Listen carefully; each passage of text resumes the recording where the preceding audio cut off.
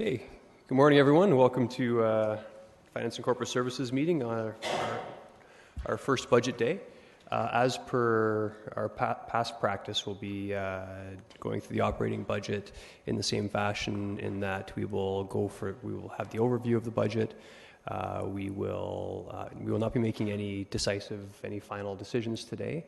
I encourage members of committee to put forward their preference if they're concerned about having any in-depth debates in the final day, but we do not make any final decisions until final budget day on January 23rd. I'm not going to have any comments about the budget personal comments until that final budget day.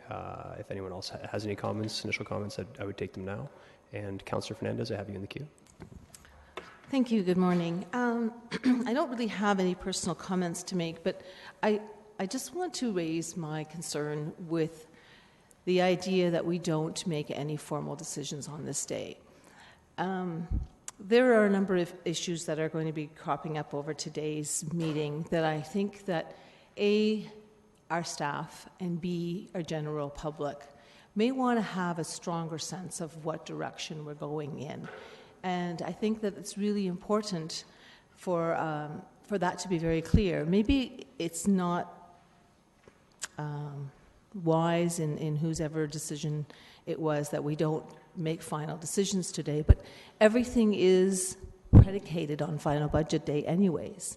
So help me understand, for whoever can help me understand, why we don't at least make motions and have a vote on this, just like we do at committee, and then ratify it on budget day.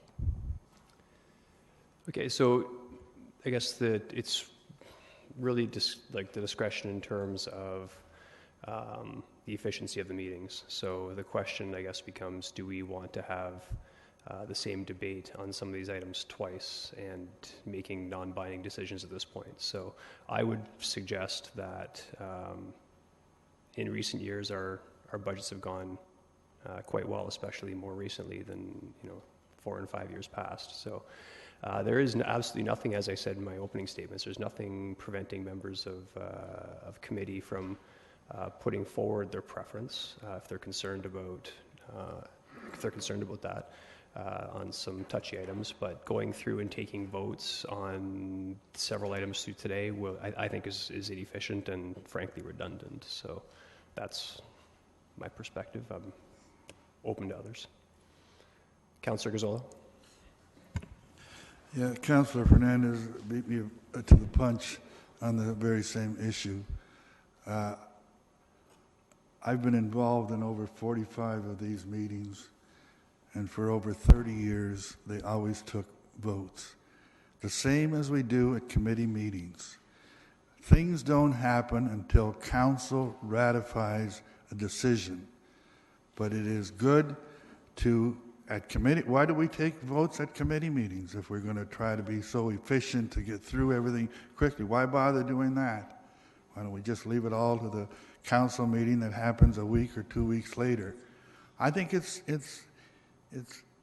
necessary that we have votes and all of especially there's a lot of papers here, special items that we should be having vote on, so that the public, so everyone knows how first council as a total stands and how individual councillors stand. It's not that onerous an operation, and yet it does give some meaning to our budget days today. Why not just approve what staff have said? We can all read. Is there any merit in just standing here? And the fact is that if you don't vote, we may hear how 3 or 4, half a dozen councillors feel, but we don't see how all of council feels on an issue. So it's a very simple thing, and it gives now, normally we have 1 week, maybe 2 weeks between the time when things are passed in committee and ratified by council. This is one of the most important things we do all year, and it gives the public 4 or 5 weeks to to consider what's been, what the trend is, where things are going, and if they want to speak up on it, they have an opportunity. Otherwise, the whole issue of public engagement is really futile. I would actually move that on all of the opinion papers,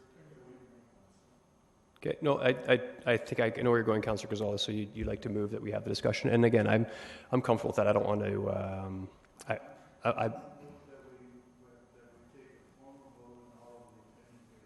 okay, and yep, that's absolutely a fair motion. There's some more people in the queue. I also would like to add that as per past practice, this is an overview, we have not voted on, the benefit of this is we have not voted on issue paper requests coming out of this as well.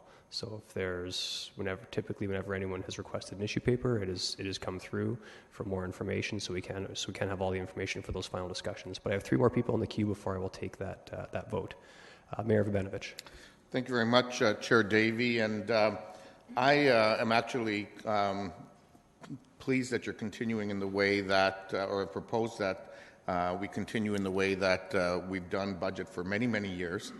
And in fact, if there will be a formal motion, I won't be supporting it today. And I won't support it for 2 main reasons. Number one, I think we need to have the full breadth of the information as it relates to both the operating and the capital budget, and inevitably the additional issue papers that people are going to be requesting before we start making decisions, because I think when we start making those decisions, we want to have the benefit of looking at them from a comprehensive perspective and not one-offs. I think secondly, and this is the more compelling issue for me, it's been suggested that without the benefit of council's votes, somehow the public engagement process would not be meaningful. In fact, I would argue the opposite would be true, Mr. Chair. If I want to actually hear from the public without the prejudice that comes from my or any other member of council's opinions being articulated.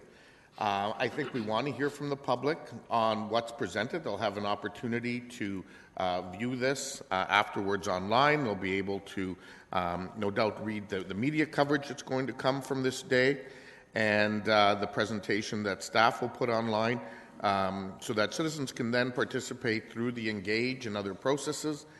In terms of our budget, we can look at that in relation to information we have from previous consultations we've done around overall where the community would like to see us go from a strategic point of view over the term of this council. And so I think, in fact, it's better to have that information from the public before we actually do our final votes and can then make decisions based on the comprehensive set of data that's before us. And I would encourage Council to follow your recommendation. Thank you. Councillor Singh.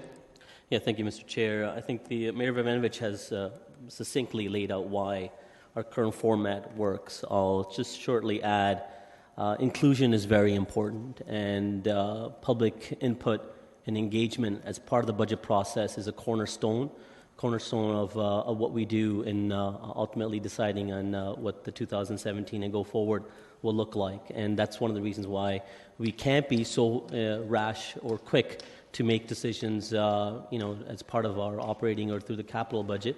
It allows us a sober thought to review the material, and as well as asking more information through issue papers so that we can make the appropriate decisions on budget day. So I'm not so certain why the rush or what it would accomplish when ultimately the end goal is about getting it done right, not faster.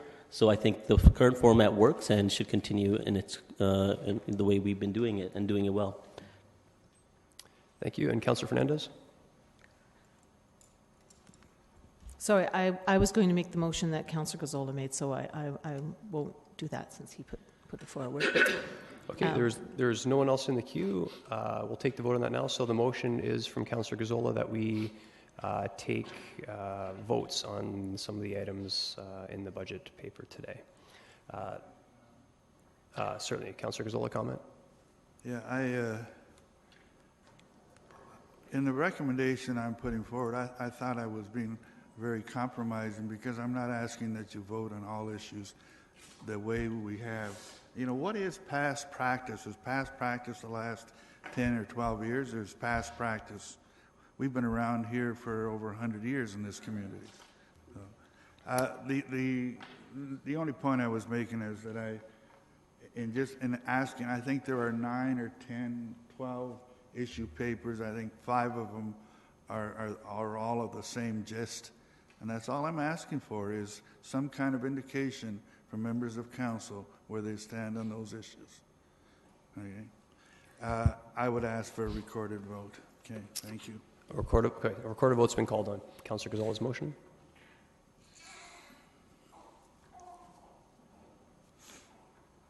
Okay, the voting is open.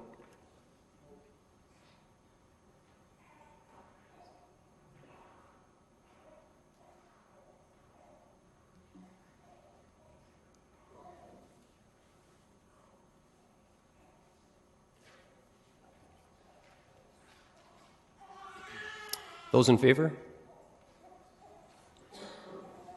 And opposed? The motion fails. Okay, so it's 9:20, we're a little bit behind schedule. I think we're going to go to Mr. Chapman. Good morning. Good morning, Chair Davey and members of Council. I'm pleased to be here to provide the overview on the 2017 operating budget. I'll present the first few slides, and following that we'll hear from the local boards, and then Ryan will walk you through the balance of the PowerPoint deck. The City informs citizens about the budget in a variety of ways. This includes Your Kitchener, the website, infographics, budget and brief brochures, and budget videos. And this slide summarizes a number of ways in which citizens can provide feedback and connect with the City around the budget. For those using Twitter, the budget hashtag is KitBudget. And as a new engagement method this year, you'll note that we're pleased to be using Engage Kitchener as a tool to consult on the 2017 operating budget. On a side note, I can also report that the research phase of our participatory budgeting pilot is now underway. We're working with Professor Sean Giobbi from the University of Waterloo on this initiative, with joint funding from the university under the Smart Region Initiative. The results of his research will be shared with Council early in 2017. Here are the 2017 budget meeting dates as approved by Council, and the agenda for today's presentation. We'll start with the general overview. As noted in the staff report, there are 5 keynotes to highlight for the budget, and I'll speak to each of these in more detail on the following slides. The first keynote is that Kitchener's 2017 budget, not surprisingly, will impose an increased cost on the average homeowner. What's remarkable this year, though, is that over half of Kitchener's cost increase isn't actually imposed or controlled by Kitchener. Regional water supply and sewage treatment costs, along with the provincial carbon tax on natural gas, account for more of a budget impact this year than all other city impacts combined. And this doesn't even include the impact of the regional tax levy. Said differently, other governments, other levels of government will financially benefit more from Kitchener's 2017 operating budget than the City of Kitchener itself will. In part, I believe this speaks to our level of budget restraint, which takes us to our next point. The total proposed tax rate increase is 1.75%, which I believe hits the bullseye when compared to the rate of inflation for 2017. To achieve what we believe will be among the lowest of budget submissions across the province, we've held tax-supported services status quo. Budget increases were only allowed for contractually agreed costs or utility rate increases. Most other lines were held flat or reduced to achieve this low level of property tax increase. The third keynote. Last year's 10-year tax levy projection included funding in 2017 for the expansion of Dune Pioneer Park Community Centre. This funding will not be required in 2017 based on the timing of construction. This leaves 3 options for Council consideration.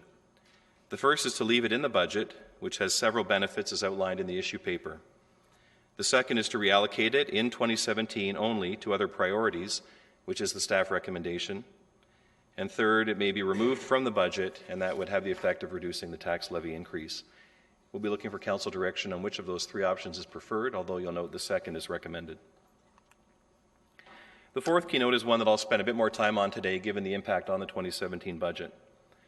As noted in the issue paper, the province has been gradually strengthening WSIB benefits for firefighters starting in 2008, with enhancements in 2014 and 2016. Known as presumptive legislation, it essentially means that claims by firefighters for 15 cancers, as well as PTSD, are automatically approved. The coverage is extensive and retroactive to 1960, applying even to previously denied claims. We've had 13 claims to date approved under the legislation, and as noted, the value can be substantial. The WSIB calculates a valuation of future benefits for all current claims, and the value has increased from $2 million in 2009 to $15 million in 2015. We self-insure for these benefits and need to dramatically ramp up funding to the reserve to address the costs of this new provincial mandate. Kitchener is not alone. All Ontario municipalities face the same issue, and we're aware that many cities, including London, Ottawa, Windsor, Stratford, and Sarnia, have also begun to address this issue through their budget process. Here is the issue represented graphically, and I would just draw your attention to a few things. The presumptive legislation was passed in 2008 and expanded starting in 2014. Over that time frame, our WSIB exposure has increased sevenfold. This does not yet reflect the impact of PTSD presumptive legislation introduced in 2016, which will increase the exposure further.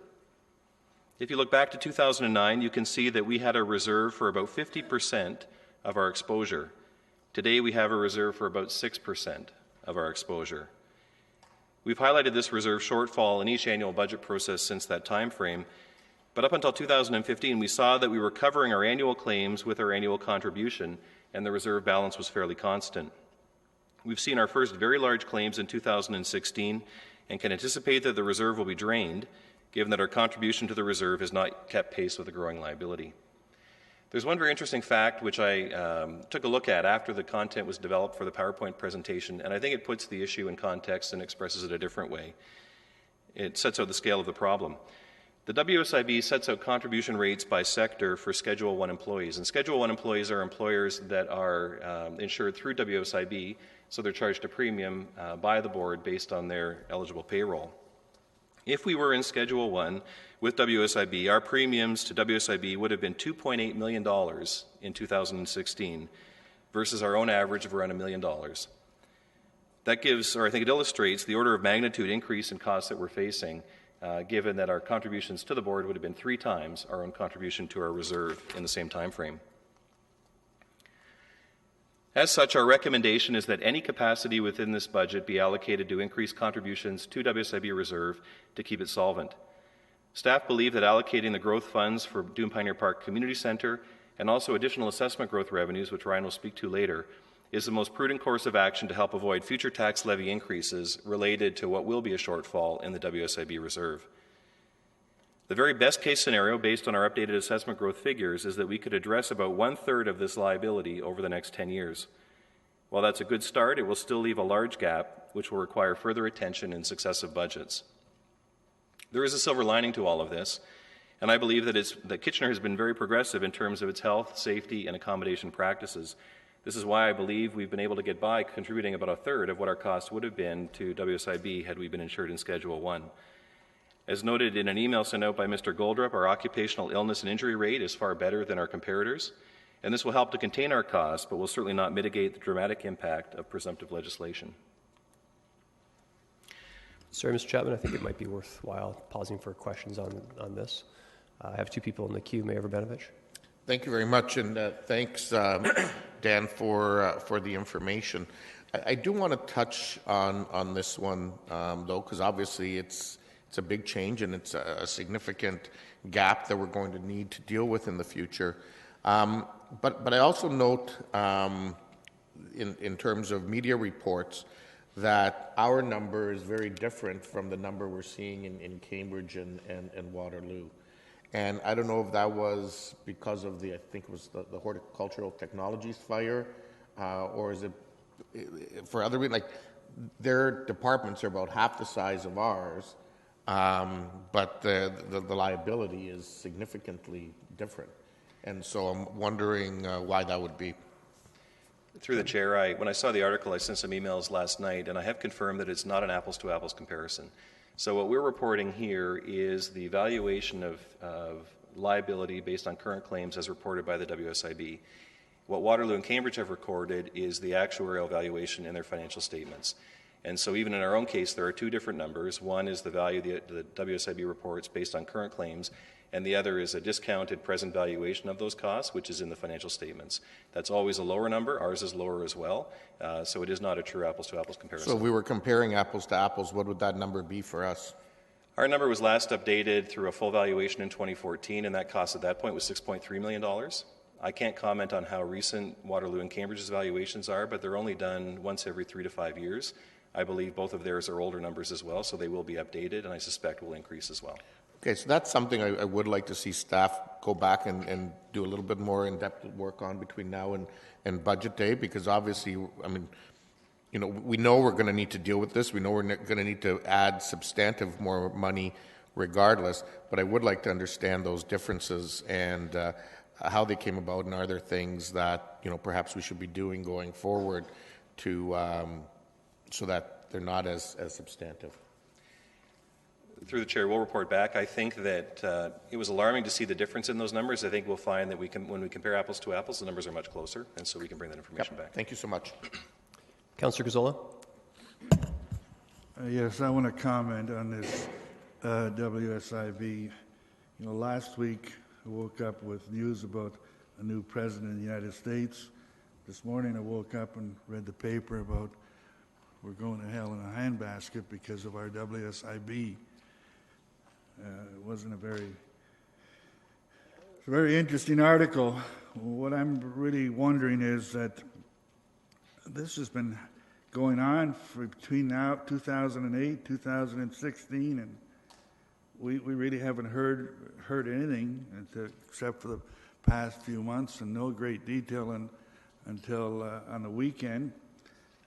I came in to look at our audited financial statements from our external auditors and looked at the WSIB reserve and the notes to the financial statements, and there's no alarm messages there whatsoever. The notes are our notes. They're not our external auditor's notes, but no alarm there whatsoever. And then to read, not knowing the full details, and yet it's all over the place, that Cambridge and Waterloo are doing much better than we are. You know, what's the difference? That wasn't answered, and yet everything's out on the table. And my final point is that we really suffer from every time the elephant turns over, and in this case, our elephants are the federal and provincial governments, and they make all kinds of changes. And we have all kinds of organizations like FCM and AMO and large city and big city mayors. And I would think that, what have they asked about this? What have they done about this? We haven't heard a thing until all of a sudden, boom, we have a catastrophe here. It's just a comment. Fair comment. Councillor Ioannidis. Thank you, Chair Davey. I don't want to belabor on this, making comments on this, but I just want, because this issue seems to be, it's all related to our fire, and granted, they do a great job, and they deserve to be looked after and take care of. But to me, this is starting to reach to a level where I think it's hitting us on the back end of now of firefighters that were employed with us maybe 10, 15 years ago. So, I mean, what are we going to do besides ensuring that we're going to have enough in our reserves to support these claims? But are we going to do anything externally to put pressure on the province or to look at this? Because to me, you know, we're already at a threshold right now where I think we can't manage this. Like, do we walk away from this? Like I mean, how are we going to deal with this? Not sure what your question's directed, I guess, at Mr. Chapman, but Through the chair, what I'd suggest, I think it speaks to both of the last 2 points. In the issue paper that we bring back, we should update council on what advocacy work has been done, if any, and what advocacy work we understand is planned around this. I can't speak to that today. thank you. Councillor Fernandez? I have similar sort of questions, concerns in terms of why, if we knew this in 2009, how is it that we didn't anticipate the sudden escalation? Was it because we didn't anticipate that 2 claims would come in at $700,000? Or was it because we were not aware of the new legislation? Through the chair, we've been well aware of the legislation and monitoring it very closely. If you would go back and look at the reserve schedules through each budget process, you'll see that we were showing a minimum target based on the actuarial valuation of $6 million against a reserve balance of $1 million. And so this has been a growing gap over time. But I think you've hit the nail on the head. Until we had large claims come through, we really had no sense in terms of how large and how quickly and how many exposures we could have. We've now seen them. We understand better the order of magnitude, and it's clear to us that this curve is not going to fall off, that we are going to be paying out claims, and that the gap is way too large for us to manage it within the current funding level. Okay, so that being said, I mean, you know, it's confidential information, I'm sure, on who made the claims, and is there, besides the advocacy work that we can be doing, since this is legislation that came down from the province,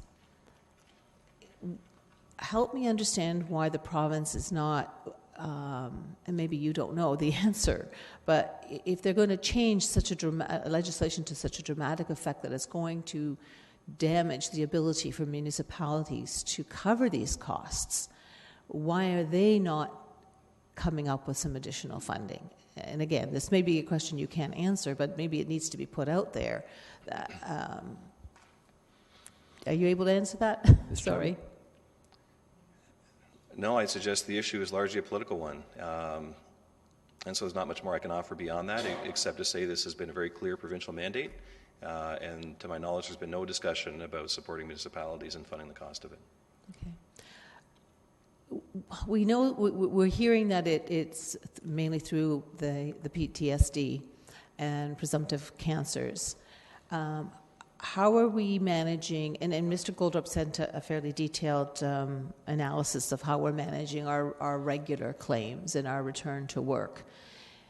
Is the reserve being impacted by that at all, or are we doing a good job of our return to work planning so that any reserves we have that could be eaten up by that portion of our claims can be held in abeyance for these possible larger claims? So I think there are 2 parts to the answer. I took a quick look at it again this morning.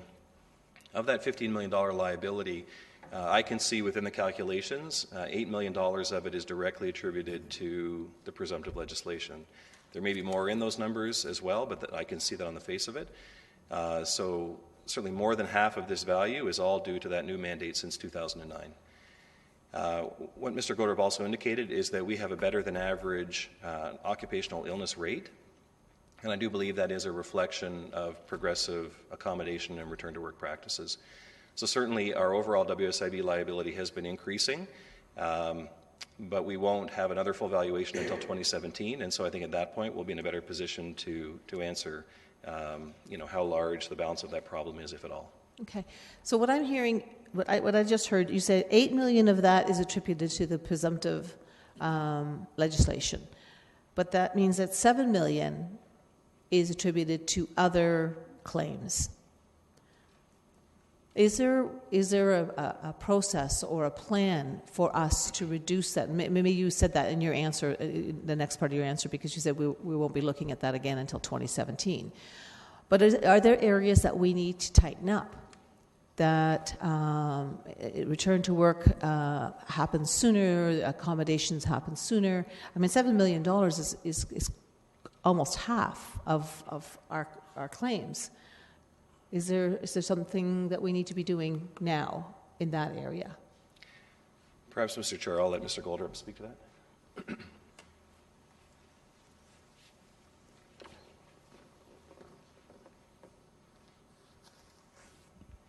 Good morning. Good morning. Through the chair, it is always an excellent question. Can we be more vigilant? Can we be more effective?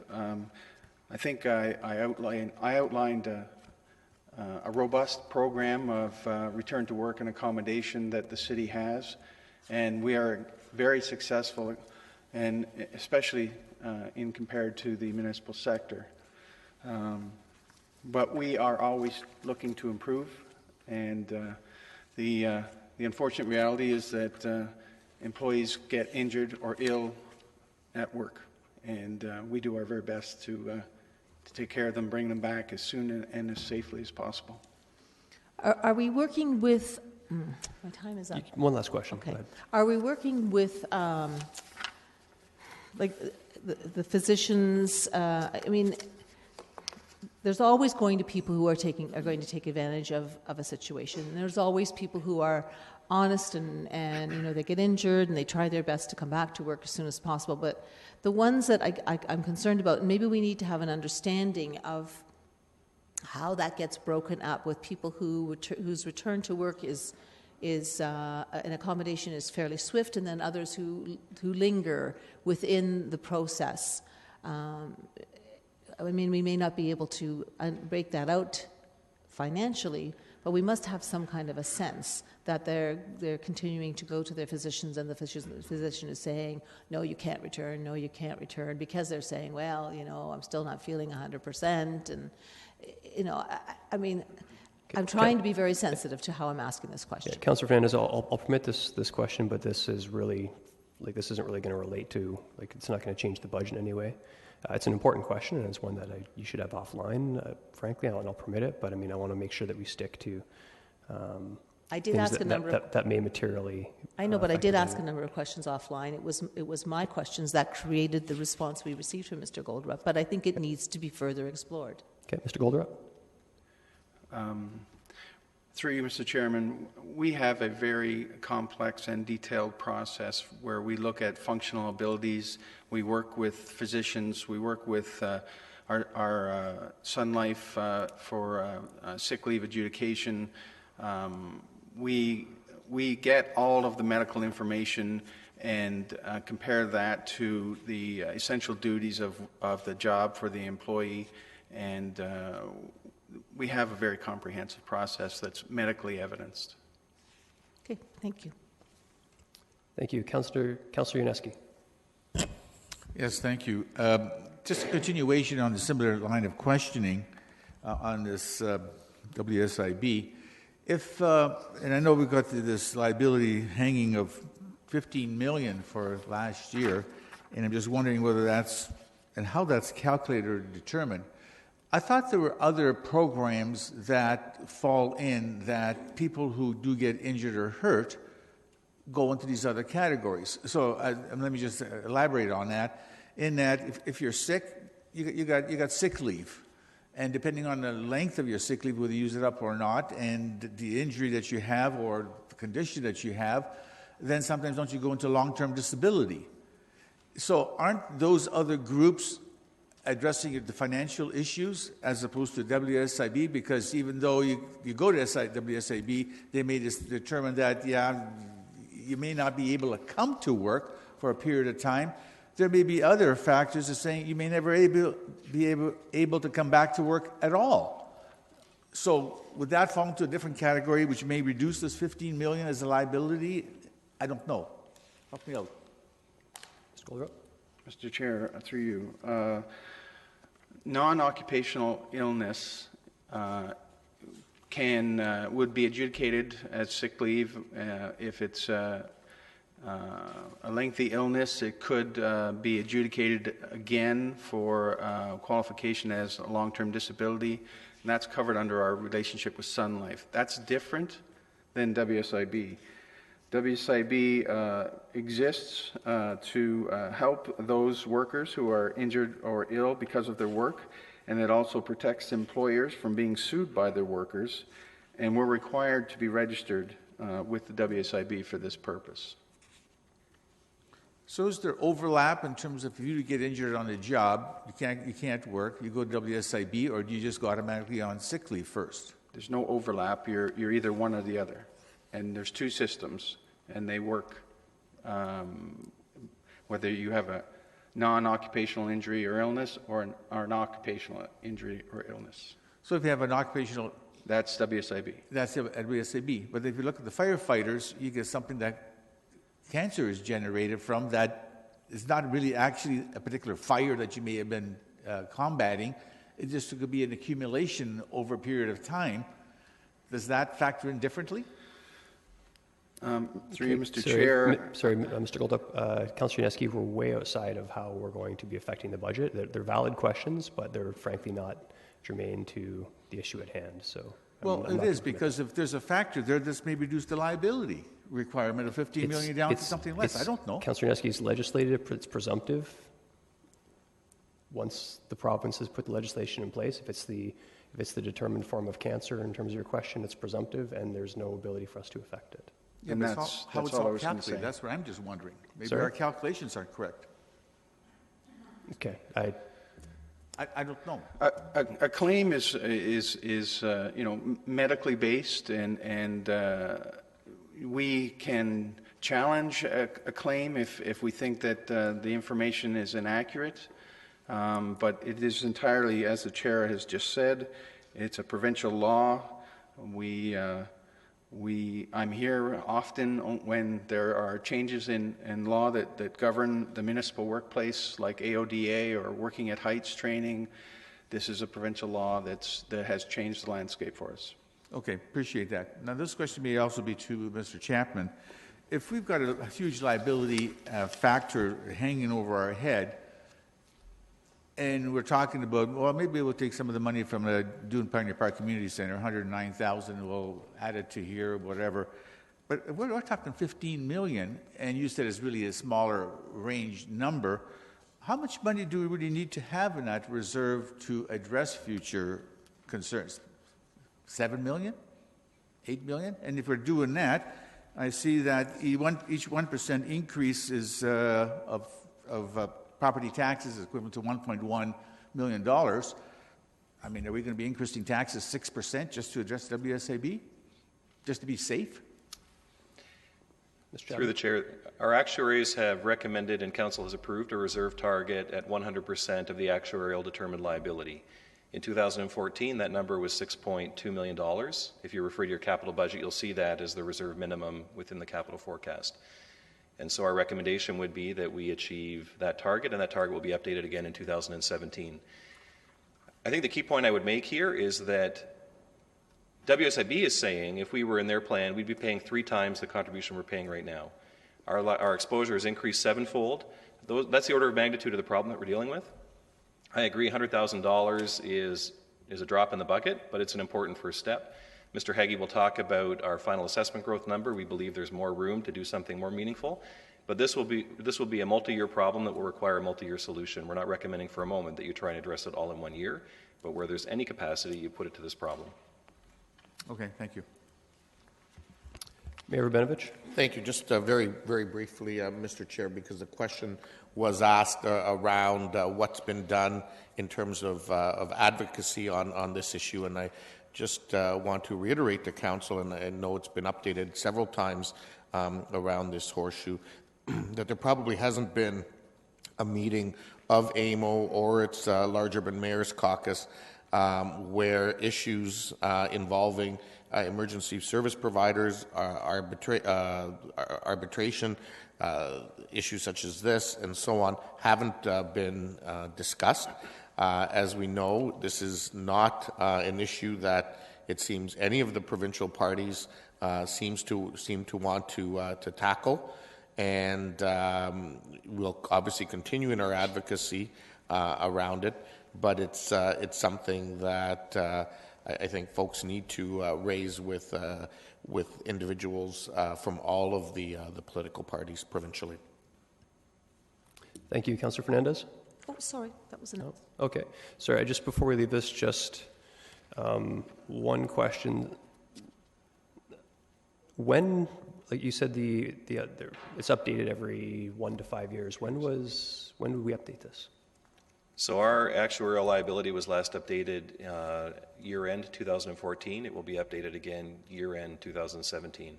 Okay. We receive every year this figure from WSIB, and this is one of the inputs into that actuarial valuation.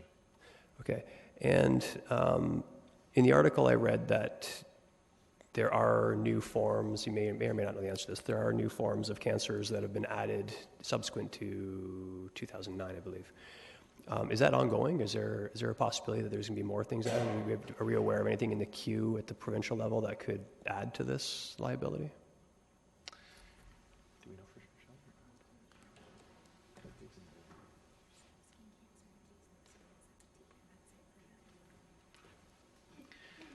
So Shelley Ogilvie has advised that skin cancer is coming on in 2017. That's all we're aware of for now. But you see that the pattern has been a number of new things added in each number of years over the past several years. So we can't say conclusively that that will be the end of it. Okay.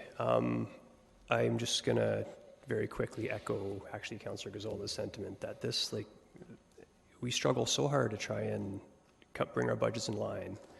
And with, I don't know, I guess I have to assume without much forethought, we see a jump from, in terms of provincial legislation, from 2013 to 2015, 2-year span, a liability jump of nearly $10 million that we're on the hook for.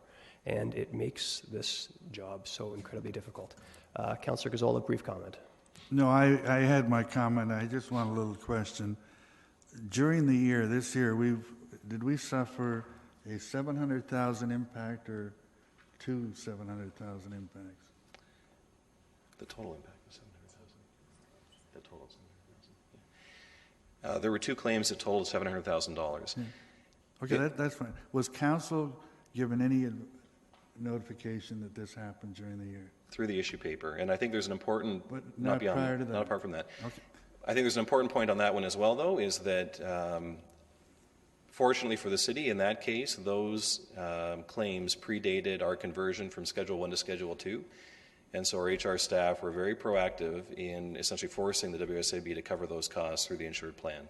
So those ones will not hit our reserve, but they identify the scale of the problem for claims that will come in under our Schedule 2 coverage. Well, that's interesting. You say they won't hit our reserves. That's not the kind of messages we read in the paper this morning. But when were you first aware of that big? That's a big payout. When we've been paying out 10,000, all of a sudden it's 700,000. I'm just.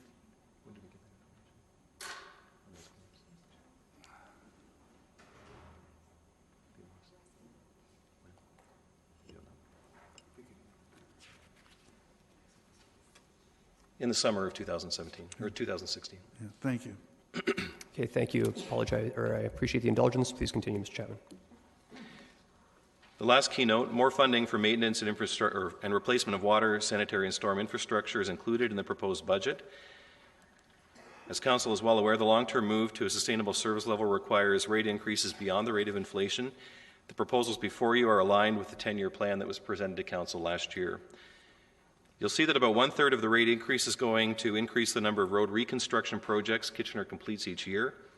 The next largest portion of the rate increase goes to the region to fund the increased costs of water and wastewater treatment.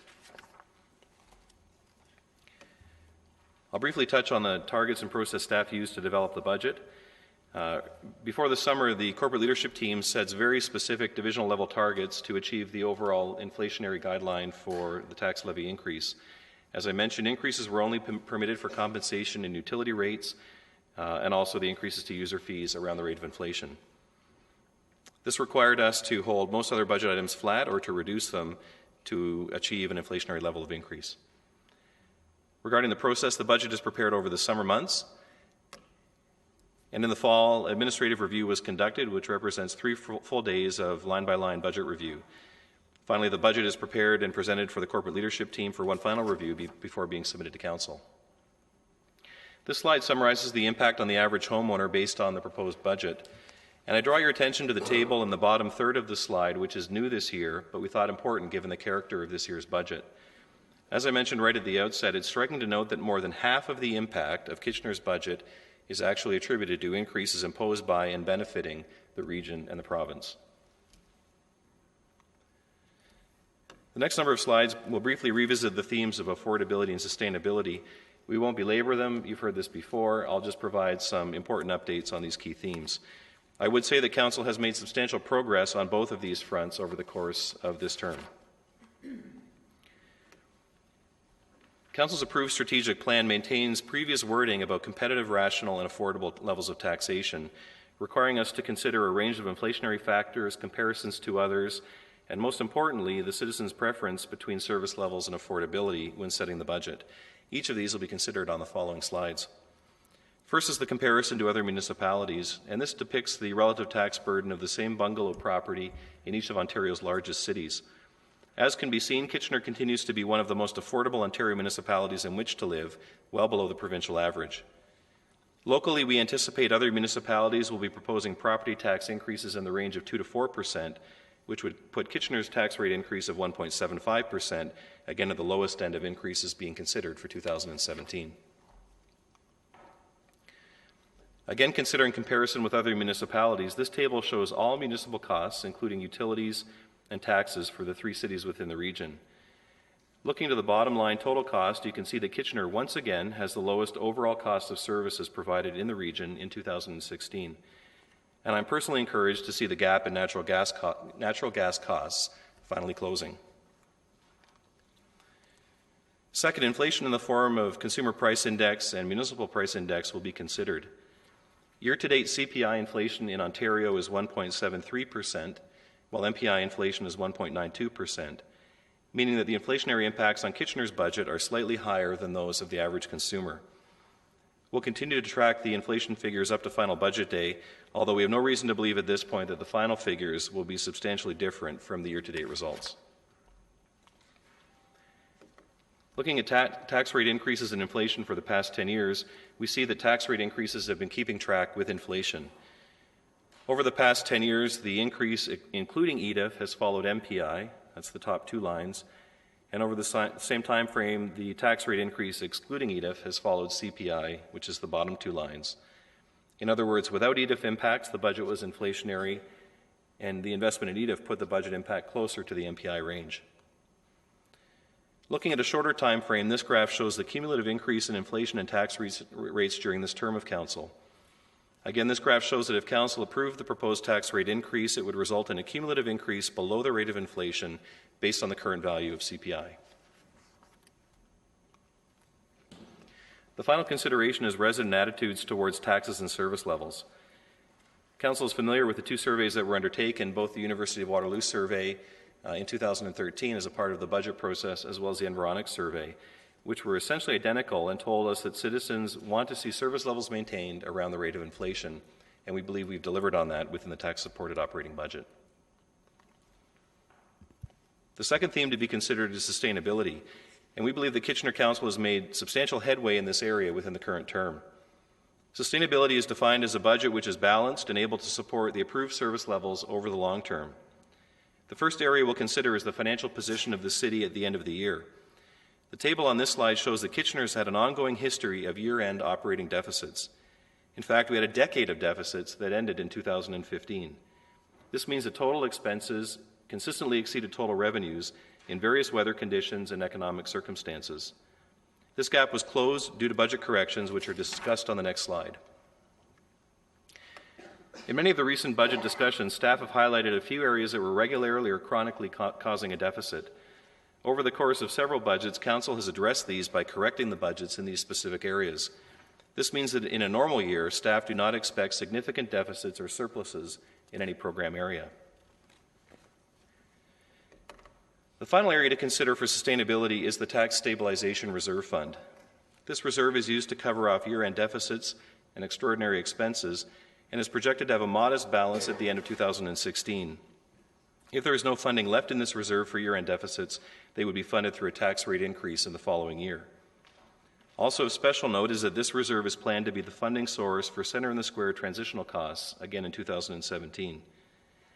Having recently achieved the first surplus in 10 years, it's interesting to reflect back on the circumstances that surrounded a decade of deficits as shown in the next slide.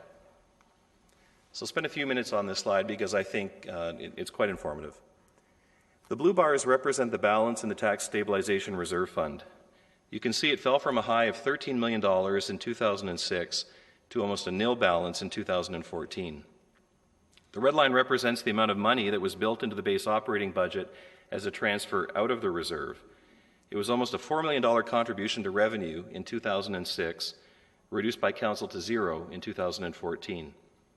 And the green line represents the city's operating surplus or deficit, which added to or drew down the reserve balance. If we think back 10 years, we'll recall that interest rates were high, supplementary taxes and assessment growth were strong, and as a consequence, the city was generating a $4 million annual surplus. The Council of the Day essentially built this surplus into the base operating budget by budgeting a transfer from the reserve fund into the operating budget. And then, as we all know, the economy tanked, growth faltered, interest rates were slashed. There was no more money coming into the reserve, and yet there was still an expectation that money would come out to support the tax-supported operating budget. Not only that, but the reserve had to now also cover the cost of the annual operating deficits. It's no surprise then that the balance in the reserve plummeted, and the city had to raise taxes to wean itself off reliance on the reserve as an annual funding source. Respectfully, we suggest that the key learning is that surpluses and deficits are volatile, and therefore should not be built into the base operating budget through transfers from the Tax Stabilization Reserve Fund. Doing so proved to be counterproductive in that it essentially provided relief during the boom years and created hardship in the bust years. The past 10 years were marked by lower inflation, lower growth, lower interest rates, and economic restraint. Yet under those very conditions, we had to increase the tax levy to reduce our reliance on the Tax Stabilization Reserve Fund. If we look back 10 years, we also see that maintaining a balance in the fund is a defense against the extraordinary and the unforeseen. Many of you will recall the expensive cleanup of the old Canada Post site at 44 Gaukel. Having a well-funded stabilization fund saved the city from having to resort to desperate financial measures. The fund contributed $6 million towards that cleanup cost. We have a modest balance in the fund now, although it's well below the minimum target.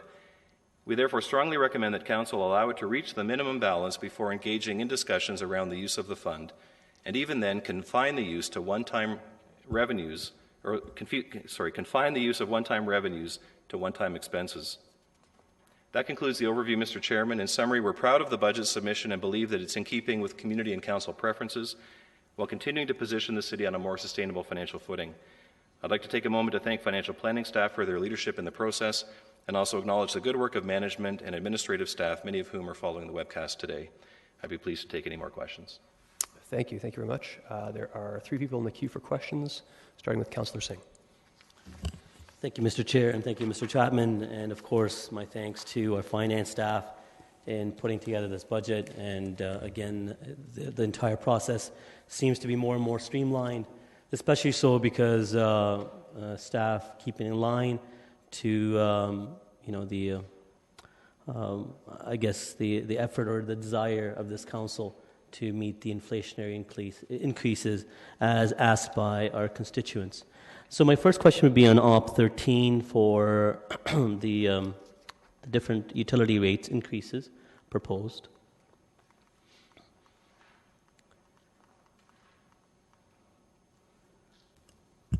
Just as a heads up, Councillor Singh, we do get to the specifics when you get further into the budget. I do. I just have a kind of general, more of a general question as opposed to. So I'll go into detail as to what the point I'm trying to make at a later time, but I just quickly want to touch on it. So I may deviate from that depending on the response I receive.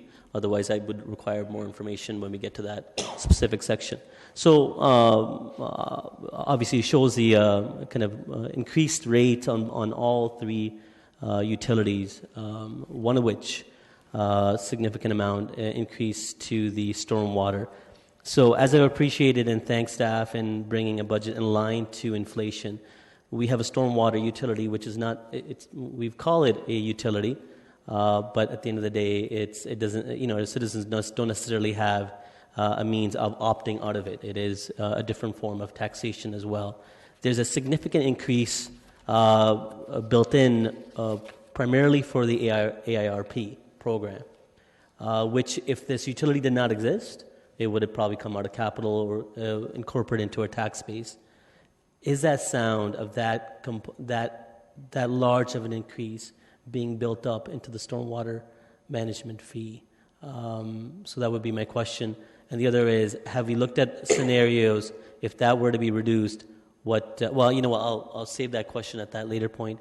I just want to kind of a general question where we endeavor to bring our tax increases to the rate of inflation. We have a proxy utility that's being really racked up in increases to, I guess, soften the increases, potential increases that would have had to be from our tax base.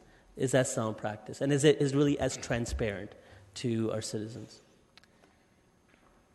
Through the chair, I suppose all I can say in response is that you're correct. There are two approaches to funding stormwater costs. Council made this decision back in 2010 to move it off of the tax levy, and we believe that it's no longer a proxy for taxes. It is a utility funded through a rate, and that this is the direction that more and more municipalities are going over time. So certainly Kitchener was in a minority when it implemented it. I think very soon we'll find that we're in the majority of large Ontario municipalities.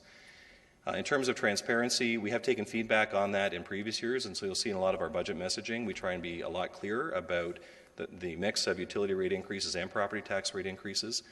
But at the end of the day, our position has been that this needs to be a sustainable service level, and this is the level of funding required to get us there. And I appreciate that last comment. It's fine if we're clear with the position that we take, but we're very actively transparent and vocal and try to communicate to our constituents exactly what we're trying to do, as opposed to kind of, rebalancing the weights. And I would just say again, that was a learning last year, that people did feel that we were too vocal about the property tax rate increase and not vocal enough about utility rate increases, and so you'll see this year that we're trying to bring balance to both. Thank you. The other question I had regarding the Tax Stabilization Fund, I'm in agreement that that's something that we need to try to build upon. We leave ourselves to imbalance and risk when we don't have a mechanism to go into a reserve that can manage uncertainties. You said, recommendation or advice from staff is that we don't touch that reserve until we meet minimums. So remind me again, what is the minimum for that reserve?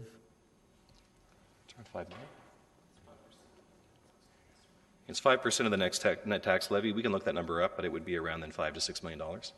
And beyond trying to, I suppose, just hopefully having surpluses in the future, is there a recommendation or a proposal to start building up that reserve, perhaps having some component of our assessment growth being directed to the Tax Stabilization Fund?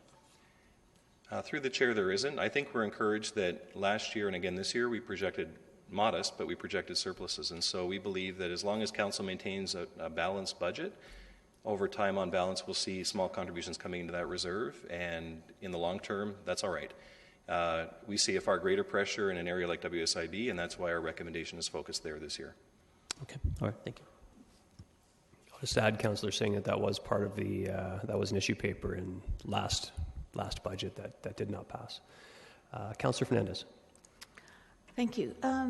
When we're looking at the affordability comparative tax on 051, are we looking at the most recent MPAC assessments here? So we provide two things. One, on the following slide, is a number based on the average MPAC assessment within the region, and that's for 2016.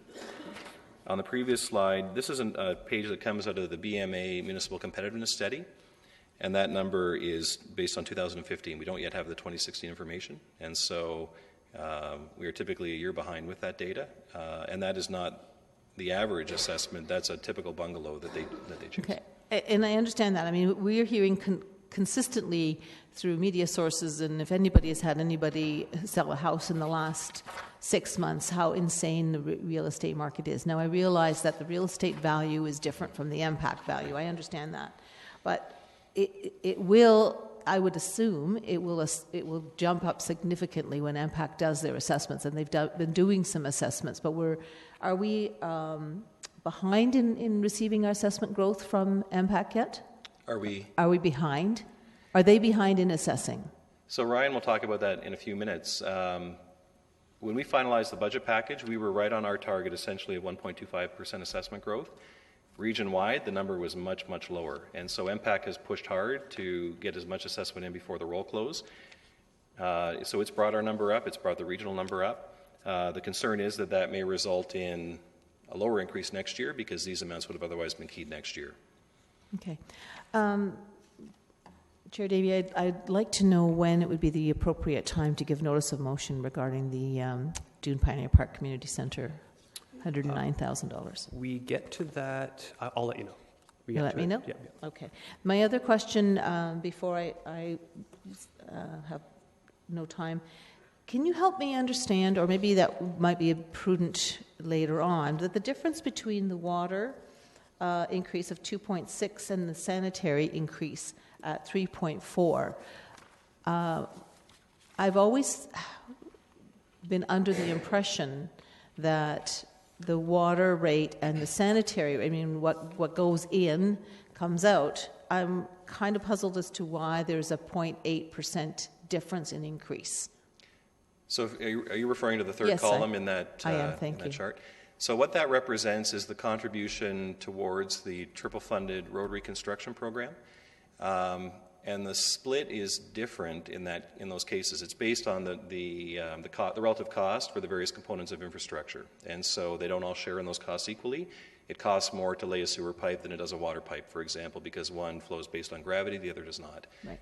And so that's why those costs are different. Okay. And the 2% maintenance increase, is this a new line that we're seeing? I don't recollect seeing this in previous budgets. Are we just breaking it out differently, or is this a new increase that we're pulling out separately? We're breaking it out differently. So the total increase that you see is exactly as it was projected last year as a part of the 10-year model. We felt it was important, though, because one can become transfixed on that 9.3% increase. We thought it was important to identify what contributes to that. And yes, 2% for maintenance was always a part of the program, just never shown in this format before. Okay, and I appreciate the breaking out because I think it's important for us to understand that. Can you help us understand what the other would be attributed to? There's a whole number of things that comprise that, and perhaps when Ryan comes to it later on, he can speak to it. But changes in consumption, contribution to or from deficit, really it's everything else within the budget that's not captured within those first three columns. Mr. Hague, you just want to add briefly now? Yep, just on page 13 of the staff report, right above that chart, there's a little definition of what other is. And so Sorry. It says impact of changes to utility other than what's mentioned above. Examples include water sewage processing volumes, so changes in volume, changes to capital funding levels for items other than ARP, and changes to the net revenue expense line. So if we had a deficit before and we need to get rid of that, that has an impact on the rate as well. So those are the main components. Okay, I apologize that I'm asking a question whether the answer is where I should have read it. Thank you. That's all I have right now. Councillor Marsh? Thank you, Chair Davey. So I just have two questions. One is just a general question about utility costs. My understanding is that in other parts of the world, people pay even more than they do here in North America. And a lot of times the true costs are actually subsidized by various levels of government. I understand that our staff are recommending for us to try and bring the rates forward to our ratepayers in a way that represents our costs. But I'm just wondering if staff could look into the actual costs that ratepayers pay in other countries in Europe compared to here. I'm not expecting that answer today, but I'd like to know, what those differences are. Through the chair, that's readily available. We can report back on that. Okay, great. My other question is just, it's maybe a part comment, part question, just in regards to Councillor Singh's comment around the stormwater utility.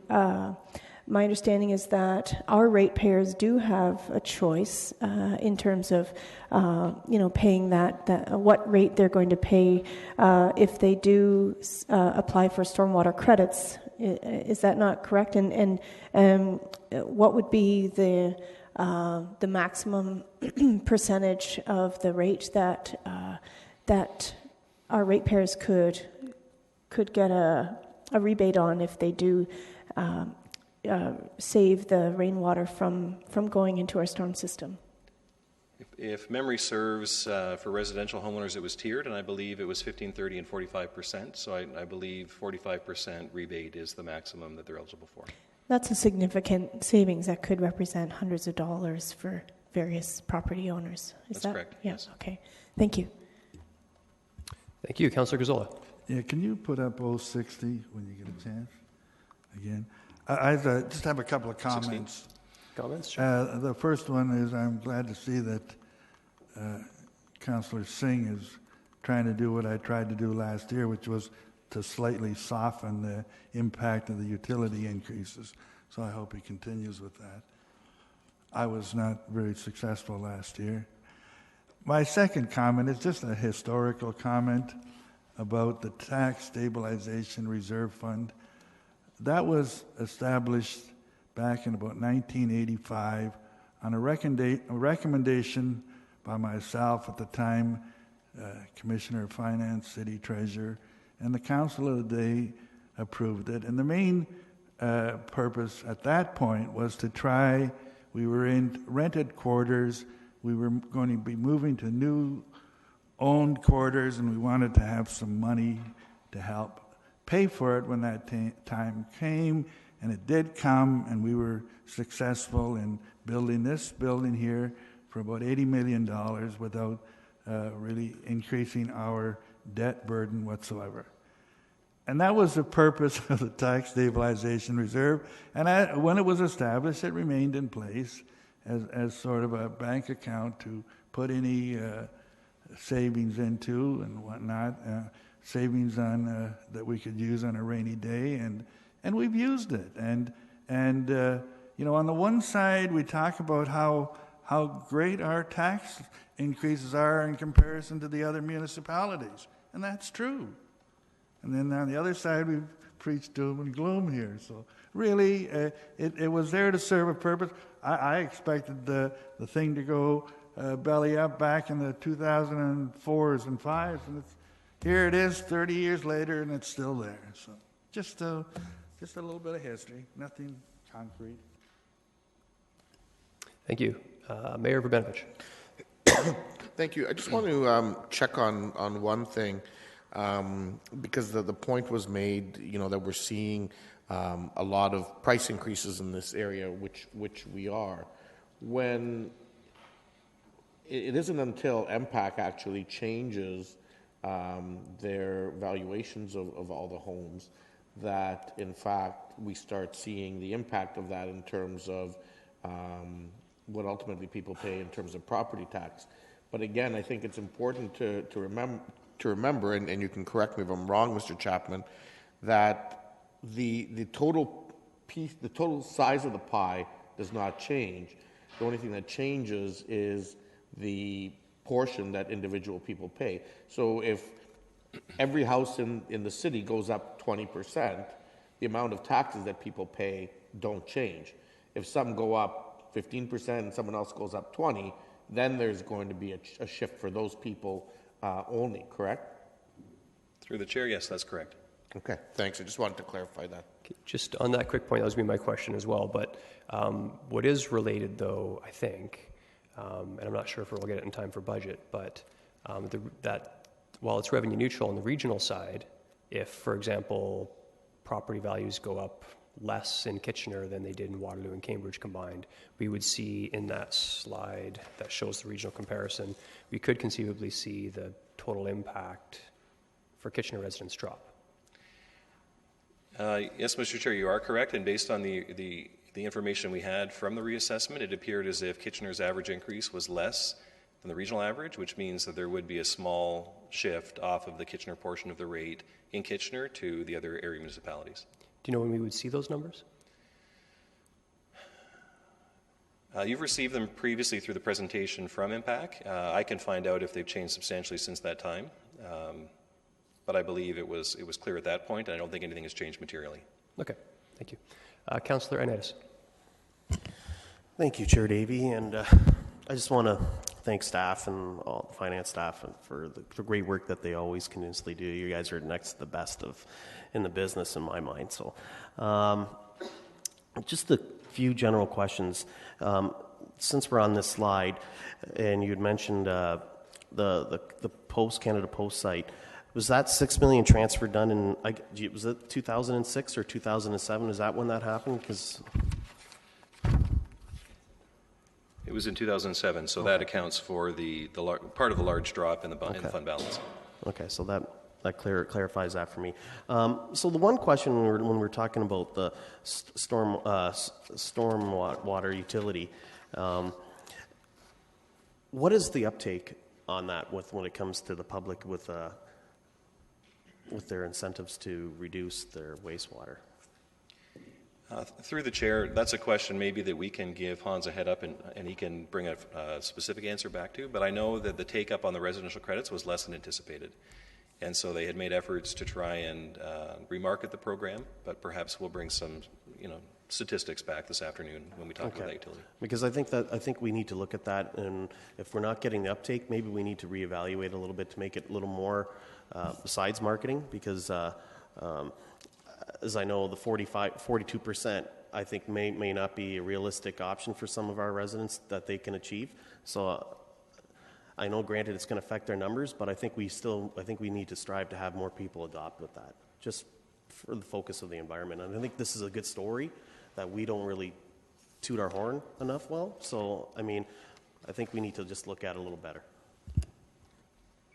Okay, there is no one else in the queue. I just wanted to actually thank for the inclusion of the chronic deficits part of it. That was something that we worked hard on in years previous, and I don't know, I'm still, even though it's our second surplus, I'm still happy to see that we're actually budgeting the exact proper amount for a budget as opposed to having those historic deficits. So again, thank you for that. So we will move on to the boards, starting with the Centre and the Square Board.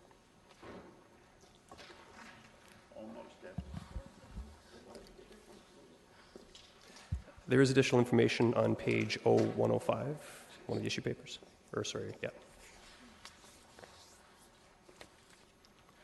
Chairman Davies, councillors, thank you for the opportunity to be here. The information is in your package. If there are questions, we'll try and answer that. The main purpose of asking to be here is a reminder and a thank you to council in March of 15. The community-focused mandate was approved by this council for Centre and the Square. There was going to be some transition costs, and at that point, council approved $1,750,000 to come to the Centre and the Square during 2016, and $250,000 of transition money. To remind everybody, in October of 15, there was a management change.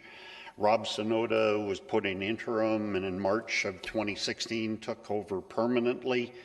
Great progress has been made. Great cooperation with the city. Some of us don't like the capital numbers that you're going to see, and we've already seen for our part of it. But that is all progressing well. But the emphasis that I'm trying to make here is that the transition isn't over. We have made the Centre and the Square more available to community organizations. We're subsidizing the front of the house for the symphony and the Grand Philharmonic Choir, but it's the start of an evolution. Therefore, this budget has been put forward with the amount from the City of Kitchener being increased 1.8% like other costs within the budget, but the transition amount being decreased by a similar amount. So what is in the budget in front of council right now is, again, a total of $2 million. The numbers are attached. These change monthly.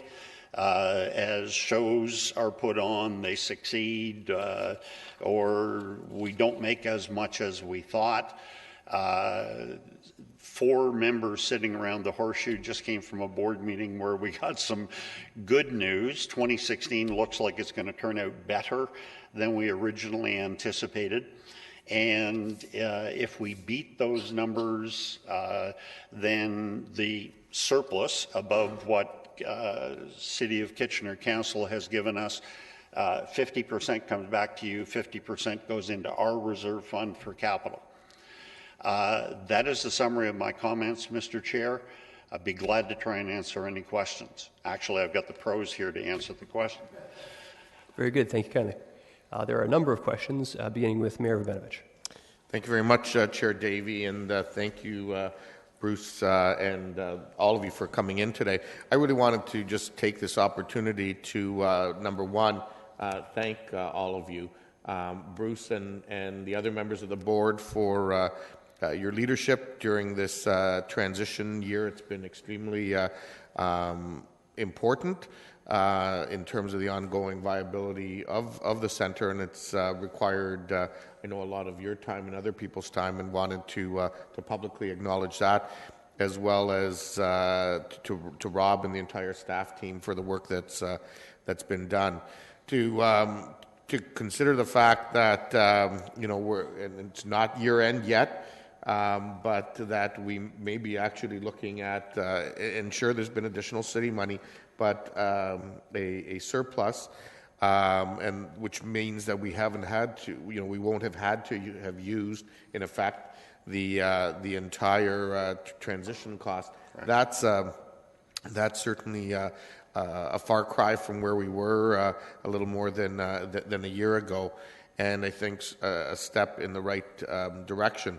I also want to just acknowledge the new direction that we've been doing from a programming perspective, because I think it is being well received by the community. I was at the Legion on Friday when Rob came to speak to the veterans about the special program that's being contemplated for 2018 to commemorate the end of World War I, and I think it's going to be well received by the community, and it was certainly well received by those in attendance at the Legion.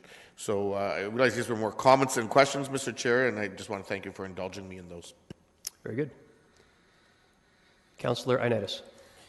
Thank you, Chair Davey. I'm not going to go into too much of detail about what I totally echo the comments that Mayor Vivanovic, phenomenal job, noticing that it was very transitional, and I think we're going in a great direction moving forward.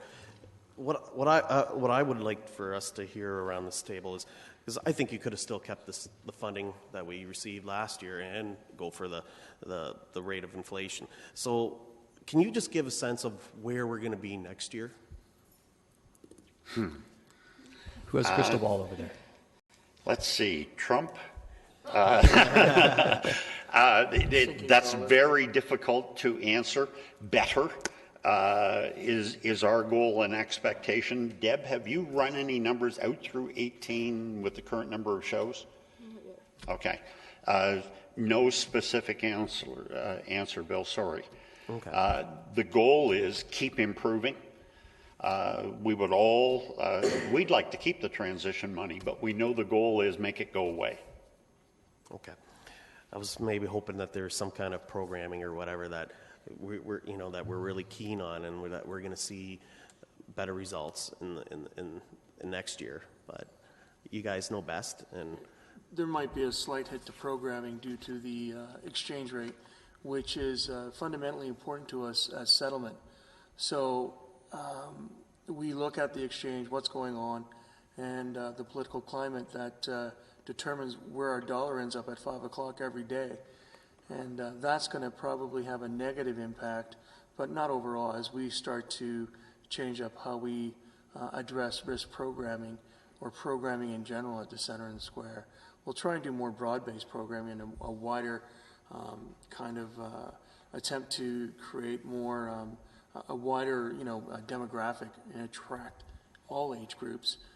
But at the same time, with that, there will be some issues with the foreign exchange. Okay, those are really good valid points. And again, I've been hearing also within the public some of the great programming that we have, and a noticeable improvement. So again, great work. Thank you. Thank you, Councillor Gazzola. Yeah, I should make a quick comment in that I want to compliment you people, because the last couple of years the Centre and the Square came very close to dying or to making a tremendous change, and you've been able to somewhat to resurrect it and keep it going strong, and I look forward to that. The statements we have here are projecting about a $19,000 in the black Do you have more up to date? I noticed you were tossing around those more up to date figures, or? As of half an hour ago when we presented it to the board, it's a $48,000 profit. So it's even better. It's still variable because we still have about $165,000 worth of shows or of profit to come in. So there's still 19 shows left to go. It's in the right direction. Yes. Yes, because the budget was for red there. The only other question I you've sort of been living on support from the city of $2 million, and again, you're looking to that. Do you really see going down the road that figure can be reduced below the $2 million? My opinion. That's a tough question, but personally, I feel that's sort of the new base. You lived on the old base of $1.7 million for many, many years, and I sort of look at the $2 million as a new base. I'm just wondering about your comments. Right. Since I have been involved with the board of Center in the Square, no matter how we've approached it and run a series of numbers, it always comes up to around $2 million would be my answer. To be more specific, what Rob and Deb and the team are trying to do is try different shows than we've had before. The board just reviewed a settlement on the Wiggles, a family and children's show, where 1,980 people came out. Do we have a demographic there that we can attract more, but we want to keep the price down because it's for families? So a lot of factors will impact that, but currently the goal is try different types of shows, trying to become an attractive venue for everybody in the region. Thank you. Thank you. Councillor Singh? Yeah, I just want to echo my colleagues' comments. I have the privilege of being able to serve on the board, and I get to see firsthand of the immense good work that all three of you put in and the dedication of why we are where we are. I think the path to complete financial sustainability and freedom is still a bit of a distance, but I think that path is far better illuminated than it was before. And I'm glad to see that the inflationary increase to the operating grant has been balanced with the transitional funds.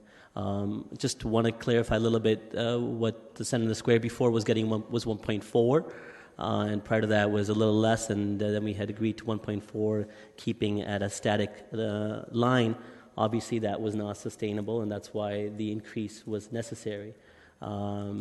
Again, and I just want to echo my understanding and acknowledgement that transitional costs were also necessary, obviously, in this time of reorganizing the mandate.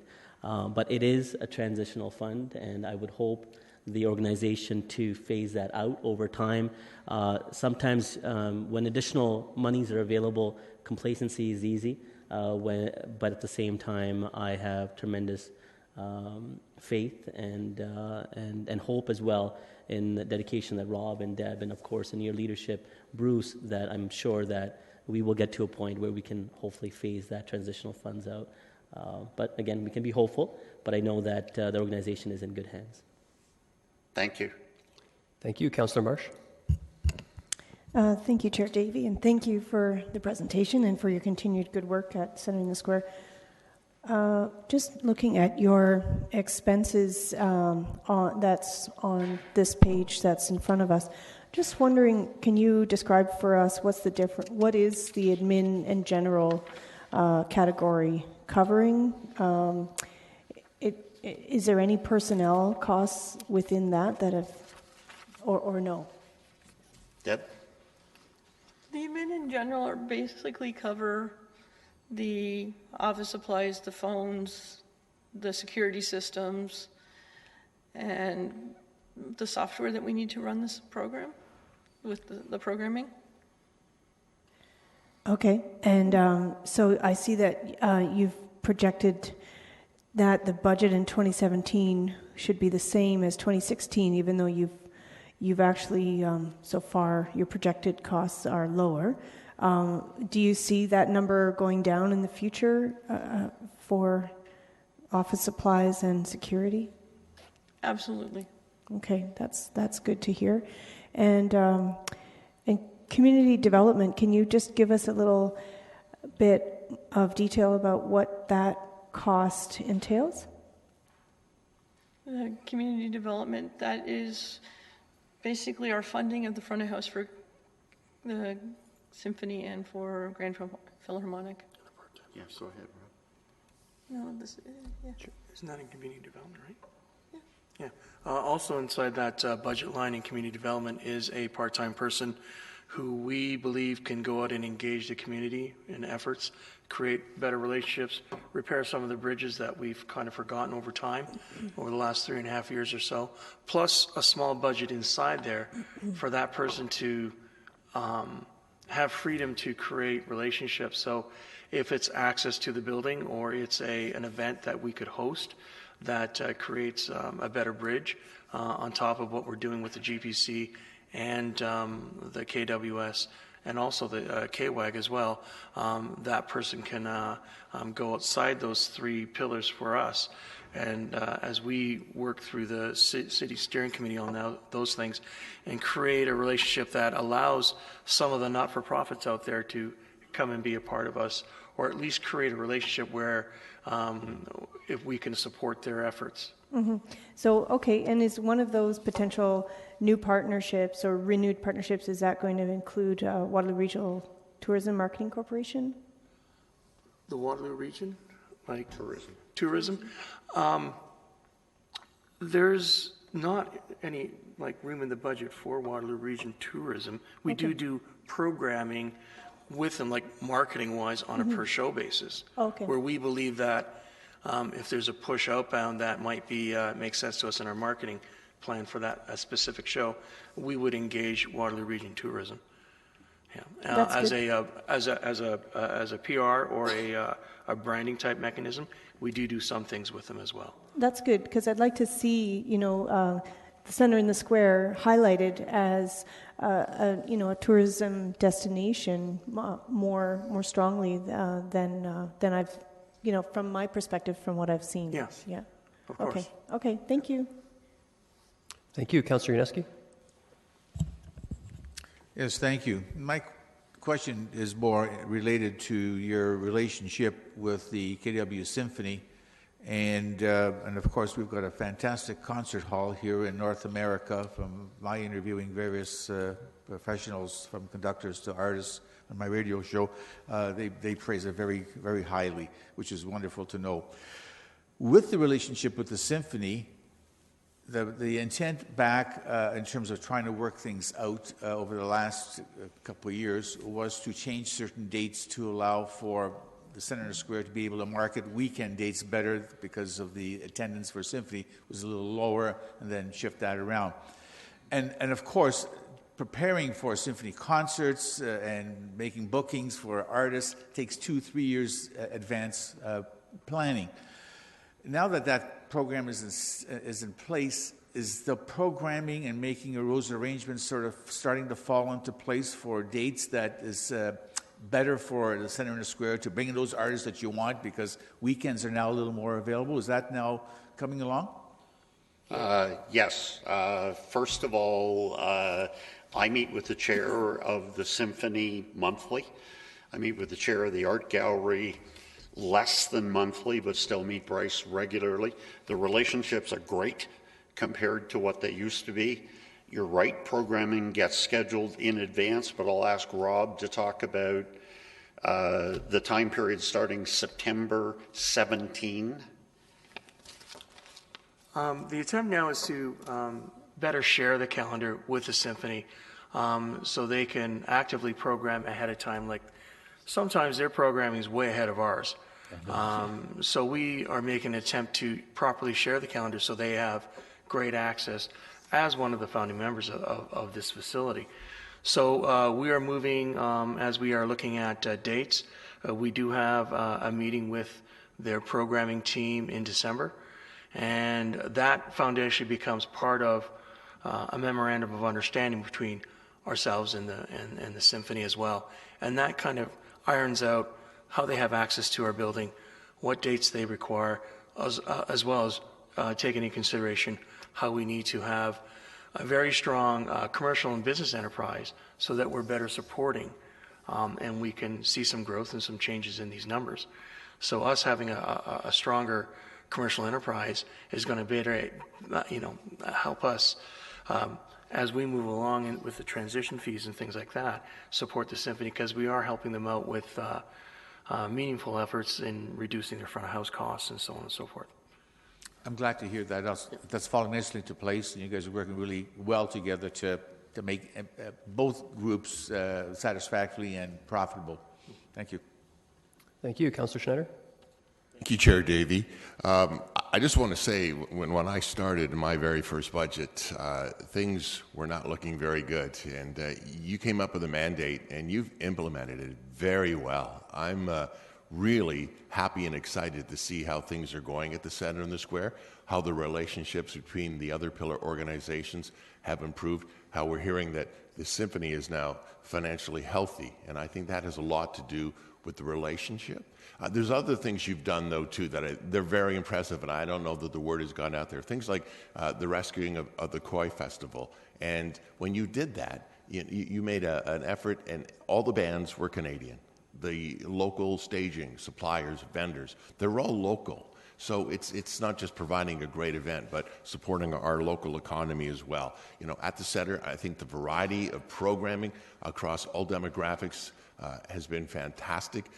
The visibility and positivity in social media, you can't hide anything there, and it's been great. So to see that has just been fantastic, and I think our investment really has brought great value to our community. So I just want to compliment you on that and encourage you to keep that growing and going. It's been well done. Thank you. This team. Yeah, it's a good team. I'm sorry. Yeah, we're blessed with a great team. They're very engaged and very hungry to do well. The support, not just from our board or exec, but here at the Horseshoe is very much part of the success as well. So, there's a great sense of reciprocity and exchange of support, and we're thankful for it. But again, there's a great team behind all of this, and we're very lucky to keep them and have them. Thank you. Thank you. Councillor Galloway-Seelock. Yeah, just one quick question. I note that in your revenues with regards to other revenue, that you have an increase for this year, and part of the explanation is around sponsorship. I was just wondering what efforts you're making towards increasing your sponsorship and partnerships within the community.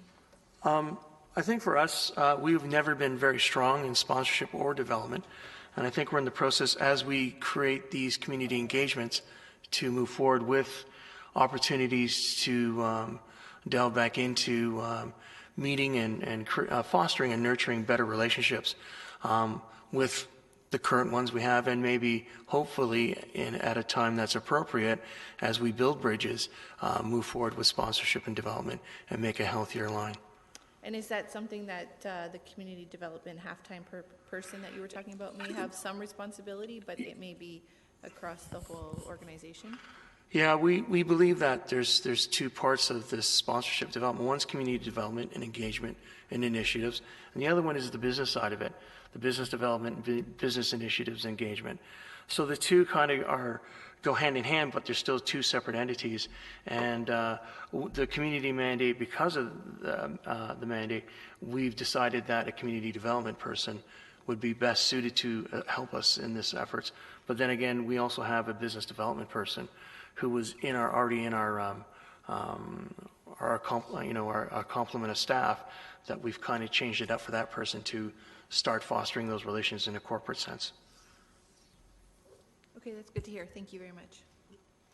Okay, thank you. There's no one else in the queue. I would just again echo my colleagues' sentiment that I think we've really turned a corner here at the Centre and the Square, and we're happy to see you're coming back to budget this year. And although we're shifting dollars around a little bit, there isn't a single additional bit of revenue in addition that you're asking this year in terms of operating costs. So thank you for your leadership, and we're looking forward to see what happens in the future.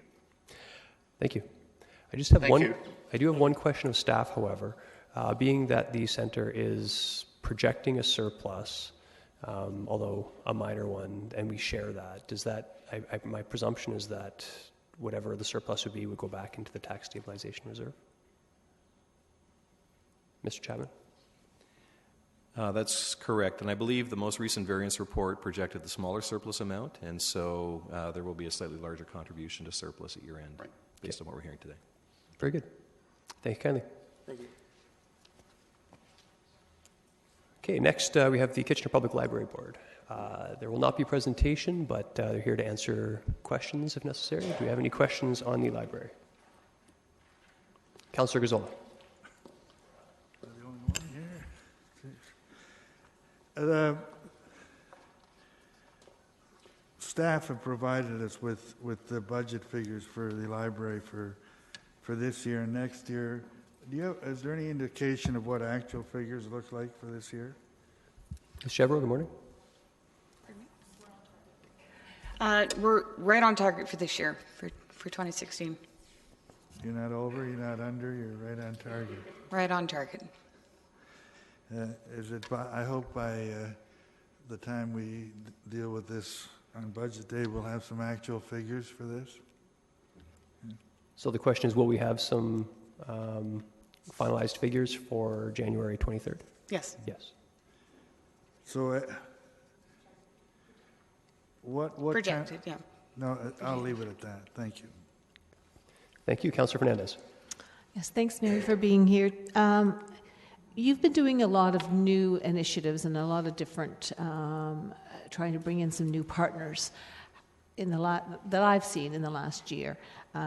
Has that started to reap benefits yet, or when do you expect it to start reaping some benefits? So Stacks is kind of the one initiative that was quite well received and well attended. Right, thank you. We did launch really a fundraising initiative through Party in the Stacks. That wasn't actually the fundraising component. That was really just a launch. We are starting to see some changes and a lot of interest. It's early days. The party was just on October the 25th. We are very happy and pleased with the turnout. We had approximately 350 people attend the event. And really, that was just an awareness event to start our kickoff. Okay, so that was your kickoff for some fundraising. Mm-hmm. Where are you hoping that this fundraising revenue, what direction are you hoping that it's going to be used for? So this particular fundraising initiative is for something that's called Studio Central. It is at the Central Library, and really what the hope is that for those of you who are familiar with the library, if you walk in the front doors, to the very left of that space right now has a small digital media lab. There's a 3D printer, there's a die cutter, there's a room for, has a number of PCs in there for learning, various programs that are offered through there. The stacks that are in there right now are in the process of being moved and shifted to a different place within the library. And that ultimately will become an enhanced digital media studio with really all sorts of opportunities for decreasing the gap, the digital literacy gap through whether it's coding, whether it's we are going to increase the number of 3D printers that we have, installing a recording studio for recording music as well as videos and mixing, broadcast podcasts. So really creating what we're calling a digital creative hub for the community. So help me understand why you feel that this is an initiative that the library should be taking. I mean, we have all kinds of other organizations that do the same thing. Mm-hmm. So you're going to be directly competing with them. I'm thinking about Studio 47. I'm thinking about different. I mean, some participants at Communitech Hub are doing stuff there. Why is it that the library feels that they should take this on? And I mean, it's a fairly ambitious project and it will be costly for the library. What's the rationale? The rationale is we are not at all bleeding edge on this, by the way. We are a little bit behind the game. Many libraries have these kinds of spaces. Hamilton Public, Toronto Public, London Public. Cambridge Public is just building a very large one through their post office initiative. It's the same idea. And what we are doing is trying to address a literacy gap that is noted and through our community engagement studies has been requested by the community. So while there are places where people can go to learn to code, can learn how to record music, create a webinar for business, video is probably one of the largest growing marketing tools right now, and people don't have those skills in order to advance their careers or their businesses, either on any kind of level. So what we're doing as a library is closing that gap by providing training and opportunity for people to learn. Okay. My time is almost up, but are you charging for this, or is it part of the having your library card? It is part of having your library card. Okay. Will we be able to understand what the cost, so you won't be generating any revenue, because this will be obviously a free opportunity for people to use this technology. Right. So it isn't any different than anything else that we do in terms of literacy. It's a new form of bridging that literacy, but it isn't any different. So whether, our view and vision of literacy is much broader than just being able to read, particularly in this day and age. So it's understanding, as I said, how to code. It's sort of the Renaissance version of literacy, right? It's reading, it's art, it's music, it's coding, it's all of that kind of literacy. So it is an important, I think, component to expand what we do in terms of that definition of a library, which is pretty traditional. Okay, thank you. You're welcome. Thank you. There are 5 people in the queue, and next up is Councillor Gallery-Seelock. Yeah, I quickly just wanted to, I have one question, but I also want to recognize that the chair of the board is here, Wayne Buchholz, along with Sabina and Mary, so thanks for coming in. I just wanted to ask, and Mary, you might not be able to answer this, it might be Sabina, the history of surpluses versus deficits with the KPL. If I remember, I've been on the board for a number of years, we typically meet our budget pretty much bang on every year. So the history, like over the last 5-10 years, I would say we've budgeted accordingly every year. Is that correct? Yes, we've been able to manage our budgets well over the years. The only deviance for that was the extra funding for the Central Library, that when there were delays in construction, there was some surplus. Right. That was specifically related to the project. Right, and in order to bring our budgets in right on target, sometimes we have to do some creative financing and cutting in certain areas to bring it in on budget, right? A lot of the time we may end up hitting our resource budget or other things to make sure that we, A, aren't coming back and asking for more money, or B, we're not coming, we don't have a deficit. Yes. Okay. We actively monitor. Okay, thank you. Thank you. Mayor Verbenovich. Thank you very much, and thank all 3 of you for coming in today. So if I understood your answers earlier correctly, you're undertaking some of these new initiatives, particularly in the area of technology and coding and so on, not by coming in and asking for additional revenues from us, but actually doing it within your existing budget, save and except for the inflationary increase that we're giving our boards, and trying to go out to the community to raise it through the kind of events that you talked about? Yeah, correct. So we aren't asking for additional capital funding or operational funding for this initiative. The library is always transforming and evolving, and this is just an evolution as part of the library services, where we move from perhaps some programming that isn't as popular anymore, or isn't as significant anymore. So those resources will be shifted as well to provide, frankly, current programming initiatives that people are asking for. Well, and so I actually want to thank you and your team and the board for the approach that you've taken. I think it is important. I mean, libraries have long been recognized as the great social equalizer in societies, and we know that the library, anytime we've gone out and surveyed our residents, has been one of the most valued resources that taxpayers identify with.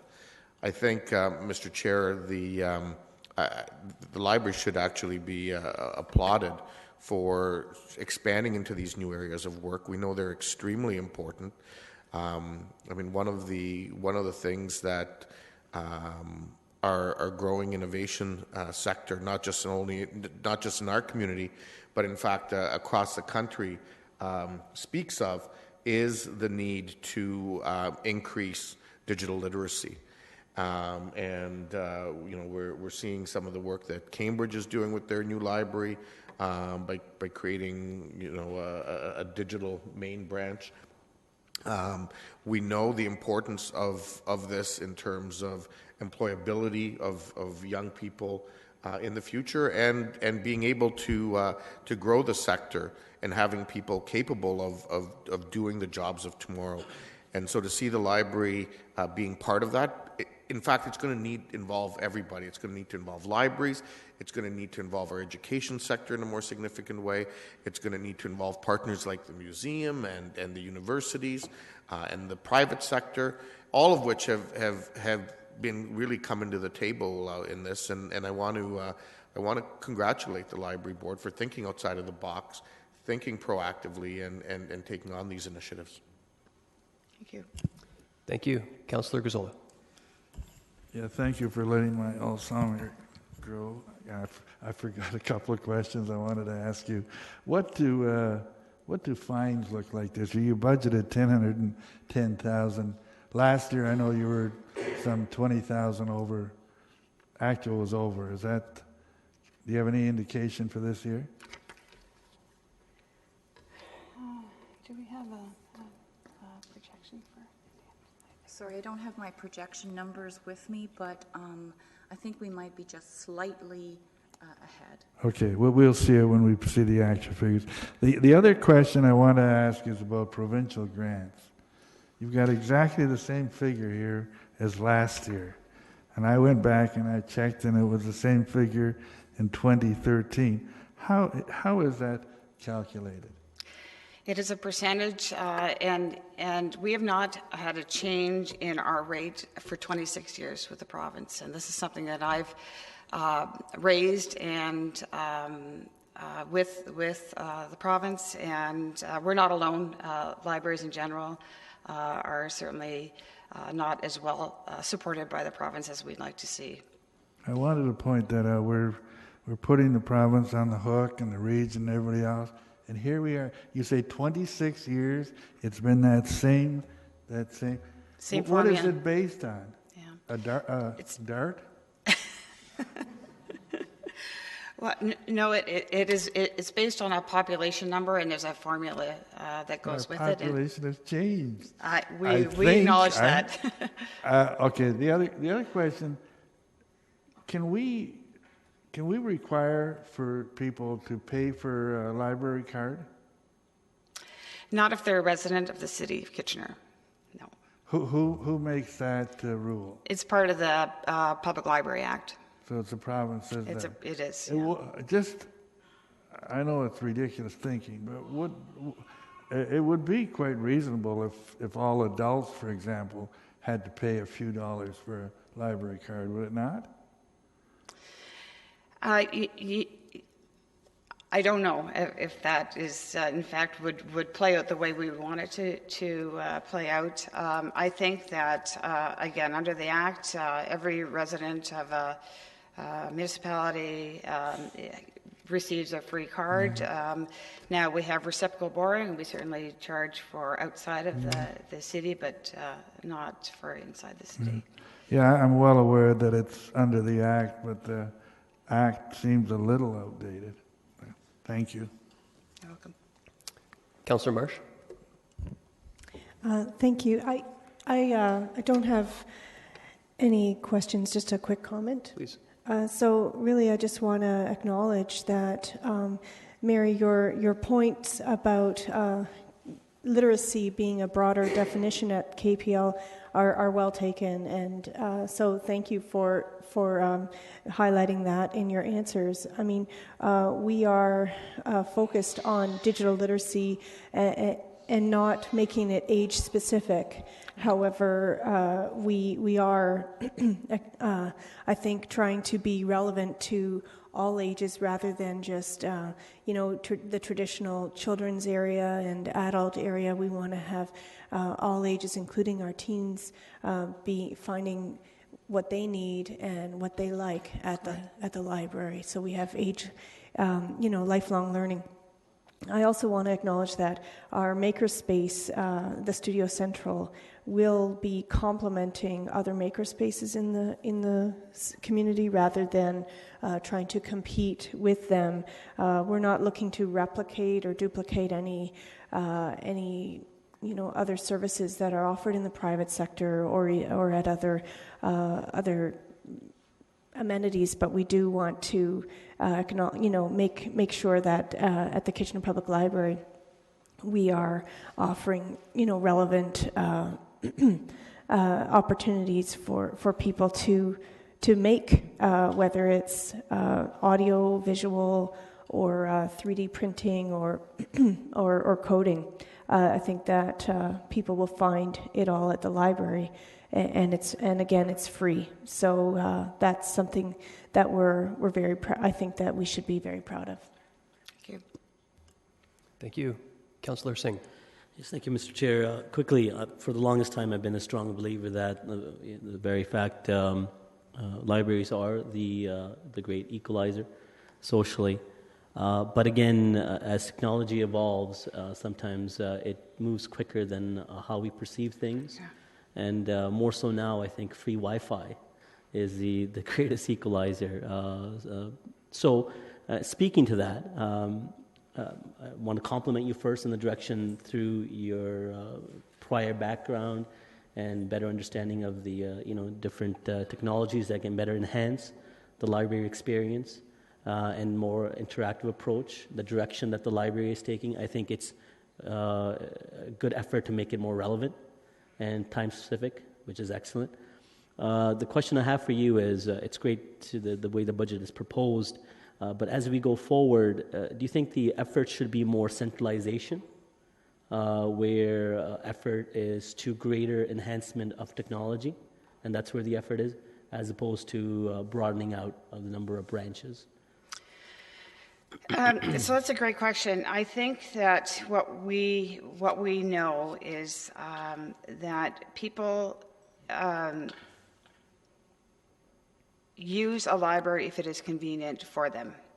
And if it requires a great effort to either drive or take public transit or some other mode of transportation to get to a library, unless it's a fairly significant one-off event through our, for instance, 85 Queen series, where we have either a performance or a reading, an author series, that kind of thing, people really like the idea of having a community partnership and being able to walk or have some distance, short distance, to be able to get to those services. I think what we need to do as we look to the future is ensure that what we do, that we can't make mini centrals. That we know that also doesn't work. We have to really identify the character of that community and build services and programs that match that character of the community. So, and program and services, but again, it's great that the Central Library has all the facilities right. that utilizes technology. Yes. But I try to be as frequent as possible in going to the local branch, but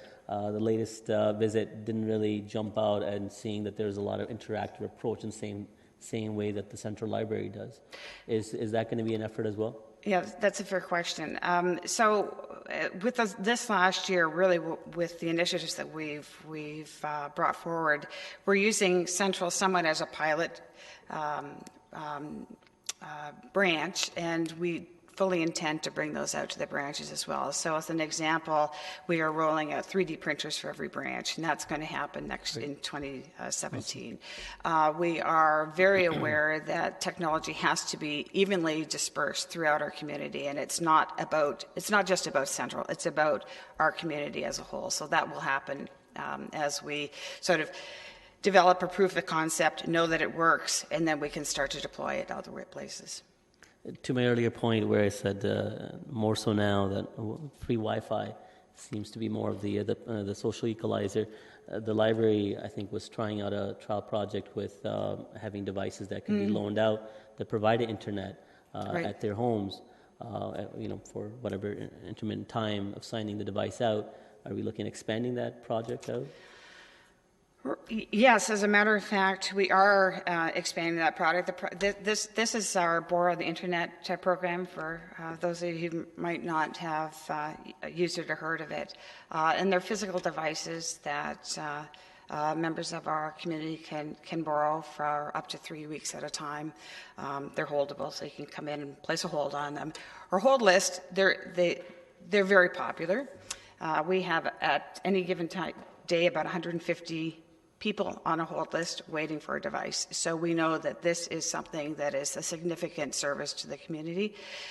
We are able to expand it, and we're just thrilled. Actually, we've just heard last week that we have a member of our business community is going to also start supplying devices, and not only the device but the data program in kind. So we have some help through our business community as well. Great. I'll just make a quick comment that I think under your leadership, the library has taken on a really exciting direction where I think people notice the library is doing what, and it's kind of phenomenal to have that type of excitement.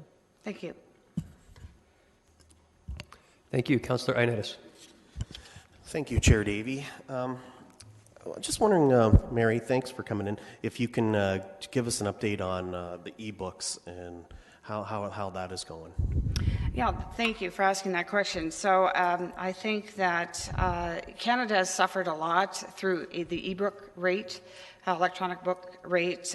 Most of the rates were, of course, designed, in fact, all of the large suppliers are US-based suppliers, so that we were completely affected by the rate as in exchange, as well as they seem to have a different model for supplying ebooks outside of the US. So we paid a premium for ebooks.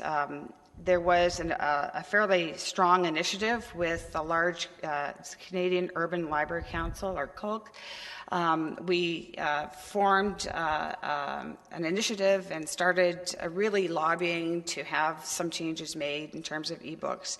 And I'm happy to say that we have seen some significant changes, that there is a lot of conversation. We are at the table with the Big Five, as they're called, suppliers, and we are seeing the rates go down. So we're happy about that. Okay, that's terrific news. Thank you.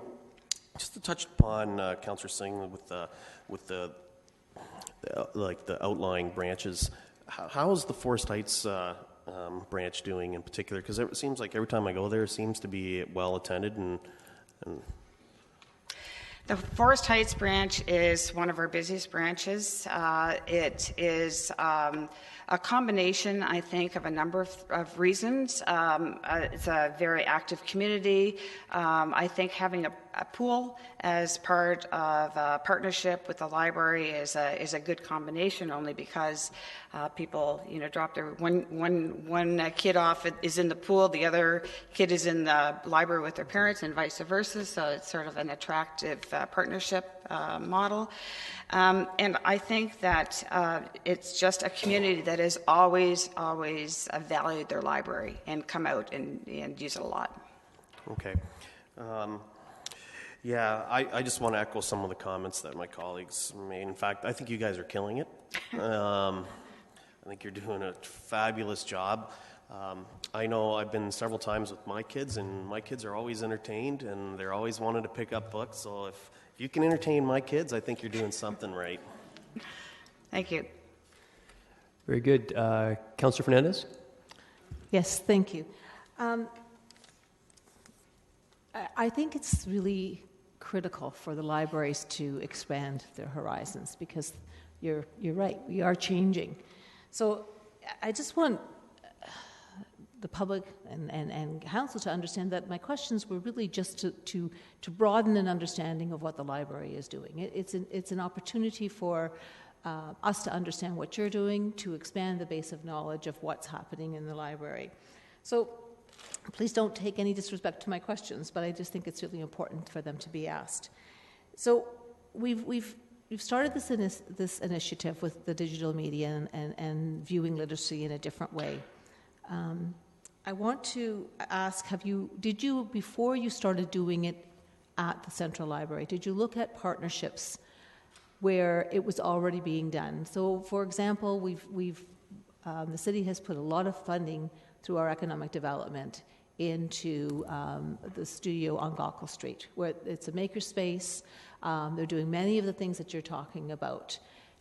I know it's not in the same location. I know that, to connect from Gaukel Street to Queen Street is a stretch for many people.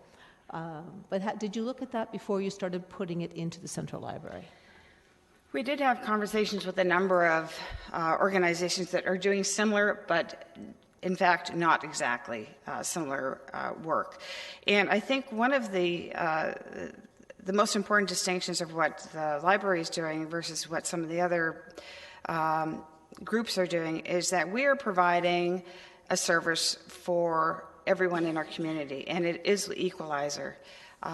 And not only that, we're doing that for free, so that anybody with a library card can come to the library and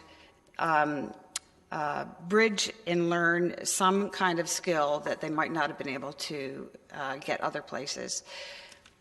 Many other places either aren't open to the entire community, or they are fee-based.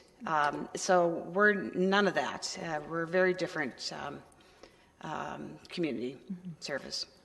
And absolutely, Mary, because, as long as I can remember, being able to read, the library has been my favorite place to go. That and a fabric shop. You'll find me in one of the two. I'm quilting stories and I'm quilting fabrics, but you make it very clear that the library is open for everybody, and I think that's really, really important for people to understand.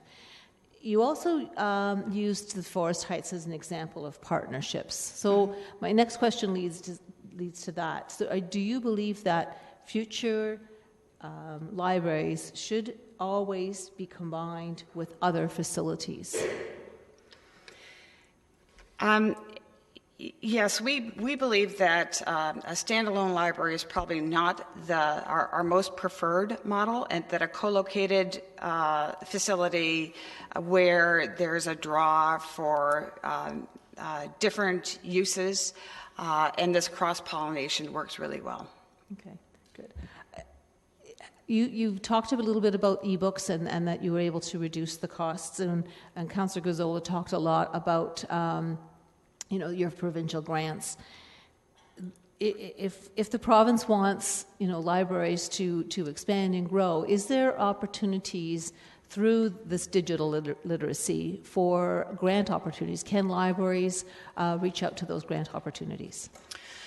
Right. So I think one of the main goals for us this year is to really start to investigate our granting opportunities. We have, in fact, just put a new initiative in play for 2017. We've hired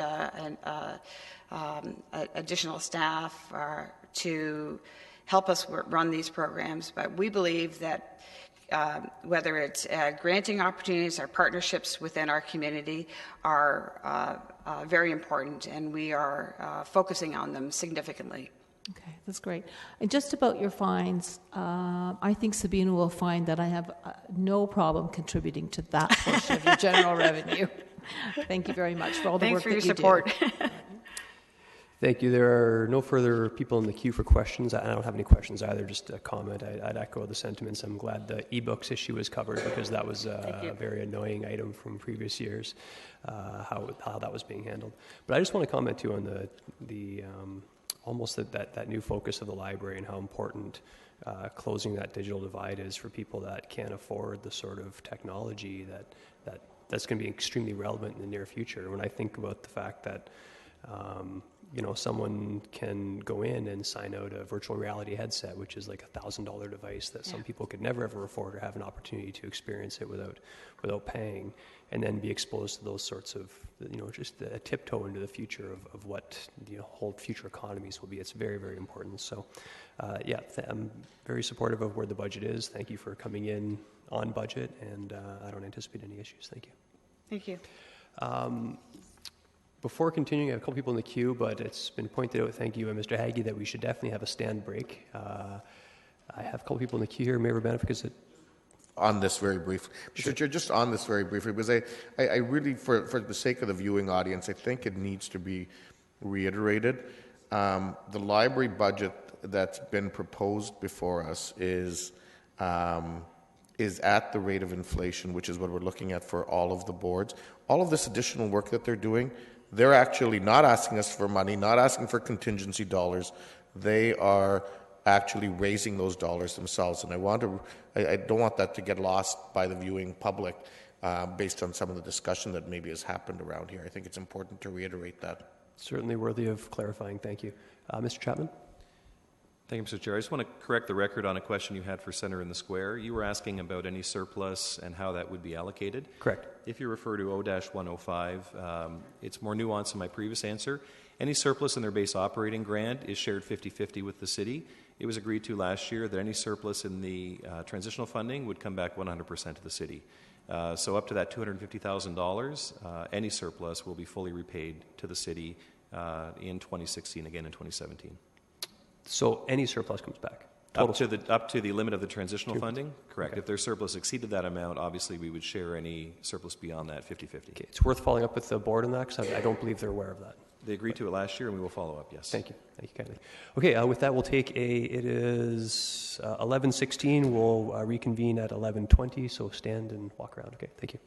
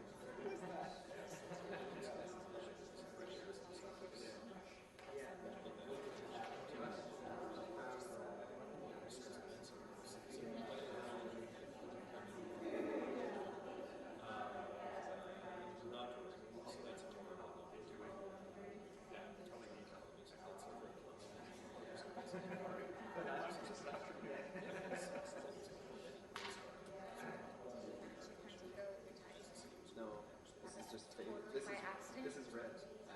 It's just like bleach in the dishwasher. No, you just don't wash it. It gets exposed to sun and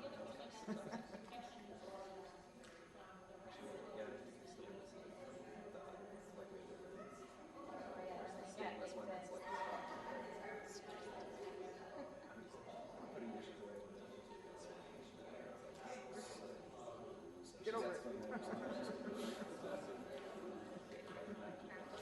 It's over it. Yeah.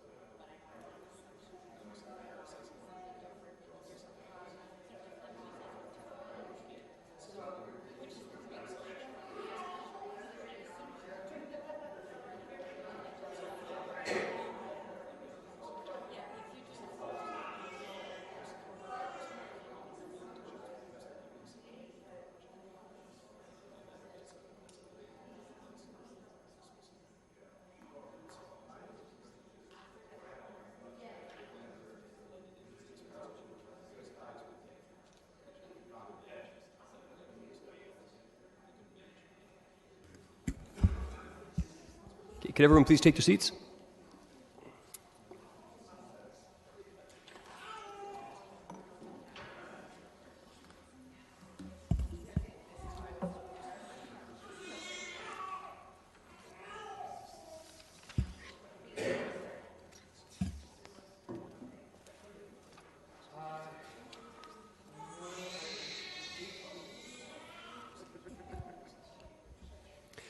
Okay, Mr. Haggie.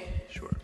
Well, thank you, Mr. Chair, members of council. The first section of slides I'm going to be dealing with are all about the tax-supported operating budget, and then later on we'll get into the various enterprises. The pie chart you see on the slide before you just breaks down the net tax levy by department. And roughly you can see it splits into 3/3. The first third deals with the infrastructure services, so about a third of the net levy funds the infrastructure services, about a third to community services, and about a third to everything else within the city. This slide just highlights what our base levy is, and the real takeaway from this for council, I believe, is what the value of 1% change on the net levy is. So when we're talking about that, to change the net levy by 1%, we're talking about $1.1 million. And the effect that would have on the average homeowner is roughly $10.69. So if you want to keep those numbers tucked away in your head as we go through discussion deliberation, you're looking at 1.1 million being 1%, and that being roughly $10. Assessment growth is something that's already been touched on here this morning, and you can see that based on previous council direction and our recent trend, we've projected assessment growth of 1.25% as part of this year's budget. The latest indication we have from MPAC is that our figure will be higher than that and could be as high as 1.65%. And that equates to about $400,000 that's not accounted for anywhere in the budget. So that's additional revenue that is not included in the budget package. The additional assessment growth has been keyed in since the budget package was finalized, and we believe that this reflects a push by MPAC staff to get in as much assessment information this year because of a decline in assessment growth across the region. While we're going to see a benefit from that this year in 2017, it puts downward pressure on 2018. So that's a risk for next year that while we're above in 2017, we could see a lower figure come 2018. In the coming weeks, we will know what our final assessment figure is, and that will be a key discussion point for Council on final budget day. As noted earlier by Mr. Chapman, staff's recommendation is that this funding go to the WSIB Reserve Fund.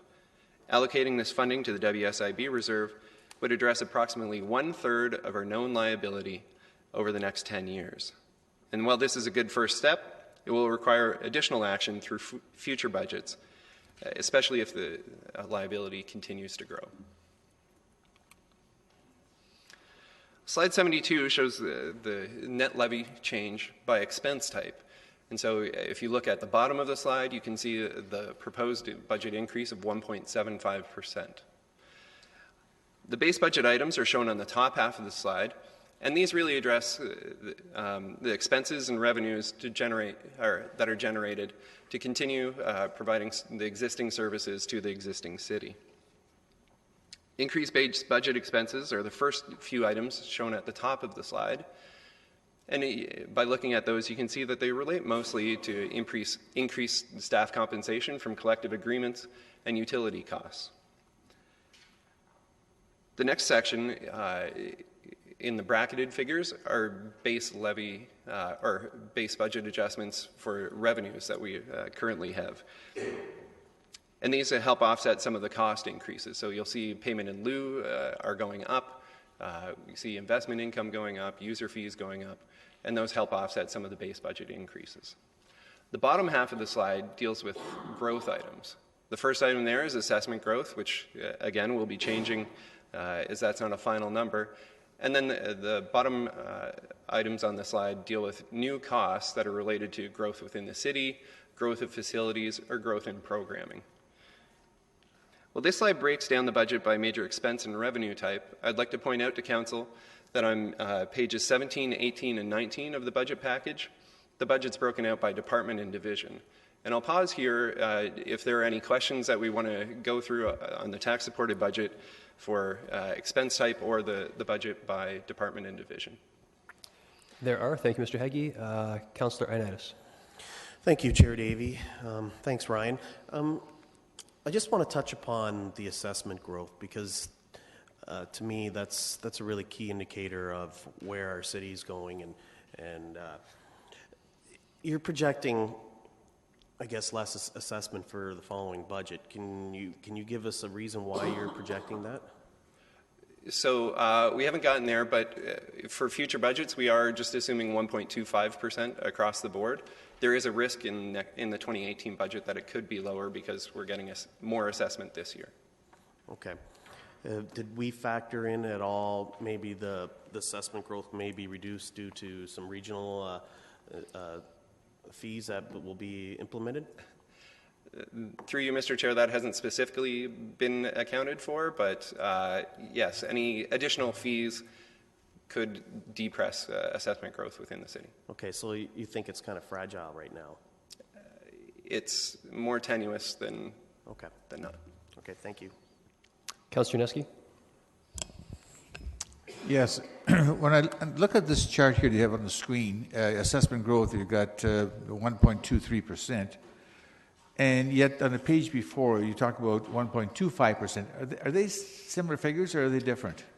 So it's the same dollar figure. So on slide 69, you can see if we take the base levy of $111 million, add $1.3 million to it, our new net levy amount is $112 million. You can see the actual dollar amount is exactly the same. The difference from 1.25 to 1.23 is just how the math works. So at this point, we have a starting base number, we add 1.25% of assessment growth to it, and we have a different number. That's the number that we divide by over on this slide. And so it's the same dollar amount, it's just one's a before number and one's an after number, so the percentage doesn't completely line up. So it's how the math works, as you Yes. pointed out. Okay. The other question I had sort of related to the assessment growth, and another enterprise is the building enterprise that we've had such a great year. They're going to be reducing their fees because there's just lots of development happening. Wouldn't that be reflected in the assessment? Through the chair, there is a bit of a lag between when building permits are issued and when we see the assessment come online. So they're related, but they're not a perfect one-to-one. Yeah, so there could be a year or two time lags on that? There could be, yes. But you're saying next year, it was 2017 or 2018, there could be just a downturn and stuff like that, you're saying, in the assessment? We're saying that's a potential. We aren't forecasting that yet, but that's a possibility. Well, I'm just wondering, how could you predict there will be a downturn if the building permits this year are just doing great? I thought it would be an upturn. That's just my opinion. I just was wondering why it doesn't seem to be the same as your opinion. So through the chair, we've kept 1.25 as our projection. There's a whole number of competing factors that would influence whether that number is higher or whether that's lower. We're holding flat at 1.25, which is reflects where we have been the last number of years. Was that the same number you used last year, 1.25? Yes. Okay. Thank you, Councillor Fernandez.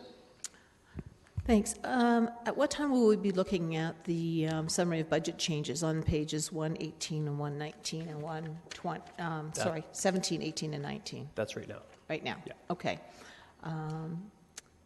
Actually, before I start asking questions, I'm going to put my my notice of motion out right now. Or do you want me to wait?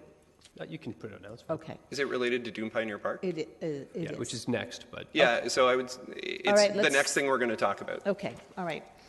Then I'll hold off on that until the next one. Is there? So you've listed out these assessment growths and increases in class, Williamsburg, customer relationship management, all those other ones. Is there other parts of the budget where there has been, and I don't know if the wording is assessment growth, but there has been an increase? Like, can you help me understand why these ones are being pulled out separately if there is increases across the entire corporation?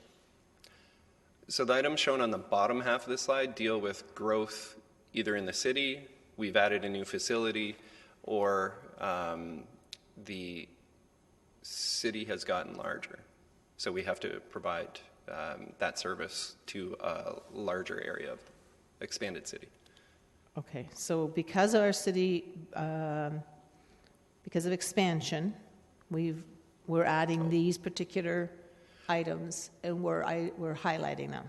Right, so the class software piece is a new piece of software that's been implemented. Now we have to pay the licensing costs for it. So those are being added. Williamsburg Cemetery is just growing. We have new capital properties, so now we need to maintain it. The customer CRM, customer relationship management, is a new piece of software that's being implemented, and there's operating costs to continue that. Do Pioneer Park, we're going to talk about next, but that's related to an expanded facility. And then the bottom two, capital policy growth and operations service growth, are the city is getting larger, so we have additional capital investment we need to make because now we have more stuff to invest in, or on the operation side, we have more stuff to maintain. Okay, and that's logical. I think a lot of people would understand that. Is there other growth items that are in the budget that are not that were not pulled out? Not that I'm aware of. There may be reallocations of within budgets, but there's nothing that comes to mind as far as growth. Okay, well, the reason I'm asking that is on page 017, the Office of the Neighborhood Development. This is a new line. I expect that this is all part of the neighborhood strategy, and it talks about reorganizing 2 new FTEs. Are my assumptions correct? I'll let Mr. May handle. Mr. May. Question. Through you, Mr. Chair, to be clear, there are no new FTEs as a part of this, and there is no new funding. It's reallocating existing funding and FTEs through a reorganization into this office. I apologize. You're correct. It is a reorganization. So where would that money have come from then? So it's not new funding. It was already in the budget from last year, but where did it come from? What department was it pulled out of? Yeah, through you, Mr. Chair, there were a variety of divisions within the Community Services Department, so mostly on page 017, that through the budget process identified low priority funding or changes to processes in order to reallocate that to the higher priority area of this neighborhood development office. Okay, so basically, if this $212,000, now that's a substantial increase. But if I was to look back on previous budgets, that $212,000 would have I could have found it in a variety of different departments. It's just that you've now identified it into a new department. So through you, Mr. Chair, what we did is instead of coming to council and asking for new positions and new money, we looked internally at all of our divisions and found areas to reduce in order to reallocate that into this office. Okay, and the reason I'm sort of belaboring this, Mr. May, is because we hear often from our residents, why are we not realigning jobs and reorganizing? And this is a good example of us doing exactly that. So through you, Mr. Chair, I would completely agree. I'm quite proud of the fact that we've done this in community services. I'd also point out that further down on this page, we did it again with the Office of Strategic Partnerships, where instead of asking for a new staff member and new money, we reallocated existing resources. Okay, thank you. I have other questions. I'll come back. Please. Councillor Gazzola. Yeah, I just want to go over, you said a few minutes ago, that if we get the assessment growth of 1.65, it could increase our assessment by $400,000. We'd be $400,000 better off, right? Correct. And you said that would be a third of our liability with the WISB? So through the chair, if all of that funding were put to the WSIB reserve, it would increase the balance for over the next 10 years by $4 million, which would take us from $1 million to $5 million, which is 1/3 of our liability. Okay. on pages 17, 18, and 19, there was a lot of restatement done. Things were shuffled out. Was council provided with any information on that? No, through the chair. Should they be? The restatements are, in part, you can see with neighborhood development, with strategic partnership, that's taking existing staff positions and putting them in different areas. And then in some other cases, it's just a change in reporting line for staff. Could we not have a little bit of reporting to that as to what's actually happened? I mean, they're there. I'm sure if you follow them through, does it come down? No, it doesn't even come down to zero. Usually restatements come down to zero. But, can you not provide council with a little more detail on what's been shifted all over the place? I mean, it's part of our budget. You've changed the budget. Shouldn't we have some knowledge of it? Mr. Chapman? Through the chair, Mr. Chair, I suppose we just look for your direction in terms of what that detail should look like. We provided a high level of detail here. There's a whole lot of detail that can be provided. But as Mr. Hague has indicated, for the most part, these are simply implementing council directives. A great example is on page 18, where there are a lot of restatements to separate out our old operations division from 1 into 2, which is implementing a council decision to add that second director. So the question back to you, Councillor Gazzola, what specifically are you interested in getting more information? I'd like a little more information as to all the changes that were made to the budget. Is that a two-page reporting to council? I think that would be expected in most places. So commentary on all changes that where we see comments. Well, it's a little more information. Okay, I'd look to staff then. Is that something that's achievable for? Yes. And we're talking about the restatements, correct? Yes. The restatements. Yep. Okay. Do it. Nike, do it. Very good. I just want to make your budgeting is very ultra conservative. You've been able to do this for many years. Last year, the budget for investment income, you came out at $1,950,000. I pleaded for you on budget day to increase it by couple $100,000, and I was told where to go and how to get there. When actually it comes in at $2,400,000, $465,000 more than we budgeted. And of course, then when you look at this year, you start out at $2,150,000, which is up $200,000, which is still some $300,000 below what you actually got last year.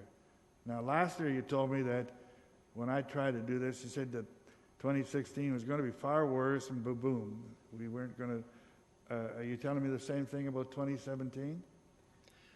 Through the chair, we are saying there's downside risk with our current projection for 2016. We have investments that we made a number of years ago in a strong interest rate environment that are maturing, and we can't come close to getting those kind of investments in when we go back out to market. So that's true in 2017, it's true in 2018, it's true in 2019, that there are significant investments coming forward that would see our rate of return go down.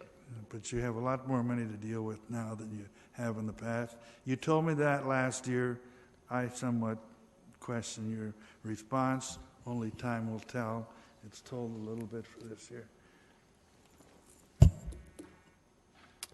Councillor Unesco. Yeah, on the screen you have a column or a line talking about debt expense.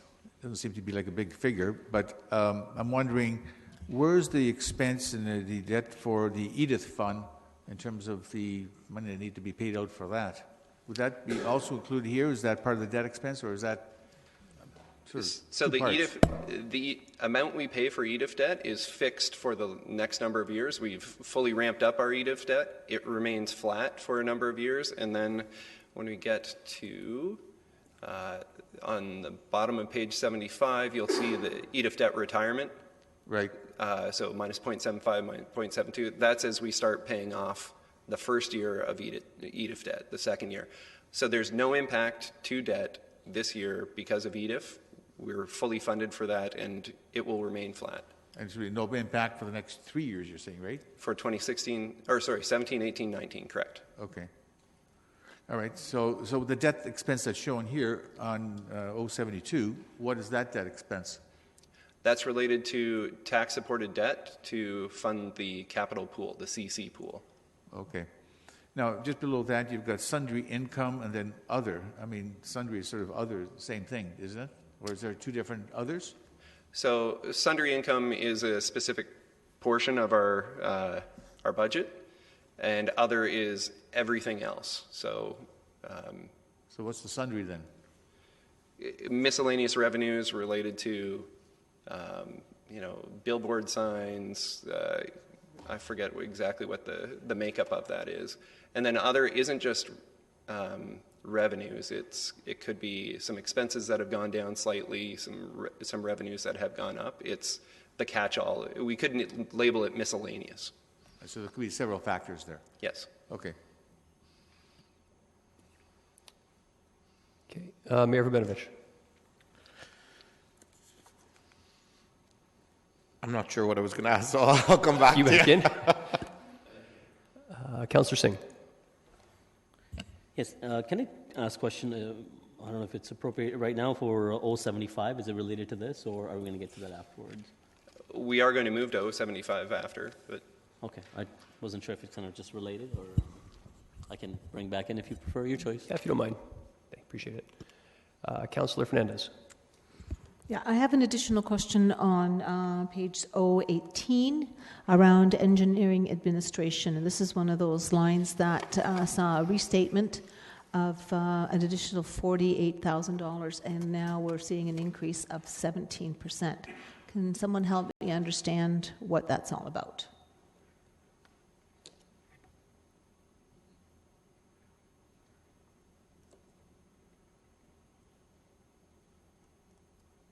Just waiting on the appropriate staff member.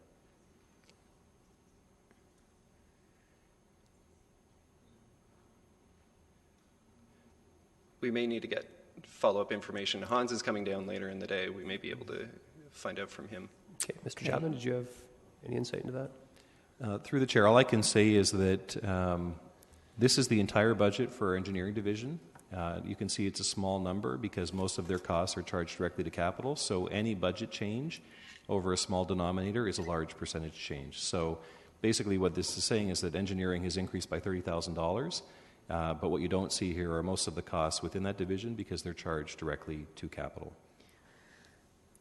So just so I'm completely clear on this, engineering administration staff, admin, so all the employees in engineering are paid through our capital projects?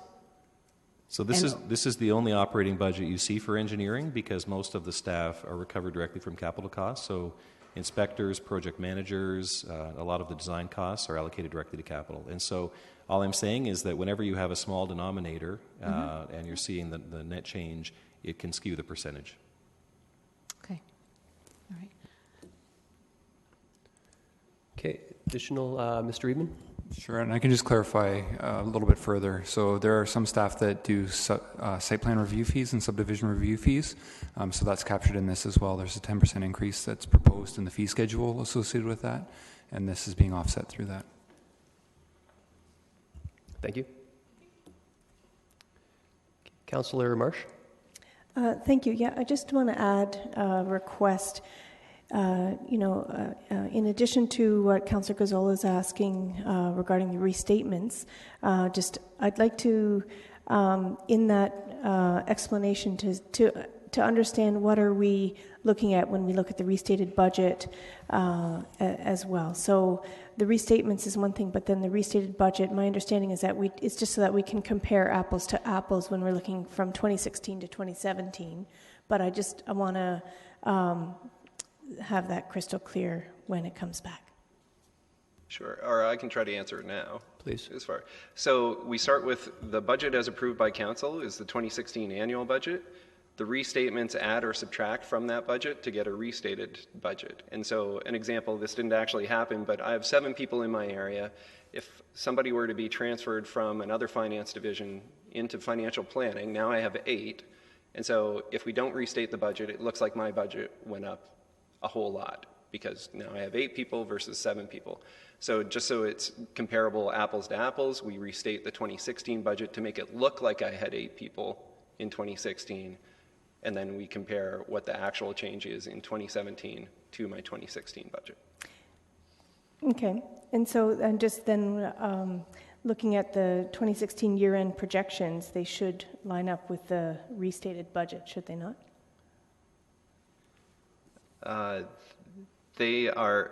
They're still in the old world, so they're based on the 2016, how it is actually being run now, not how it will be in 2017. Okay, thanks.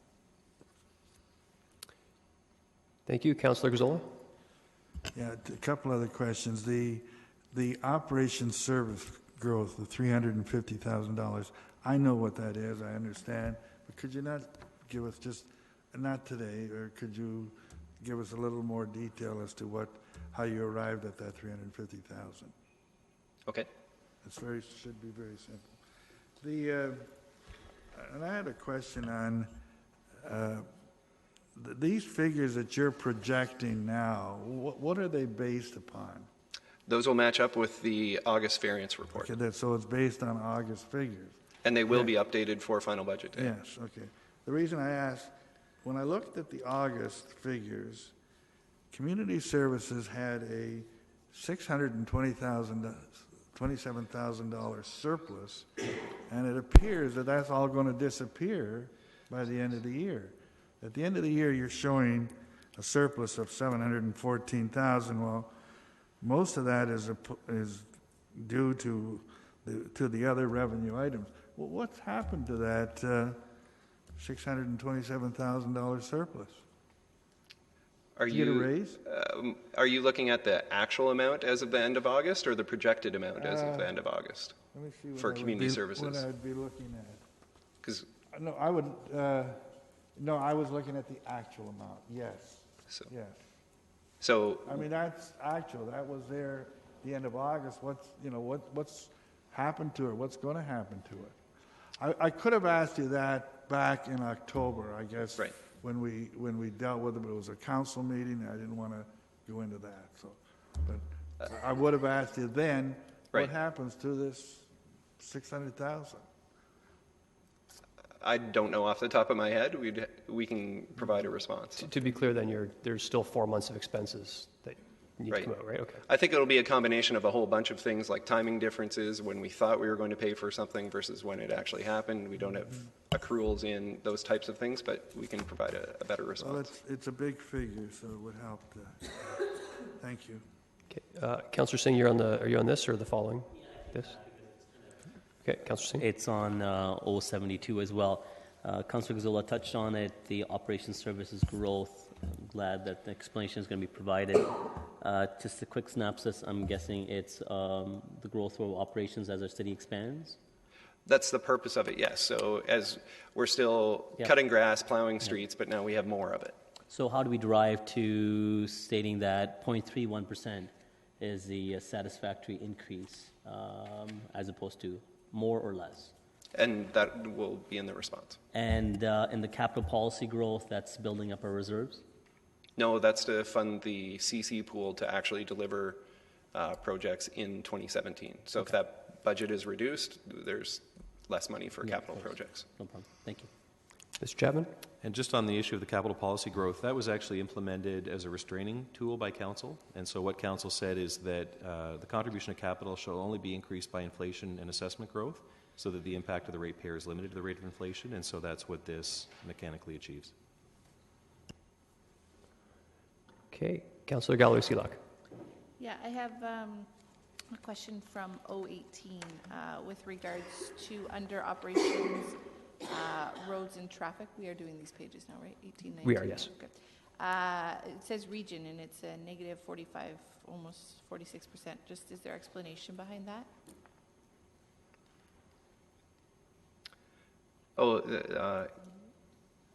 So that would be the actual cost or the projected cost for the work we do on behalf of the region. So the contract that we have for, okay. And my other question is on 019. under general expenses, other, just says it's a 72% increase, and it says provisionary items to be allocated. Did I miss where that might have a greater explanation? It's items that have been discussed in caucus. My understanding from Mr. Chapman is that those are items that council will have familiarity with. Okay. Well, then I will get clarity on that. I think that's all my questions. Thank you. Okay, there are no further questions. Please continue, Mr. Haggie. So the next few slides deal with Dune Pioneer Park. The proposed budget includes growth funding for Dune Pioneer Park, and these are funds that will be needed to operate and maintain the facility once it's expanded. The facility expansion won't actually occur until 2018, so the funds are not needed in 2017, which provides council with an opportunity to decide what to do. And so there are three options that have been provided by staff, and I'll just recap each of them. The first option is to leave the funds in the Dune Pioneer Park operating budget. The funds won't be needed in 2017, so at the end of the year, that account would be in surplus. That surplus would just get closed out to the tax stabilization reserve fund, or get aggregated with all other city operations, and the surplus or deficit would be closed off to the tax stabilization reserve fund. When it comes to the 2018 budget, no action would be needed. The funds would already be in the account, and the operating and maintenance costs would be ready to go. Second option is to reallocate those funds to other priorities. And we've already discussed this on the WSIB side of things, that staff's recommendation is that these funds go to the WSIB reserve to fund that liability. Council has also considered changing service levels for the Integrity Commissioner, and so if council wanted to do that, they could fund the increased costs from the Dune Pioneer Park operating budget. The impact of this is that, assuming that the transfer to the WSIB reserve or to the Integrity Commissioner is an ongoing thing and not just a one-time issue, that the funds for Dune Pioneer Park operating and maintenance costs would need to be rebudgeted in 2018. So that would be having an additional impact on the 2018 budget. A third option for council is to simply remove the funds. They're not needed in Dune Pioneer Park in 2017. That would reduce the net levy by approximately 0.1%, save $1 to the average taxpayer. But then again, those budget dollars would be needed in 2018, and there would be an impact to the 2018 budget. There are issue papers about the reallocation options to WSIB or the Integrity Commissioner. Those are on page 106 and 108, and Councillor Fernandez has indicated she has a motion regarding this as well. Correct, and we will go to Councillor Fernandez. Okay, thank you. So I'd like to advise Council that I will be bringing a notice, this is my notice of motion, that I'll be bringing forward a motion on final budget day to propose that the $109,000 from the Dune Pioneer Park Community Centre be applied towards the capital expansion of the Dune Pioneer Park Community Centre in 2017. I also would like to request an issue paper to be brought forward to scope out this proposal as a possible fourth option. The reason I'm saying this is not just because it's a community centre in my ward, but as we heard earlier today, we have had on the previous page additional need for growth, operation growth and capital policy growth, because we're expanding and we're growing. The Dune, Pioneer Park, Dune South, Wildwoods, Dune Mills area has grown exponentially, and they have waited a number of years. This expansion has been put off a number of times. There will be costs operationally when we start working on the expansion. There's a possibility we may need to rent space so we can continue the programming. In addition, this is all about neighborhood strategy. Everything that we heard through our neighborhood strategy, community support for our community centre is exactly what Dune Pioneer Park Community Centre does for their community.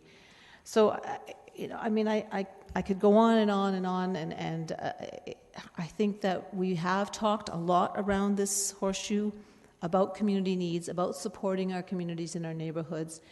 If we take this money out, we could leave the Dune Pioneer Park Community Center without funding in 2018 if we remove it from the budget. It's $1 towards our tax levy. And I know I've sat around this horseshoe and I've asked for, sometimes pennies on the tax levy being reduced. This funding, $109,000, can have a significant impact on the expansion of this center. It could mean the difference between a splash pad or not. It could mean the difference between having that facility complete when they open up again and not. And I think, we heard from almost 2,000 residents in that area that the priorities were pools. The second priority was splash pad, and the third was having the gym and additional meeting rooms. So we are addressing that. So that's where my motion is going. I want to make sure that everybody's very clear about it. And I really don't apologize. I don't have any questions, but this has been burning on my mind since I opened up the operation budget. I'll answer any questions if I can from council. Okay, I'm going to jump in just to clarify for a second if we can. So my understanding correctly, what staff's recommending is that this not come out to stop what the work that's already in place. Is that the funding was planned a year too early, so it's not planned to come out in perpetuity. They're saying for this one single year that funding would come out, and then either it would be added into the 2018 budget if we took the third option on the screen, or if we took one of the other options in the top, we wouldn't even have to add the funding; it would already be there. So just so we're clear on that, I don't think we're talking about cutting anything at the expansion. I look to staff to clarify this. So through the chair, I talked to Councillor Fernandez. She asked if this was feasible, possible, and so I've assured her it is. So my understanding is that the motion would be to take the 2017 operating allocation for Dune Pioneer Park and transfer that funding to the capital account for Dune Pioneer Park in 2017, and then come 2018 that funding would revert to Dune Pioneer Park operating budget. So we would have the operating budget in place to operate the facility. Okay, I'm still not sure I understand, but Mr. Chapman? Perhaps I can address that issue. Under both Scenario 2 and Scenario 3, our view is that this would be an add to budget in 2018. As we do for all capital facilities, we would forecast this and build it into our targets. Our thinking is if it's a reduction in budget, obviously under option 3, it would have to be added back in. But we also believe if you choose to allocate it to something like funding the Integrity Commission or funding the WSIB costs, those are not temporary, those are permanent requirements, and therefore we should make that commitment and then deal with this issue in 2018. Okay, sorry, I just read the first one. The first, in terms of the WSIB, that doesn't necessarily have to be, there could be a one-time transfer. So then it automatically defaults back to, so we transfer $109,000 one time to WSIB. That's how I read it, but I guess. That's possible. That's not the staff recommendation. Okay, very good. Sorry, I jumped in the queue there. Just wanted some clarification. Councillor Gazzola. Okay, I want to carry on with this. Leaving that money there this year doesn't bring the building on hand any faster, right? Leaving the money where, sorry? In the operating account. Correct. The building's going to be complete no matter what we do. It can't be completed till next year. 2018, yes. Yeah. Why is it even in here? Why isn't it just, the money's not going to be spent? Oh, the second question is, in 2018, all the money required for operations is going to be there, right? That's not going to be adjusted, changed because of this. Correct. Right?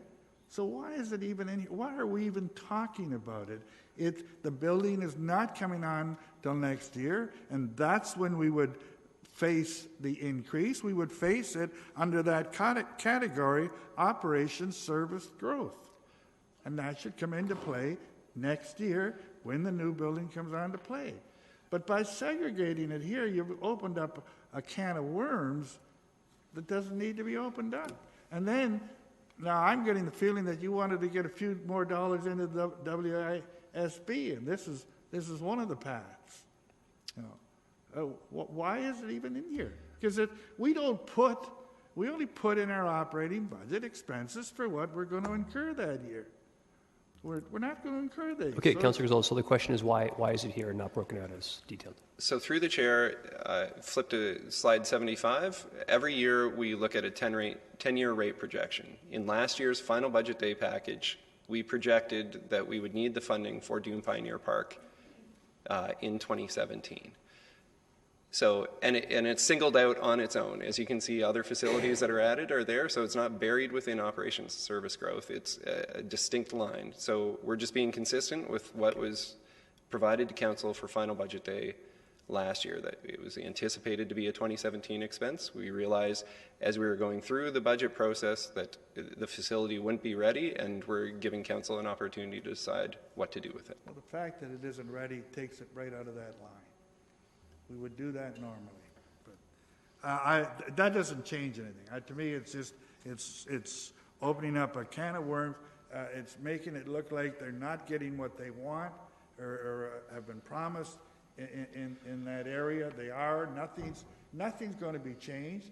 I would be opposed to say, hey, if we're 109, we're going to add to their capital forecast. No, are we going to do that?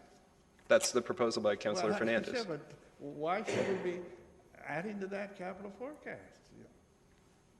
It's a whole new, you normally deal with these things in operations growth. So, anyhow, quite frankly, while I'm on the topic, I would prefer, and I think we should make it clear, I would have preferred to just let it fall through. We don't need the money there. You didn't budget for it. When staff did all their budgeting and we're looking at 1.75, they had an opportunity to change other things and still come out with the 1.75. You didn't do that. It's there now. We don't need it. Take it out and give the taxpayers a dollar break. At least it shows that we're concerned about our taxpayers. Not a great deal, but a little bit. So, anyhow, that's my thoughts on that topic. I have other thoughts on some of the other opinion papers too. Okay, we will definitely get to those. Thank you, Councillor Gazzola. Councillor Yaneski. Well, the questions were sort of asked and sort of answered. I'm still trying to understand it. However, Mr. Hagee, you indicated that this was approved in the 2016 budget for 2017. It was projected as a 2017 expense, Okay. so it hasn't been approved. It's being approval will happen now. Okay. Using that same rationale, the intent was to put an expansion on the Dune Community Center. Correct. So there's capital involved there too. Yes. So is that capital that was allocated in the 2016 budget now being bumped back? Or when we do the capital budget, will we be taking that X number of thousands of dollars and dispersing it somewhere else, as we're doing with WSIB or something like that? Or does that just get bumped back a year? I believe the capital project is unchanged, so the budget for that is completely unchanged. So what does that? So it hasn't been pushed back. It hasn't been pulled ahead. It's the money to construct the facility is still, I believe, in 2017. Well, wouldn't it be in 2016 because isn't operating would be doing something that the building is partially built? It is in 2017? Okay. So it's in 2017 in the budget, in the capital budget. In the capital budget. So that's not being moved at all then? No. Okay. So operating would really be that once the building is there, you'd need operating expenses to cover it, and that's why this is being bumped. Correct. Not being considered. I don't know where to go with this. I have no questions right now. I may come back. Mayor Rabinovich. Thank you very much. Some interesting discussion and comments being made on this issue, Mr. Chair. I do want to actually thank staff for flagging this issue because it is one that normally would be flagged. I can recall over the years there have been various times with various projects where projects weren't going to open up based on the original schedule, and as a result of that, it provided some operating room, which the council of the day then had to grapple with. So I think to be clear, my thinking on this issue would be that, in fact, the funding should be left in the budget for 2018. I think there's some additional information we need to have for budget day. I understand that there is right now, in terms of the project, a capital shortfall of several $100,000. If in fact that's the case, then perhaps this is one way of addressing it. But there are a number of other areas to look at. But certainly I would not be supportive of seeing us simply defer that funding. I think we need the additional information then to make the decision around should it go to capital or one of the other items that are being proposed here. Councillor Galway-Seelock. Yeah, fundamentally, this is something that comes up over and over again, and it's coming up later in our budget where we either don't fund the full staff person for the whole year, but it was projected that we would be hiring them in, January, and we push it back and only, if they're only being hired in April, then we only give three quarters of the funding. It's the same thing that's happened when we did the Central Library project. And it didn't open on time, but we projected that it was going to open earlier than it did. It didn't open on time. Therefore, we only gave partial funding in a year and fully implemented the funding the following year. This is just coming forward saying it's not going to we don't need funding at all. Therefore, you can allocate. I think the options that you've given you've done a good job at giving us all the options, including removing it from the budget if we so decide. And it's something that we get to make a decision on when it comes to final budget day. I don't completely understand the rationale or what more might be able to get done with regards to the issue paper, but I'm not opposed to reading the issue paper with regards to it moving to capital and see if that's the best option or what option is right. But I think staff have done exactly what they should. So if the South District Park, in next year, the 10-year tax rate projection, doesn't open in 2018, which it better, then, we'd be in the same situation next year, right, with that project versus this project, as an example.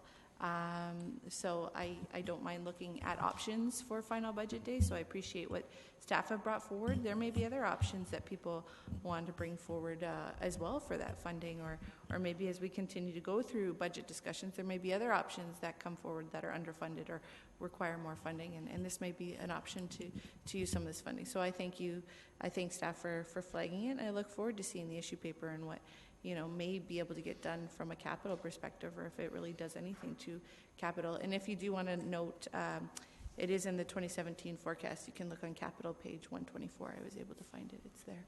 Almost $4 million. So that's my 2 cents. Very good. Thank you. Councillor Fernandez. Yeah, one of the things I didn't mention in my original comments was the WSIB costs are a long-term cost. This is something we're going to have to be looking at for a long time. $109,000 is going to be a drop in the bucket. I would like to ask Mr. May about the capital expansion and what's been occurring there. I mean, I've sat in on a couple of project meetings. I know that they've been working very, very hard on trying to keep within the budget, but maybe you can enlighten us all a bit more. Mr. May. Through you, Mr. Chair, the last update I received was that the project team was still working hard to try to bring the expansion within the council-approved budget of about $3.7 million. They are struggling because one of the major, as you alluded to earlier, one of the major amenities that the public said they wanted was a splash pad. They have a splash pad there currently. Frankly, I think it was the first splash pad we ever did, and it's a very poor level of service. And so they are, I would say, a few $100,000 over budget and are still struggling to figure out how to bring it within budget. Okay, thank you for that. Point of order, Councillor Singh. Yeah, I respect that Councillor Fernandez has given her attention to bring something forward as part of the budget. It just feels like we're starting a debate on the subject matter as opposed to moving on. So I'm not sure where the dialogue is proceeding. No, a lot of this information could be gotten now that that's the direction she's going. We could offline get the information from staff, but we're dwelling into more of a debate on this as opposed to just information for questions. Yeah, and I think, just so we're clear, I think that's fine. Part of the point is we want to make sure we get the varying opinions out there, and it is a bit of a debate, and that's okay. The important part is we're not taking a specific vote on it at this time. Leave it to your direction. Thank you, Councillor Singh. Sorry, Councillor Fernandez, please continue. Okay, that's, I think, essentially really what where I wanted to go with my comments and my questions. I appreciate Mr. May being able to give us a little bit more insight on the challenges for the expansion. And we'll see what happens when the issue paper comes out. Okay, and just again, I'll just voice my opinion at the moment. I mean, the information Mr. May brought forward is new to me, so I'm not, I tend to go by the information that we have budgeted in front of us, and coming into this, my expectation would have been, I do think we need to keep the funding, like we need to keep the levy at 1.75% rather than dropping to 1.66. But I simply would have said, I mean, I think that once we acknowledge a potential negative variance at Kiwanis Park, $28,000, I would have done a one-time transfer to that, and then the balance going for that 1 year into WSIB, and then we have the continuing funds going on to the Doom Pioneer Park Community Center in perpetuity, so I don't have to worry about raising it next year. But that is simply my preference going forward. Okay, moving along. I just would reference the WSIB and Integrity Commissioner. These are the only points in the presentation that there's reference, so if there's any discussion to be had about any of those, I think it should happen now. Okay, very good. So I think we've probably discussed WSIB as much as we can, so I would look to the Integrity Commissioner. Any comments or questions? And again, that's on page 108 or 109. 109.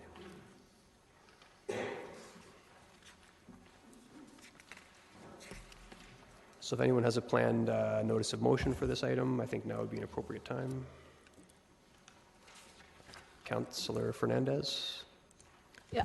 First, a question of clarification. If we were to continue with the annual provision for the Integrity Commissioner of $2,000, and we were not to use it in this budget year or the next budget year, can we accumulate that? I know that there are times when we don't do that, but is this a completely separate budget line item that we could actually accumulate for a few years, so that if we ended up at one point in time where we had a code of conduct complaint, we could draw from that? Mr. Chapman? Through the chair, the only mechanism to do that would be through a reserve fund.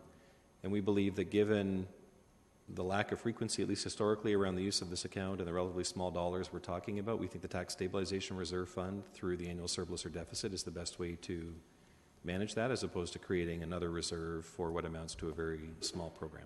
Okay, so if I was to give a notice of motion that we were to maintain this $2,000 annual provision, and should it be required in future budgets or a council for a code of conduct complaint, we could draw on the Tax Stabilization Fund, because it is, as you said, a fairly minimal amount.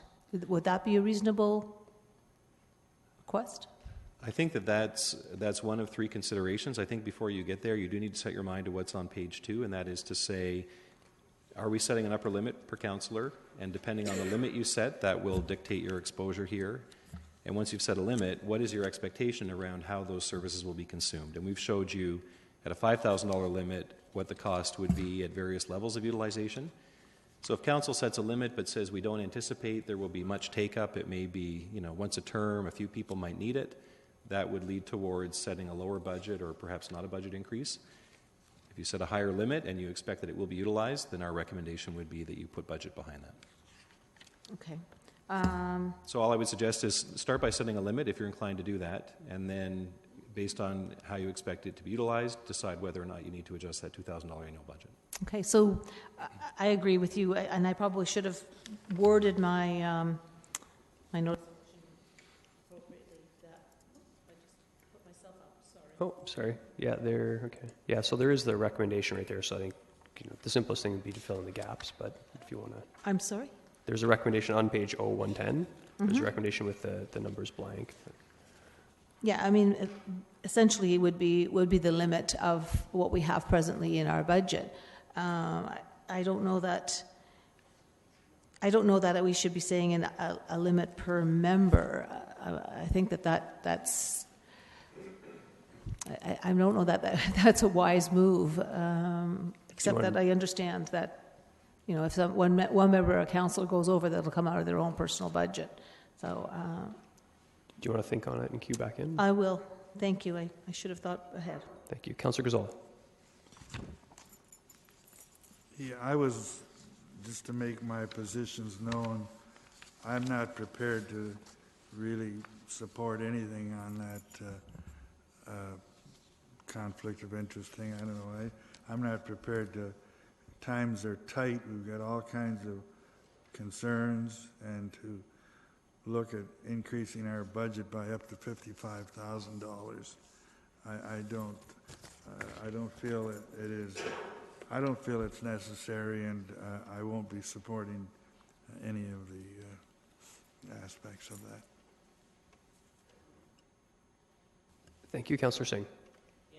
Mr. Chair, and I agree with the earlier sentiment that times are tight and that we have some very important decisions before us.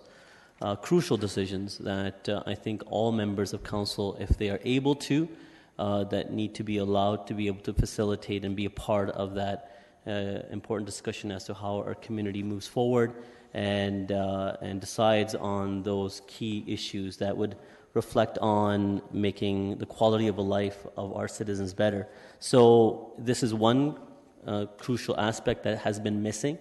Rarely do I say, in due respect to our mayor who sits on the regional council, rarely do I say that the region does things right, but this is one thing that they seem to be proactively doing correctly in allowing to facilitate that good conversation to take place, for their board. This is something that's been missing, that the responsibility has fallen on the individual council member to go out there and seek out legal independent advice. In many cases, it's cheaper to just say you have a conflict and not take part in the discussion than to go out there and have expenditures which comes out of your own personal expenses, and you can only do that so many times before it becomes very financially constraining. So because of that, I think a good discussion has already taken place in earlier meetings as to why this was brought forward and some benefits that could be related to it. I think so. As I said, the region has a good model. I think we could show some restraint and go with a lesser amount, just seeing how it's practiced. And then in the future, if there is usage of it, we could have that necessary debate to see if it needs to be increased. But I think starting off even at the 50% with the 2,500, which is only 10 hours per councillor, I don't think there's going to be uptake by everybody, but at least whoever has that important question in mind to see if they want to safeguard their integrity, to get that right advice. As a corporation, we should allow and facilitate that for our board of directors. I think that's a key aspect of what we do here. So I would add that into the recommendation. So 2,500 limit per councillor, and the increase to the mayor and council operating budget by 27,500, as is filled out into the recommendation portion of it. Thank you. Councillor Gallery-Seelock. Yeah, on the integrity commissioner first, did I understand that staff may have suggested or given us an option to just kind of live and let live with no more money, but allow members of council to use the service if needed and just allocate it out of capital closeouts or tax stabilization reserve fund? Did I read that right? Through the chair, I don't know that we went that far. I think what we're saying are two things. One, you need to decide on whether you're going to set a limit per councillor. Some of you may never use that. If all of you never use it, there's no need to put budget behind it. If you expect it will be well used, then you should put budget behind it. So I'd say separate those two issues. First, do you want to put a limit? Right. And then whatever that limit is, if council collectively expects that this will be used seldomly, then that would suggest not budgeting for 100% of that cost, budgeting for something less than that. Right. So we honestly could just put in a limit per member and then kind of see what the uptake is, and if it's a lot, then fund it down the road if we need to. It's not the best way to budget, but instead of adding it into a base budget right now if it's not being used, I don't know.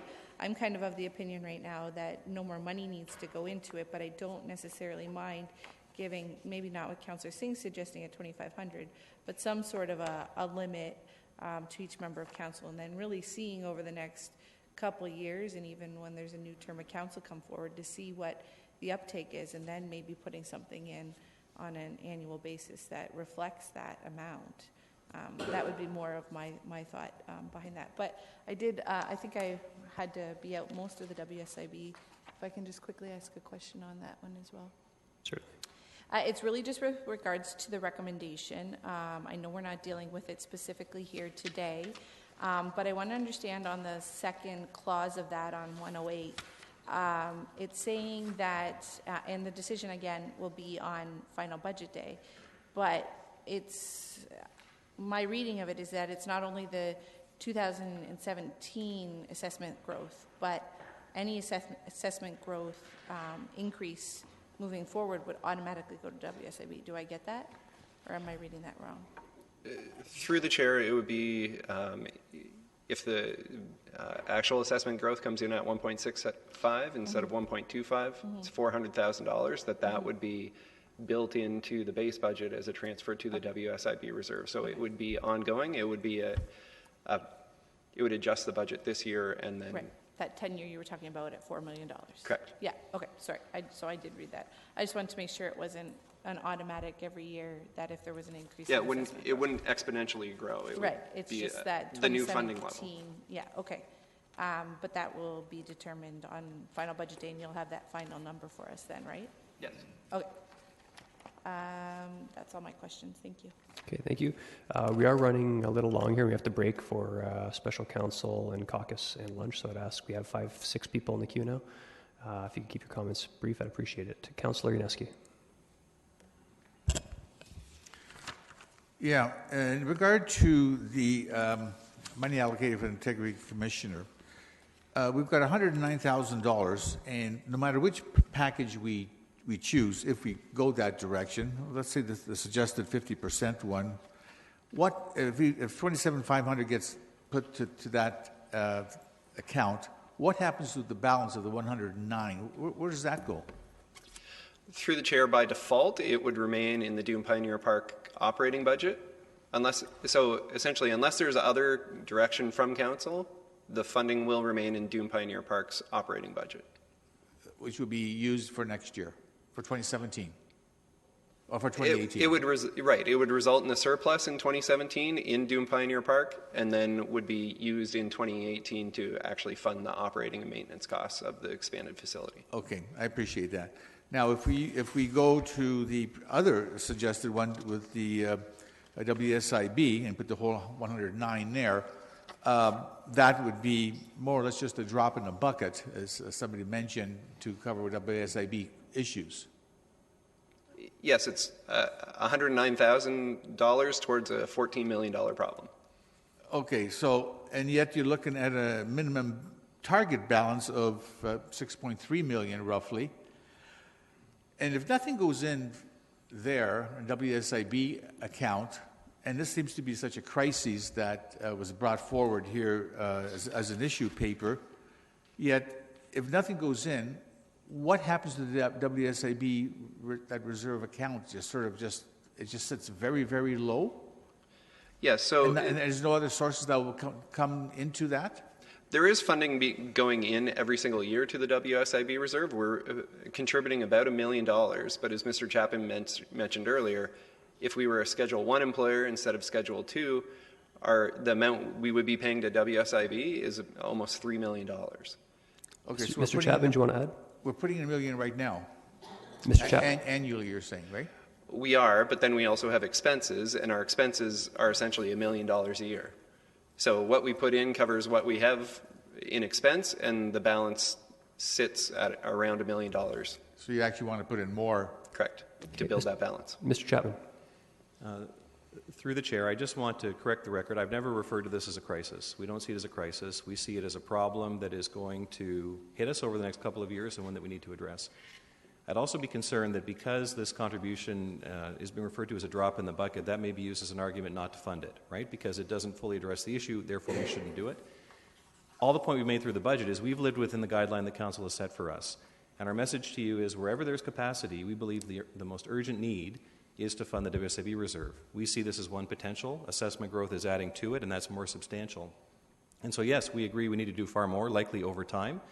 And we simply implore you that where you've got capacity within the budget target that's been set, to put it for this purpose.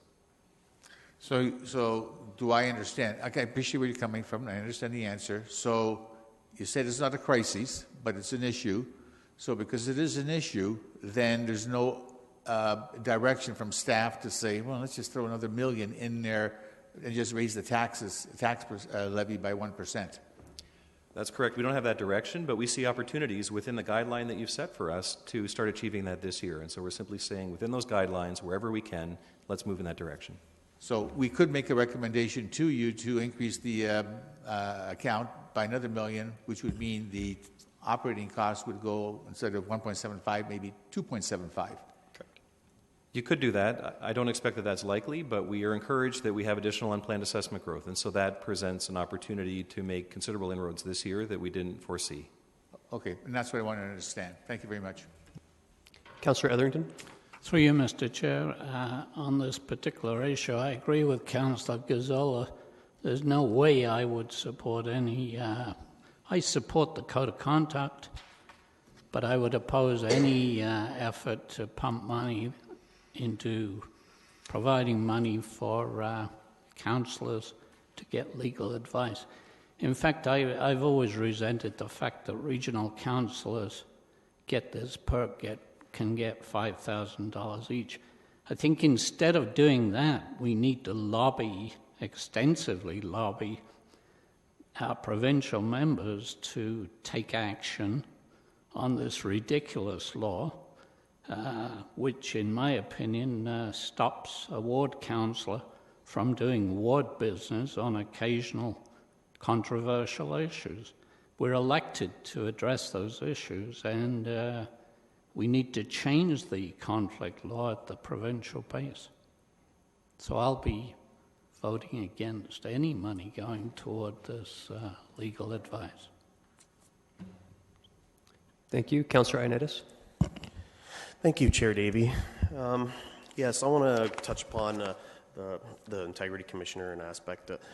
I think Councillor Singh had put it that a 50% at $2,500 is really a drop in the bucket of what a member could actually use these funds. So I think it is a baby step, but at the same time, I don't want to have this as a budget item, because I think we do want to allocate a lot of these funds to the WSIB. So I think what Councillor Galloway-Seelock had mentioned, that we have this dollar amount set, whether we use it or not, that if it does be used, that it comes out of the tax stabilization fund. And I think we'll probably see not much of an uptake anyways, but I mean, as long as it's there, I think it's useful, because I do really have a concern with this, because some of the comments that I hear along this horseshoe, I feel like it's muzzling councillors because they have outside business, outside interest, because their families have some outside, and I don't necessarily agree with those comments, and I think for democracy and to be properly democracy, that there should be some funds that councillors should be able to have a say with it. And as Councillor Singh put it, it's really easy to say, I have a conflict and not spend any money. And then, again, I think that's just a way of muzzling certain members or future members. Okay, Mayor Vrabanovic, you haven't spoken yet. Thank you very much, Mr. Chair, and I feel I need to say, make a few comments about this because I feel that I think in the interest of good governance, there's some colleagues around the horseshoe who are trying to make this a much more political issue than it needs to be. First of all, in relation to the regions having this in place, and I feel I can speak to this because it was put in place before I was a member of regional council. The reality is it was put in place because an increased number of regional councillors during the LRT debate were finding themselves having to step away from the discussion and debate for a whole variety of reasons. Family members living in the vicinity of the LRT, which was obviously a major project, people working in the vicinity of where the LRT was going to go, and the list goes on. I think it only makes sense in those kinds of instances to be able to have a mechanism where people can actually get some legal advice to either participate or not participate in the process. I am supportive of the notion of asking the province to and have supported it, of asking the province to give us a mechanism where we can access an advisor on these kinds of issues. But even provincial MPPs will tell you that does not deal with the situation in all instances, and you know, they have to grapple with this issue from time to time as well, or they don't get the kind of clarity that they're looking for. I think to have some mechanism in place at the city would make sense. I think it could be a small amount of money that's set aside every year and that goes into a fund, much like our computer reserve fund and our telephone reserve fund and our fleet reserve fund. And whether that amount is 1,000 or 2,000 or 5,000, we can have a debate around that. If it doesn't get spent, it goes into there. It has a cap, and once that cap is reached, any amount over and above that automatically can go into tax stabilization. So I think there's a way of dealing with this in a very reasonable way without having, you know, an undue burden on taxpayers. It's in no way should be deemed at the region that this is some sort of perk. It's not like regional councillors get $5,000 that they pocket and take home. It's there if they follow the rules and have a need to access that fund for a legal opinion. And so I think that's sort of the direction we need to look at going when this finally comes forward on budget day. Councillor Schneider? Thank you, Chair Davey. I'm just wondering if there might be an option in this of having a pool of hours that councillors could access and then a limit for how many each individual councillor could access. Mr. Chapman. Through the chair, I believe that's another way of expressing the direction that we're looking for, that we need to understand what's the limit per councillor and then what budget limit you want to set for all of council, assuming that not every councillor will fully access their entire limit. Okay, thank you. Okay, Councillor Singh. Yeah, I was going to comment back and just making a slight amendment to my initial motion, but to Councillor Schneider's question, relatively this is the same thing. If you collectively say it's 100 hours amongst 10 councillors, maybe 110 with the mayor included, then a limit of 10 hours per councillor speaks to the same thing as what you're asking, the question you were asking. But because we're not really sure what the uptake would be, and you know, the conflicts aren't necessarily all that frequent. So I'm sure that the amount that's necessary for budgeting, it doesn't have to be as explicit as the motion requires us to outline. I think for it to be taken care of through the tax stabilization fund at the beginning anyways, may be prudent until we realize exactly what that expense is. And we could take care of that in future years. And, you know, and when a fulsome conversation could be had, what is that appropriate budget to be had? So I don't think, so I'll just amend that, simply still outlining that it be 2,500, which is the 10 hours per councillor, but the remaining part of the clause just omit that and allow it just to be taken care of from tax stabilization. And to be clear, you're not taking motions, just sort of stating your position for... Just so that it comes as, and that's how it comes as part of budget. So.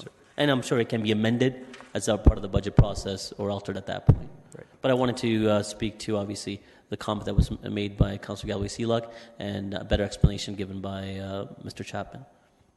Very good. Councillor Gazzola. I have two items. One, a little question on this. It may have already been provided, but could we get some indication over the last 6 to 10 years, the number of conflicts that have been recorded here, just so we get an idea of how big a problem this is? Something you can come back with. Yeah, so we'll go back as far as we reasonably can. Hopefully that's something that's tracked, but if not, it may take some digging, and so 10 years may not be possible. We'll go back as far as we can. Do the best you can. Right. Okay. Now, I have a comment on the market. Is that because that's one of the opinion papers? So on the market? Yeah. No, hold off on that. We're going to get to that afterwards. Councillor Fernandez. Okay, so I recognize we're not making motions. Councillor Singh has made his intentions clear, but I guess I was under the impression that since I had mentioned that I was considering a notice of motion to maintain the original budget of 2,000, that would be part of what our discussion would be on final budget day. So now we're going to have 2 items to discuss on final budget day? We are going to go through these in order on final budget day, and someone can put a motion out and we'll deal with it at that point. Mr. Chapman? But through the chair, my understanding under any scenario would be that the $2,000 that already exists would stay there. That's providing for training and some seed money towards this. The only question is whether or not that's increased or held at that level. Okay, because if I'm looking at Councillor Singh's intent, we're looking at a $27,000 budget. Where would that be coming from? Through the chair, that would assume that every member of council uses their full limit every year, which I think is highly unlikely. The bottom line is, though, if council puts any additional budget behind that, it will have a tax levy impact or it will be reallocated from some other area of the budget. Okay.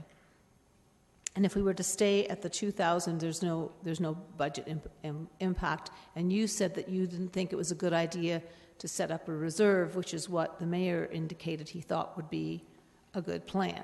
So is that something that we need to reserve discussion for another day, or should we be discussing that now, whether the pros and cons of having a reserve? I'd leave that to the chair. Sure, and again, we can work that out, I think, on final budget day when we think about it, some more information. I'm tempted to go into my own comments, but... Well, and I understand that. I think really this might be, I don't want to belabor this on final budget day because it could take an hour. If we at least have some understanding of whether staff feels, and Mr. Chapman, you've already indicated you didn't think there was a need for a reserve. The mayor thought that it was a good idea. Can we get an understanding before final budget day, if we don't come to some kind of a consensus now, of what would be the maximum and the minimum of a reserve if that's what we were to do? Would that be a prudent question? I think what's fair, just to sort of ties up a little bit, is like if an issue paper can come back, just giving, like we have, I think the staff has an idea. There was an idea thrown out at the $2,500 level. How you think we might fund that in terms of whether there should be a reserve or an annual allocation? Right, and so we would never recommend budgeting the full amount because it's unlikely that every council member would exhaust the limit every year. So what we can do is come back with 2 scenarios. One is how will you handle it if you are going to set a budget to it, and how will we handle it if notionally we'll attach no budget to it but monitor the expenditures over time. Yeah, okay. And just a quick comment. I just don't know if I feel that it would be fair for the taxpayer to have to foot a bill on conflict of interest. I think that when you choose to stand for election, you have to recognize that there may be times that you could have to declare a conflict of interest. So it's just my own personal feeling.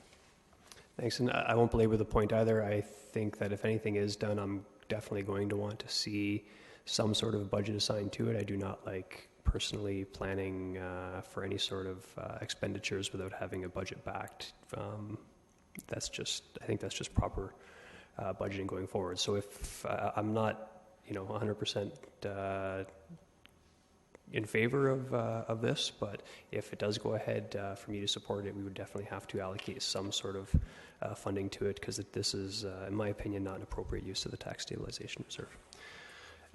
With that, we are going to break now into special counsel.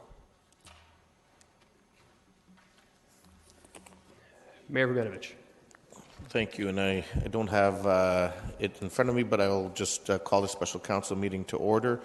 There was one item to go in camera on, moved by Councillor Fernandez, seconded by Councillor Ioannidis. All those in favor? Opposed? That's carried. Is there 3 readings as well on there? Does anybody have it in front of them?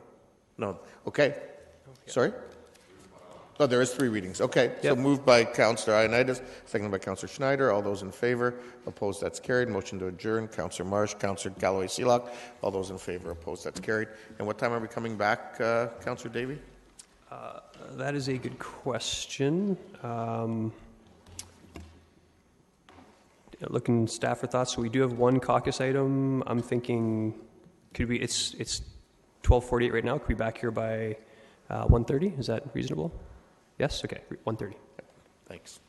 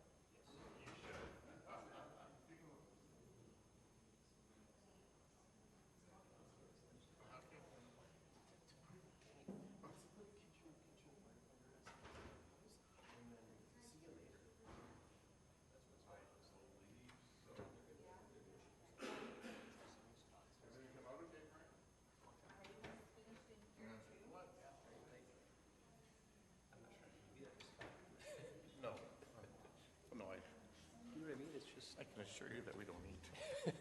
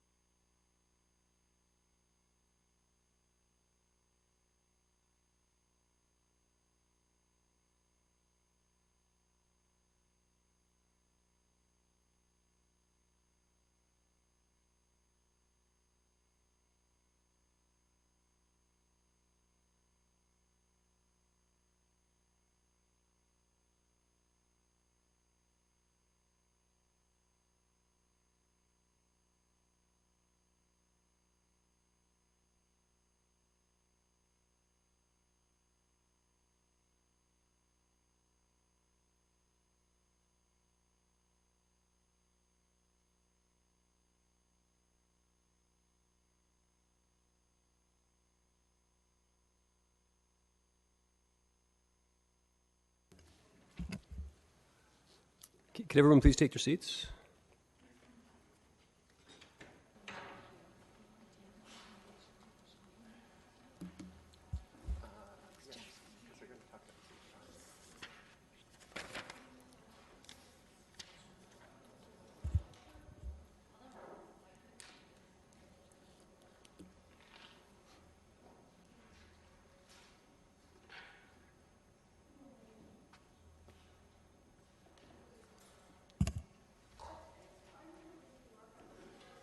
Okay, Mr. Haggy, when you're ready. Tim, can you click on my, or here, I don't know, it's not progressive. Oh, there we go. Awesome.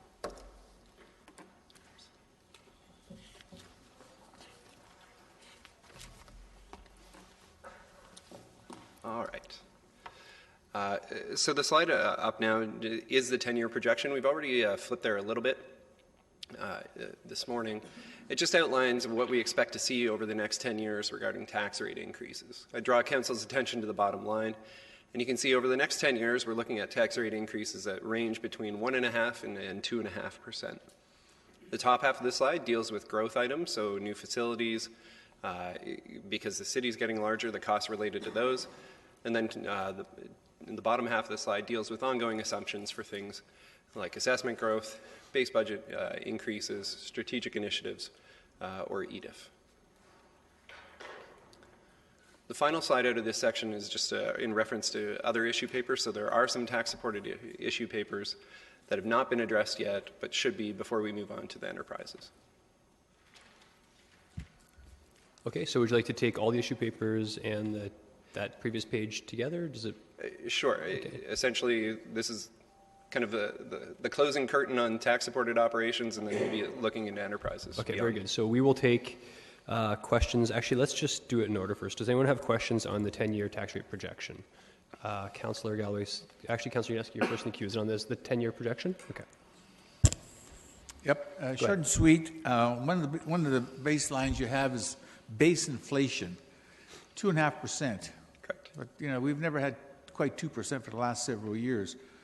Why wouldn't you look at 2% as an alternative, or what's your rationale for 2.5% for all the other years as well? So base inflation is the inflation on tax-supported costs. So it's not saying that that's what CPI is going to be. It's a projection of what we expect the impact on tax-supported services will be. And that would equate to, back on this slide, 72, you see base budget adjustments. We were at 233. So for this year, even though the tax rate increase is 1.75, our base budget adjustments were 233. And the 2.5 is based on a multi-year average. So that 233 that you're referring to, was that sort of similar to last year when we looked at this? Yes. When we moved to 2.5% as kind of the ongoing forecast to it, that was based on a 5-year adjustment, a 5-year average. Okay, so is this 2.5% sort of the higher end just to make sure you've got everything covered? It's not. It's just a multi-year average. Multi-year average. Okay, thanks. Okay. Councillor Galloway-Seelock. Just a question, and I may have missed it in here, but typically we do or have separate pages for strategic initiatives. Do we have any this year, or is that kind of a 0.5% that was just kind of There are none proposed this year, as we were trying to keep at inflation, and there were no signs that assessment growth was going to be more than 1.25%. So basically that 0.5 was just taken off the table right at the beginning? Yes. And that potentially could happen in years to come as well, In future years, correct. Thank you. Thank you. Mayor Rabinovich, on the 10-year projection? Issue papers? Okay. Councillor Fernandez on the 10-year projection or issue papers? Issue papers. Okay. That concludes the 10-year projection. You can queue in now if you have questions on any of the 4 issue papers. We're going to do them one at a time. So we're going to start on 111. That is the customer relations management. And Mayor Rabinovich, is it your question on that one? Okay, Councillor Fernandez, is it on CRM? Yes. Yes, Councillor Fernandez. So I know this is an ongoing process as we grow this component. Did we do a hire last year? And if we did, how many hires did we do last year for this? Ms. Miller. Through the chair, we actually hired in, I believe it was the fall of last year. We brought on two-year contract positions. One of them reports to IT, and one of them reports directly into the contact center. They were anticipated in the 2015 budget paper that came forward, where the entire CRM project was approved by council in the spring of 2015. And it was also anticipated at that time that there was a good chance that we would be needing them to become permanent in the operating budget, because we always anticipated that there would be ongoing work to develop and enhance the CRM once it was actually launched. Okay, so the CRM is fully launched at this time? It is launched. It launched on October the 3rd. The ongoing work is really about bringing on other lines of business. I think I did explain this to council in an email, that the first 3 lines of business that we brought on include the Office of the Mayor and Council, bylaw, and the Corporate Contact Center. So they're using it, and it was a very successful launch by all accounts. We need to look now more broadly across the organization in terms of who else can we bring on, who does it make sense to bring on, and the CRM platform is also the foundation of an online portal that will be built in the future. Okay, and thanks for the additional information, Ms. Miller, but I'm wondering, and I see that you are spreading this out over 2017, 2018. So I guess my question would be, how would it impact the rolling out of the CRM if we were to choose one of these 2 staff people for this year and then add the second person next year? How would that affect the rollout or the ongoing? As I understand it, and Dan, you can... I'm sorry, I can hardly hear you. I'm sorry. As I understand it, and perhaps Mr. Murray can elaborate a little further, both of those positions work in tandem with one another, so I don't know that it's possible to, have one and 1 year and then bring on the other one the next year. I do know they were critical to getting us launched when they did. We wouldn't be launched at this time if we hadn't have had them. Dan, if you want to elaborate any further. Sure. Through you, Mr. Chair. The staff that have been hired are on a contract basis at this point. So what was originally done was there was a 2-year period where we would be implementing and building the software. So we've done that as was contemplated in the 2015 budget that council approved. Those 2 roles, those folks are in those roles now, and we would hope to continue those positions on a permanent basis based on this, to continue to enhance and maintain that system and build in new functionality. The system there's a lot of features in it. It's a very good system. We've really just got it implemented at this point. There's a lot more work to be done to see through the vision of the customer service strategy, the online services, and tie into the mobile strategy as well. Okay, you said the words that often I get concerned about, and that was the 2 contract staff are hoping to become more permanent staff. Did I understand you correctly? I'm not 100% sure you interpreted what I said correctly. So the intent when we brought this forward in 2015 was that we would require these staff on an ongoing basis. We had information from the Region of Waterloo's implementation experience, as well as information from the vendor to support that would be required to successfully bring this software in and maintain it. So during the 2015 budget, when we brought that forward, we highlighted that. We have now gotten to the point where the implementation is up. We have certainly validated that we require those positions to continue on if we want to see this software properly leveraged by the city. So it was expected at that time that we would require to keep them. It's been included into the budget as part of the projection from 2015, but it's council's brought back to council to be approved as we go forward. Okay, and I think that's where my concern is, because I think I was under the impression that they were contract support resources for the period of time until the implementation, till everything was up and running, and then we would review. So, not that we would end up with 2 additional staff. So, I'm having a little bit of a problem with that. Okay, thank you. Mayor Vabenovich? You want me to go on to number 6 right away? Oh, pardon me, no. Any more questions on CRM? Councillor Ioannidis, is it on this? Okay, Councillor Ioannidis. Thank you, Chair Davey. Jan, I'm wondering if you can give me an update on the priorities of the CRM is in relation to our strategic plan and our business plan. In terms of? Like, what was it ranked? The CRM? Like this program, like customer service, like what was it ranked among council's priority? It was among the top priorities in terms of the business plan exercise that you did. There are 2 customer service related business plan objectives currently. One of them involves the acquisition and implementation of CRM, and this is the natural fallout from that work. Okay. And can you give us what the cost is for this system? What did it cost the city? The original issue paper that was approved in 2015 was for $1.1 million, and that included $832,000 for the CRM itself. We did save substantially in terms of not having to pay for the licensing because we have a deal through the Region of Waterloo. Okay. Recognizing that this is a priority of council, why wasn't this just not added into the budget? As part of the corporate leadership team, why wasn't this added in? Like this to me... It is included in the budget. I know, but... Like the dollar value is included within the 1.75% allocation.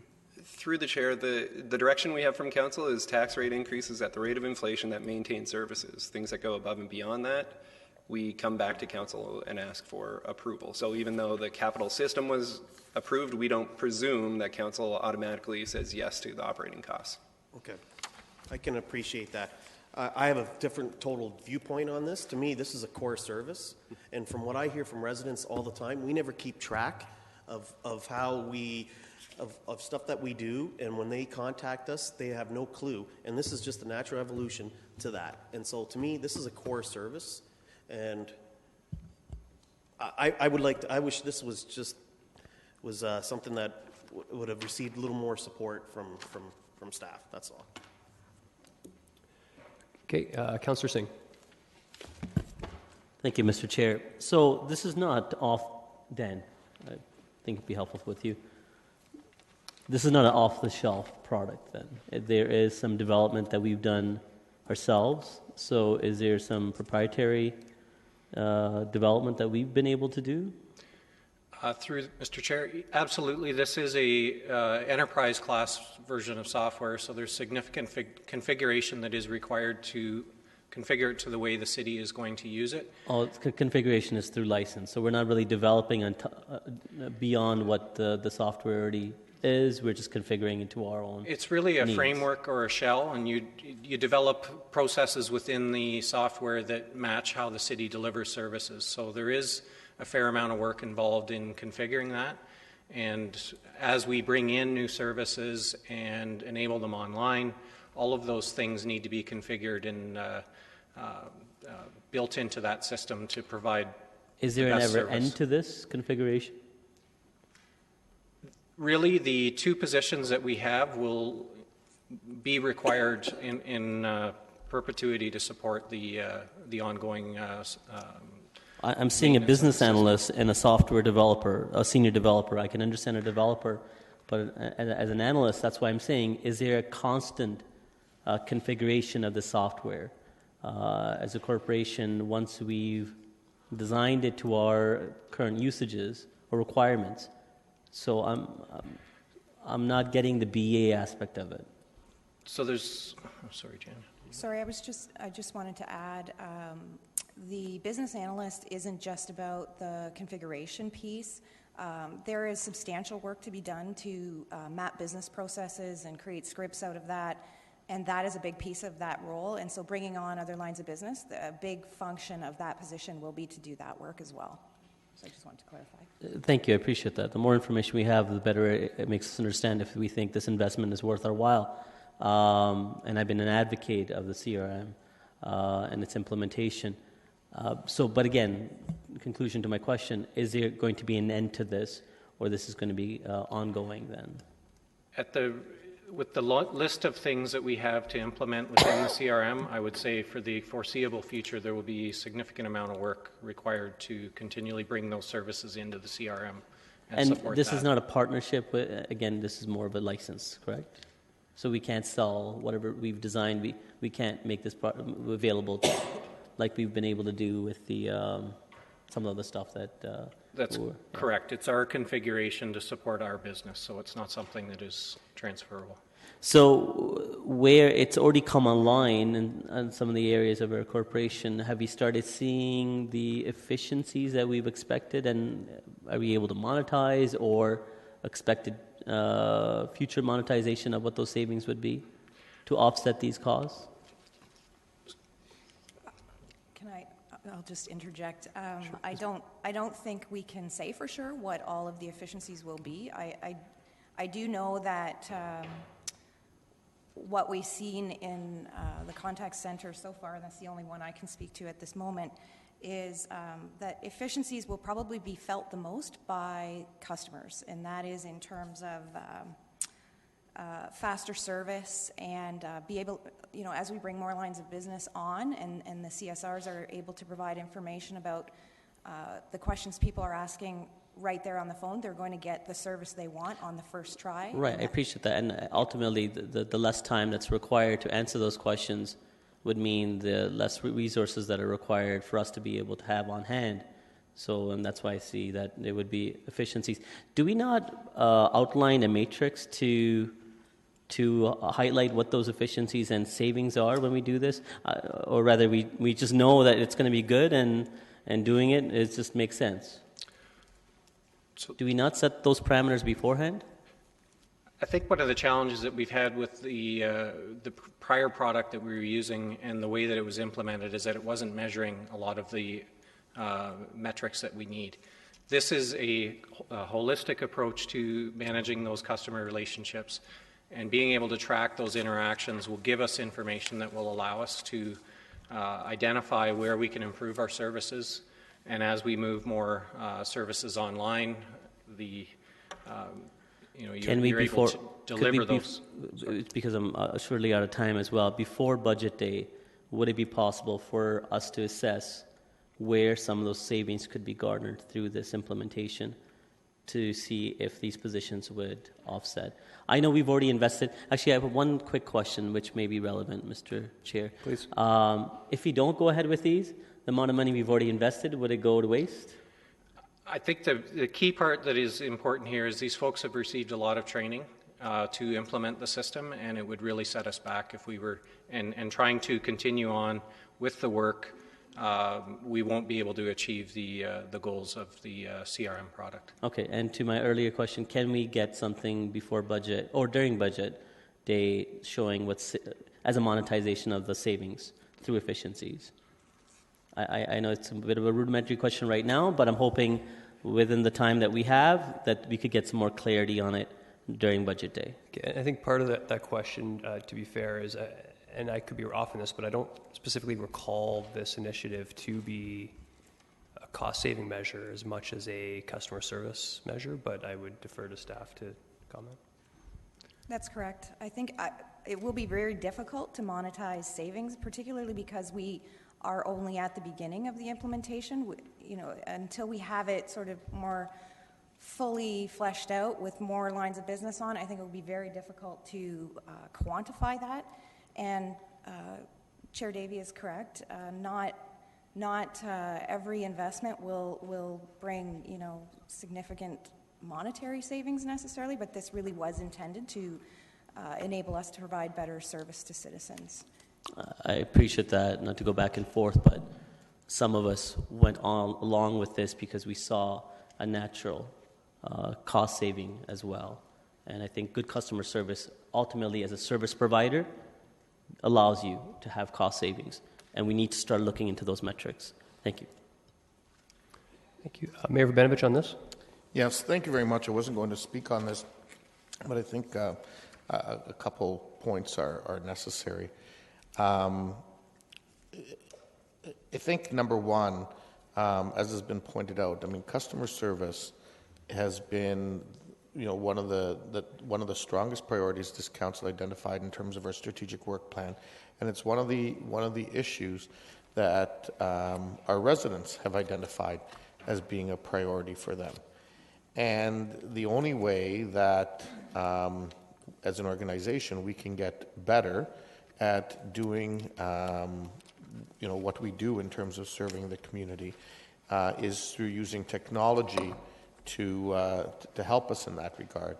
And this is, in 2016, a critical tool in order to be able to effectively support our residents and the work that they're looking for the city to be done on a variety of issues that they contact us for. I think staff did the right thing in the first place by approaching it from capital until they determined what the longer-term needs in this regard were. They've identified that they now need to be more permanent in nature, and that's what's being discussed here. And it's being done within the budget parameters that council has identified. So certainly I will be supporting this, and we'll hope that council will as well. I think it's also important to note that there's no doubt in my mind that staff and the budget review committee, which is made up of our senior leadership team, has given this top priority. I mean, it's why it's here, and they're saying that those funds need to be there. They need to be allocated going forward, and so I want to make sure that the comments of some members of council aren't being construed by staff that's not valued and appreciated, and that council also understands that staff have made this a priority going forward. So again, this is something that we have identified, and it needs to move forward if we're going to be able to make use of effective use of the systems that we've acquired. Thank you. Councillor Fernandez on this? No, 105. 105. Councillor Gazzola on the CRM? Go ahead. Yeah, I want to, most of my questions have been answered, and there are a lot of good questions asked. And I don't have a problem with this, but I would. We've spent over $1 million getting this asset, this technology.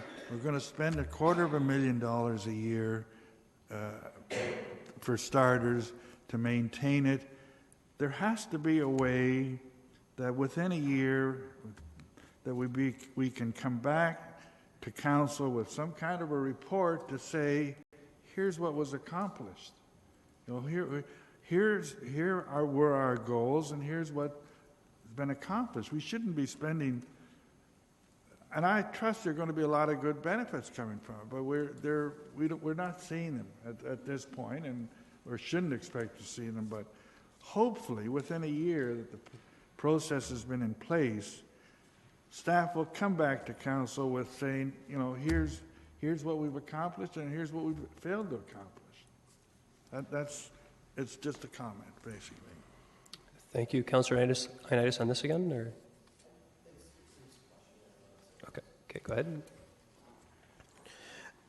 Where does Engage Kitchener relate to this?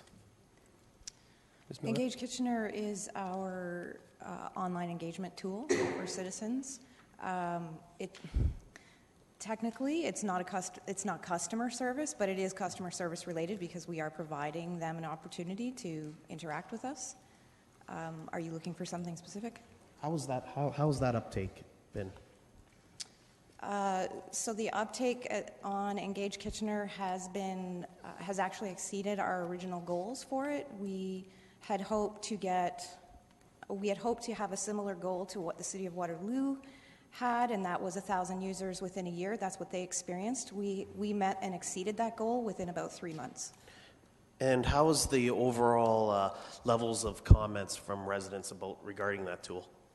In terms of how the experience they have in using it, I believe 94 or 95% of them it's all positive. Okay. I think my point is, I think that this would have a similar effect. Councillor Marsh on this? Go ahead. Yeah, I wasn't going to comment either, but I just want to quickly mention, so if Engage Kitchener is not considered as a part of the customer relations, I'm just wondering how does Ping Street fit into this picture with regard to CRM? So Ping Street is our lone mobile app, and it does provide services in the sense that it provides information to people, and they're able to use it to report a problem to the city in the same way that they can go on the website and report a problem, and in the same way that they can call the contact center. So it is a customer service tool, and it's the focus is really on providing channels and then mirroring the ability for people to get service across all of those channels so that they receive a consistent, it doesn't matter how they come to us, the experience is consistent. And so then are you, if I can just ask you to elaborate a tiny bit, are you saying that when somebody engages with the city using the Ping Street platform, that the data that we learn from them, or that we the information that we have to share back and forth is captured in our CRM system as well, just in a different way, or? It isn't at this time, and I don't know if Dan, you want to elaborate on that? But I know there are some integrations to be built between programs. Ping Street may or may not be one of them. Right now, the statistics and the analytics that we get are in a separate report. But any time that a citizen does use it to contact us to report a problem, those do go through the contact center, and work orders are created, and that is captured in those statistics currently. Right. So then when it gets to the contact center, then it enters into our CRM system, and yeah, okay. Yeah, so just following up on what Jana had suggested, that is the things like Ping Street accept service inquiries and requests from residents right now. The plan is, yes, all of that will come through CRM, and that is the one place where it will be captured and be able to be reported on. In case that person calls in afterwards and says, has this been dealt with, we have that record, and to be able to link those types of requests, and also to feed back to people when something has been completed, that we can do that full feedback loop to the resident and make sure they're aware it's been closed out. Yeah, I like the second part of your answer. So what you're saying then is that we are intending to close the feedback loop, not waiting for someone to just when they have extra time, call in and ask if it's been followed up on. Absolutely. By what I meant by if they called in, if they chose a different channel to come in, that they'd still get the same information, and that we would have what the request was originally. That's all contingent on whether or not the resident wants to be identified, but for those who do and want to be returned back a status, we can easily do that through our enterprise systems and the CRM. Okay. And circle back. So further to Councillor Gazzola's comment earlier, I just, and Councillor Singh is asking for a monetization of the value. I'm not as interested in that. I'm interested to see the benefits, and so I want to see, for example, yes, we've been able to close the feedback loop on this number of calls, or some, I want some. It would be great if Council could receive a report in 2017 about the value added that the CRM system is receiving. Would that be possible? Can I answer? Yes. Absolutely. I think the key is we just went live a month ago with the system to replace what we were doing before. So this is the beginning, really, of where we can see this system start to deliver great results for Kitchener. Wonderful, wonderful. Thank you. Councillor Singh, I have in the queue on this comment. Okay, actually, just before we get to comments, then I do have one question. I guess in terms of the showing the progress, right now things are falling through the cracks with the old, or they were falling through the cracks of the old system, and we weren't measuring them. So I guess I don't really foresee how you can bring back a measurement with the new system if you weren't able to capture it in the old system. So I just want to be clear on that point. Like, I think you can bring back a report that says this is what we can do now, but you're not going to be able to show the things that were falling through the cracks before because we couldn't measure them. Is that an accurate assessment?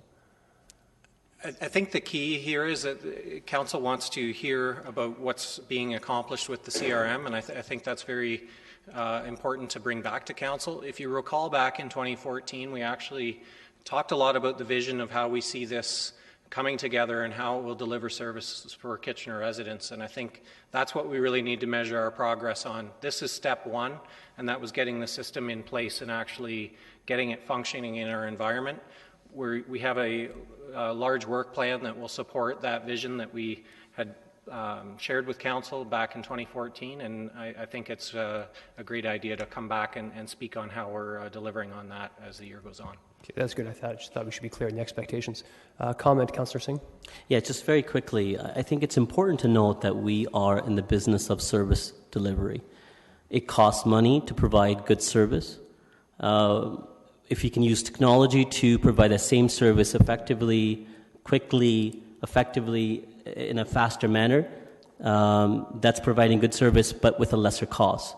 So monetizing and seeing how we can save to provide that same service faster, quicker, better, use of technology, it goes in hand in our, I guess, our ideal purpose of providing good service to our taxpayers, which is our customer. So it's never a bad idea to see exactly what the savings can be and are through use of technology.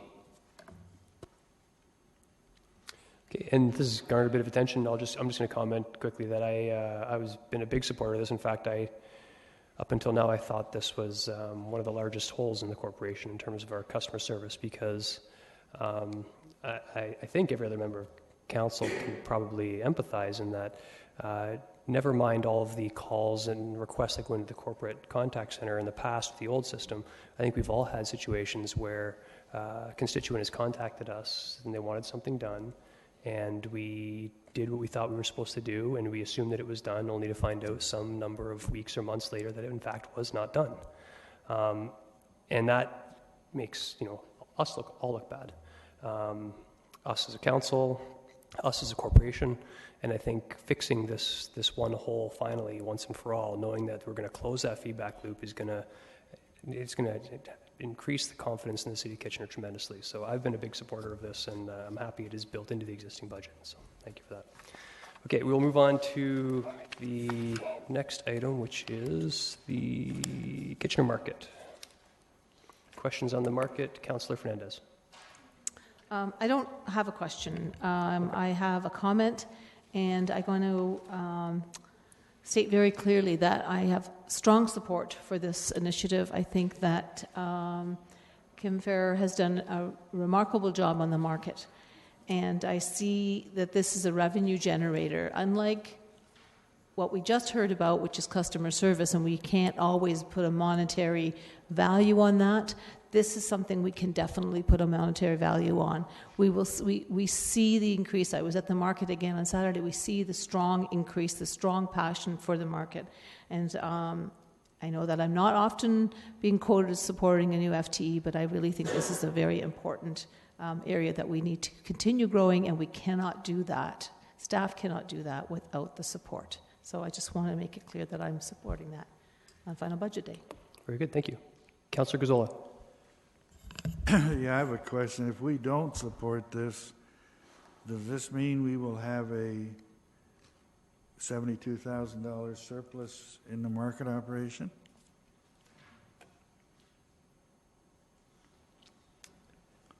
Ms. Fear, I think that question's for you.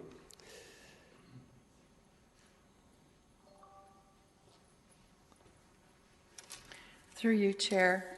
How we're funding this is $57,500 is actually coming out of the operations budget, and it's half of it is by decreasing current expenses, and the other half would be from revenues. So we are taking a look at the economic development budget for the balance, and that would be the 15,000 in economic development savings. I guess I would have to say that yes, in fact, that money would be there, but it's very tight. Like, I'm left extremely lean, and I know that the work is cut out for me next year for our team in order to make sure that we've got the same revenue that we had this year. And I'm faced with a meeting with the mayor with regards to Oktoberfest, so that's going to affect negatively some of the revenue that is projected, and as well. Also, it would definitely negatively affect building new revenues for next year. Is the mayor browbeating you or what here? I guess Pardon? the answer is that if we don't approve this, we'll have a $72,000 surplus in that account. Okay? That was the answer, yes. Yeah. And further questions, Councillor Zoll? I'm going to leave it at that. No, I have some real problems with, if I can just read what it says here, and this is, I feel this is repeated many times over, and I've always said this. It says here, the funding for this position has been found completely within the existing Kitchener Market and Economic Development budgets, so no additional funding is required. Wonderful. Correct. And I look at the other side of the glass and say, does that mean we've had more money in those budgets than we need? That's the other side of the glass. I always look at the bottom side of the glass. Having said that, I wonder, is it possible to get, and we've had this in the past, to get a summary from staff of all the additional FTEs that we're looking at in this budget? And if we're looking at a contract going to an FTE, that should be listed on the summary sheet. We've had that in the past. Mr. Haggie? Through the chair, that's included as part of the budget resolution, so there is one of the clauses in the budget resolution that explicitly lists off all of the FTEs. Good. Thank you. Very good. Councillor Singh? Yeah, I think ultimately this will be, it's tax supported. It's not, or it won't be tax supported in the 2017 budget year, so that's why there's no impact. And I think it's important for us to recognize that it's found within the existing operations. Yes, there would be additional monies available, but again, it's better utilization of what's available in the operating budget for the market.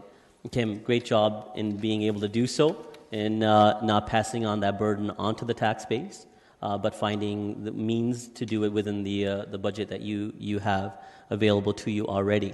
The other thing is, with this additional FTE, I don't want to put you on the spot, but is it fair to say it would definitely allow you to broaden the programming of the market? Obviously, if you broaden the programming of the market, it does create revenue, in which case, hopefully improving the bottom line of what the market brings back to as an asset. Is that fair to say that? That's certainly the intent. So with the newly approved strategic plan, we have several initiatives that we want to launch, and it would be very challenging to be able to successfully launch the next 4 years and deliver on those programs that we would like to. So, yes. Excellent. Definitely. So more than anything, I see this as a improved reinvestment. I have a couple of minutes, so I'll make a quick comment. A number of years back, a report came back through Economic Development team to soundproof the kitchen in the Market Square. I tried to pose that thinking that it's just frivolous spending. We're not going to get anywhere near the returns to be able to pay for the cost in soundproofing that kitchen. I was wrong. I wanted to admit I was wrong, because obviously with the information that was provided saying that the kitchen is a success and continues to broaden what the value of what it is in the market, as well as economic return too. So I see this in correlation to the same thing. This is a good reinvestment in broadening the programming, and of course, hopefully I'll be right this time that it will improve the bottom line and increase revenue from the market. Thank you. Thank you. On this, Councillor Ioannidis? Yes, thank you, Chair Davey. And going on the premise of I was wrong, just on my comments earlier, I was looking at the additional 101,000. I was thinking it was for this year, and I just want to apologize that it is in the budget, and I was wrong.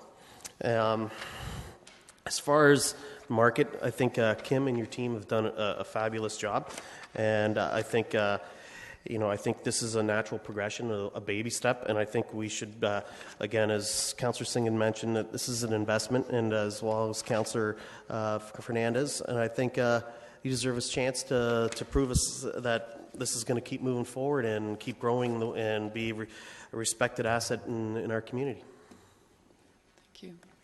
Thank you. Mayor Rabinovich? No, number 6. Number 6. Councillor Schneider, pardon me. Thank you, Chair Davey.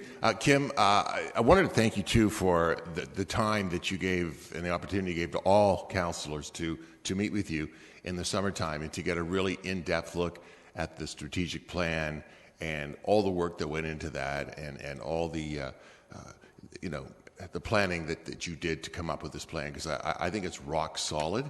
I'm quite amazed that you're able to do as much as you are with limited staffing there. But seeing how the market has become much more than just a Saturday destination point, the different uses for it, and our whole Make It Kitchener philosophy that this new strategic plan is going to embrace, I think it's a great investment. I think it's going to do better than you expect. Thank you. Councillor Gazzola having the queue again on this. Go ahead. I just want to put something out here. Everybody, this is great. We're going to spend another $100,000 a year for this. I'm hoping that in a year or so you can turn to me and say I was completely full of it, that you're going to show your return on it is going to be 110, 120,000. But if I have to look back and having spent 100,000, it brings in 25,000 more. I'm going to question it. So please, prove me wrong. Councillor Marsh on this. Thank you, Chair Davey. The market adds value far more than just being, it's not a separate enterprise that we're looking to just gain revenue. This is a community amenity that is seen as an essential part of the fabric of our community. And so as much as other councillors might like to see a full return on investment and just, make it completely profitable. I think that there will be other ways that you can measure the benefits of this position and of the market in general. And so as you move forward Kim, a question. Here's a question. As you move forward in implementing your strategic plan, will you have measurables that you'll be able to report on in terms of just a few indicators that can show us how you're moving forward on your different elements of your plan? I plan to come to council in February with a business plan, and within that business plan I'll identify milestones. It will also include charity, because I know that's important to the community as a whole and certainly to council.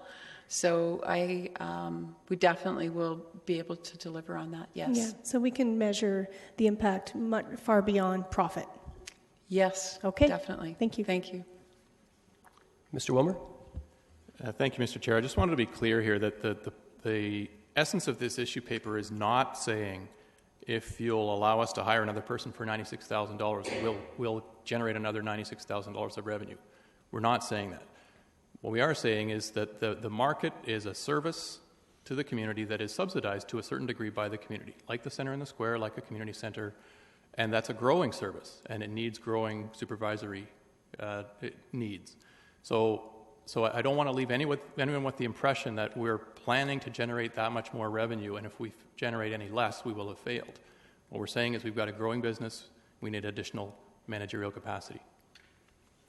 Thank you. I was going to comment something similar. There no one else in the queue on this item. Just that we went through audit committee on this, and we saw from the audit report that the staff in this area were significantly overworked at that time, and this is just it's a required incremental bit of work. The part that frustrates me somewhat was when I hear that there's any concern whatsoever that staff managed to reorganize some of their budgets to incorporate an additional FTE within their existing budgets, because that is exactly what we've been trying to get staff to do for the past, and to their credit, they've been doing it for the past several years. You can't have it both ways. Staff comes to us with a new FTE outside, everyone throws their arms up in the air and says, we can't add any more staff. So to do the required work, they come back and say, you know what, we've tightened here, we've trimmed this person, we've got more work out of this person, we can actually accommodate an additional person within our existing budget. So you can't complain about that too. You can't have it both ways. And frankly, I think that's one of the reasons why we're facing a 1.75% tax increase versus our comparator municipalities, which are all significantly higher. So that's a sticking point for me, and I don't want to belabor it, but whenever staff comes forward, and Mr. May's touched upon it before, whenever staff can come forward and said, we found a solution, yes, it requires an extra person, but you don't have to pay for it. We've got it within our existing budgets. That is a good thing. Okay, moving on to the funding for Op6, funding for physician and specialist recruitment programs. Mayor Vojinovic. Thank you very much, Mr. Chair. And so just on this one, I've read the report. I've also had an opportunity to speak with Ian McLean from the Chamber, as well as members of the committee when we were participating in the recent recruitment effort that involved physicians, emergency room physicians, and specialists just 2 weekends ago. And the reality is that our partners are counting on us to continue to be committed to this program in the amount that's been identified. The City of Waterloo has already committed their share, their $20,000 towards the program. And while I know staff are only recommending $10,000 on budget day, I will be moving that we increase that to $20,000.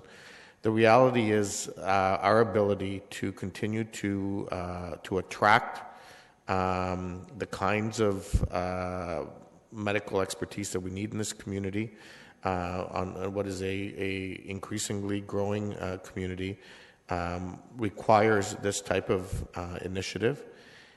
Fortunately, we had a good number of doctors who actually did come and participate in the recent recruitment weekend, which does speak to the fact that the program is working, that there is interest in the community, but we continue to have shortages. And I do know part of the challenge right now, even between our two communities, is that the shortages are evaluated by the province based on an imaginary line according to postal code.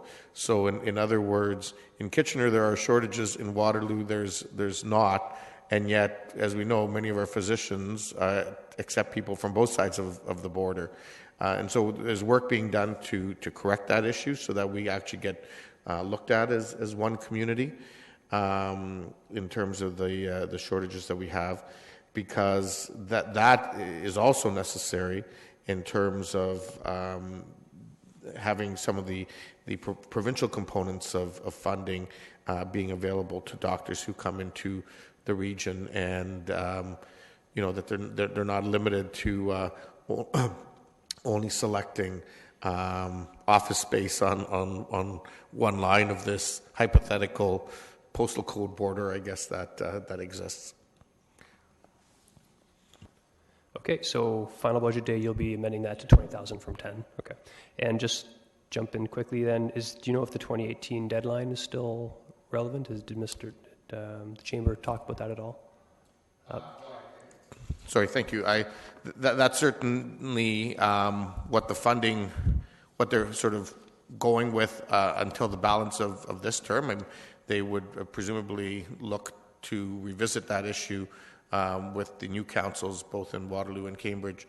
I mean, as you know, Waterloo does a 3-year budget, so they've done all their approvals for 3 years, and obviously at that point in time, we'll see where we sit. based on the physicians coming into the community. I find it interesting they're on an election cycle. Mr. Wilmer? Thank you, Mr. Chair. If it's Council's intention to fund this on an ongoing basis, you'll note that the issue paper does suggest you put your mind to the funding source as well. Correct. Okay, questions on this? Councillor Singh. Yes, question and then I have comment if I have time. The 10,000, it has been coming through out of the Economic Development Reserve. Can it not continue coming out of the reserve then? Mr. Wilmer? Because that reserve is adequately funded. Through the chair, yes, it can for the short term, but because the reserve is a limited quantity, although right now it's got a healthy balance, there are also a lot of commitments for that. So really, if this is an ongoing operating cost, it should have an ongoing source of funding, and that is a limited reserve. And I ask this question not in challenge of what we're doing. I think this is a good endeavor. Just as a comparative, other municipalities across Ontario, is it a kind of a similar type of approach where municipalities, partner with local hospitals or chambers to attract physicians to their communities, and that's part of their ongoing funding? Through the chair, I think perhaps Mr. Bennett has more insight on this than I do, but my understanding is through the Chamber of Commerce, it is a very competitive aspect of this that we realize we're in competition with other communities. Mr. Bennett? Through the chair, yes, there are other communities that have a similar program, and they have a variety of funding sources. Some are through the municipality, but they also do fundraising as well. And as Mr. Wilmer indicated, it is very competitive. It's difficult to get these doctors to want to stay and practice in our community, and that was one of the reasons why we went forward with the School of Medicine. Okay, thank you. Councillor Singh? And which is great, but that doesn't speak to, and I think those are larger dollar contributions and commitments to ensuring that we have that here within our community, but we're talking about 20,000 of a attraction tool. And I was saying, do other communities do that as well? Some communities spend more than the $20,000 that we're suggesting. Some spend between $50,000 and $100,000. So I'm assuming, naturally, who takes the lead on this? Our Kitchener-Waterloo Chamber of Commerce does? In some communities, it is the Chamber of Commerce. Others, it's a not-for-profit organization that does it. Okay, and because the Chamber takes the lead, and what they've been doing typically with 10,000, I think Waterloo was doing 10,000 as well. So 20? Always 20? So with us being able to increase it by additional 10, what more would they be able to do? And I'm guessing they also go out there look for additional dollars as well from their business community? What the Chamber likes to see is the community and the municipality take a lead. So our $10,000 in the City of Waterloo's $10,000 would be the lead. And then what they do is they use that to leverage support throughout the community as part of their fundraising initiatives. No, sorry, I'm hearing 10,000 from you. I know we've been doing 10,000.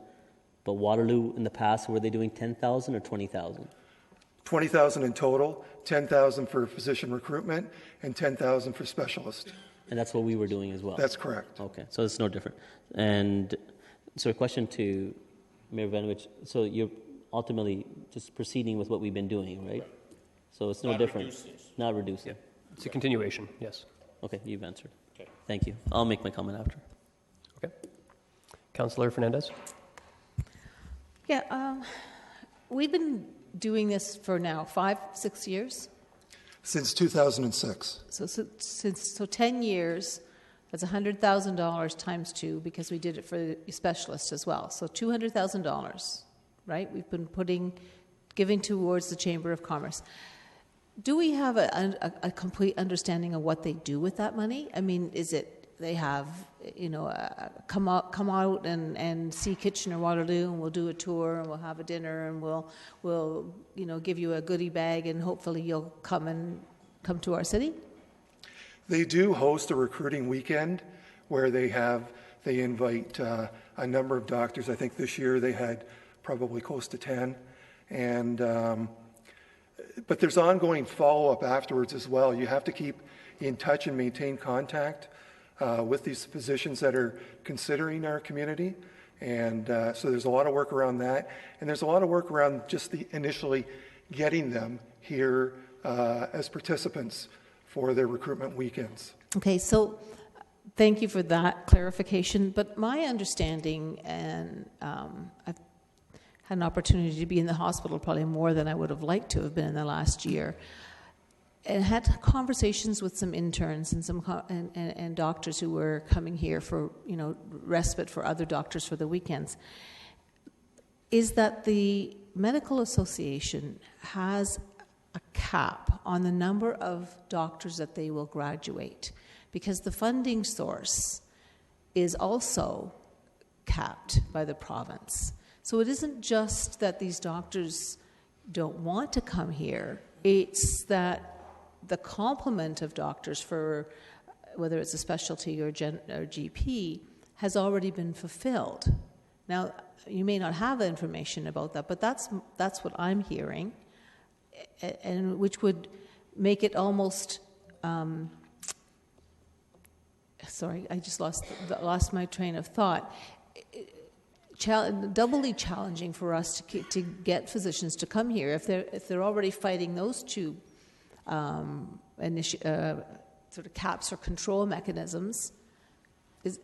Can you help me understand? Is that your understanding as well, or am I getting my information from the wrong sources? Mr. Bennett? So there is a competition for talent, and that's what hosting these recruitment weekends and ongoing initiatives are all about.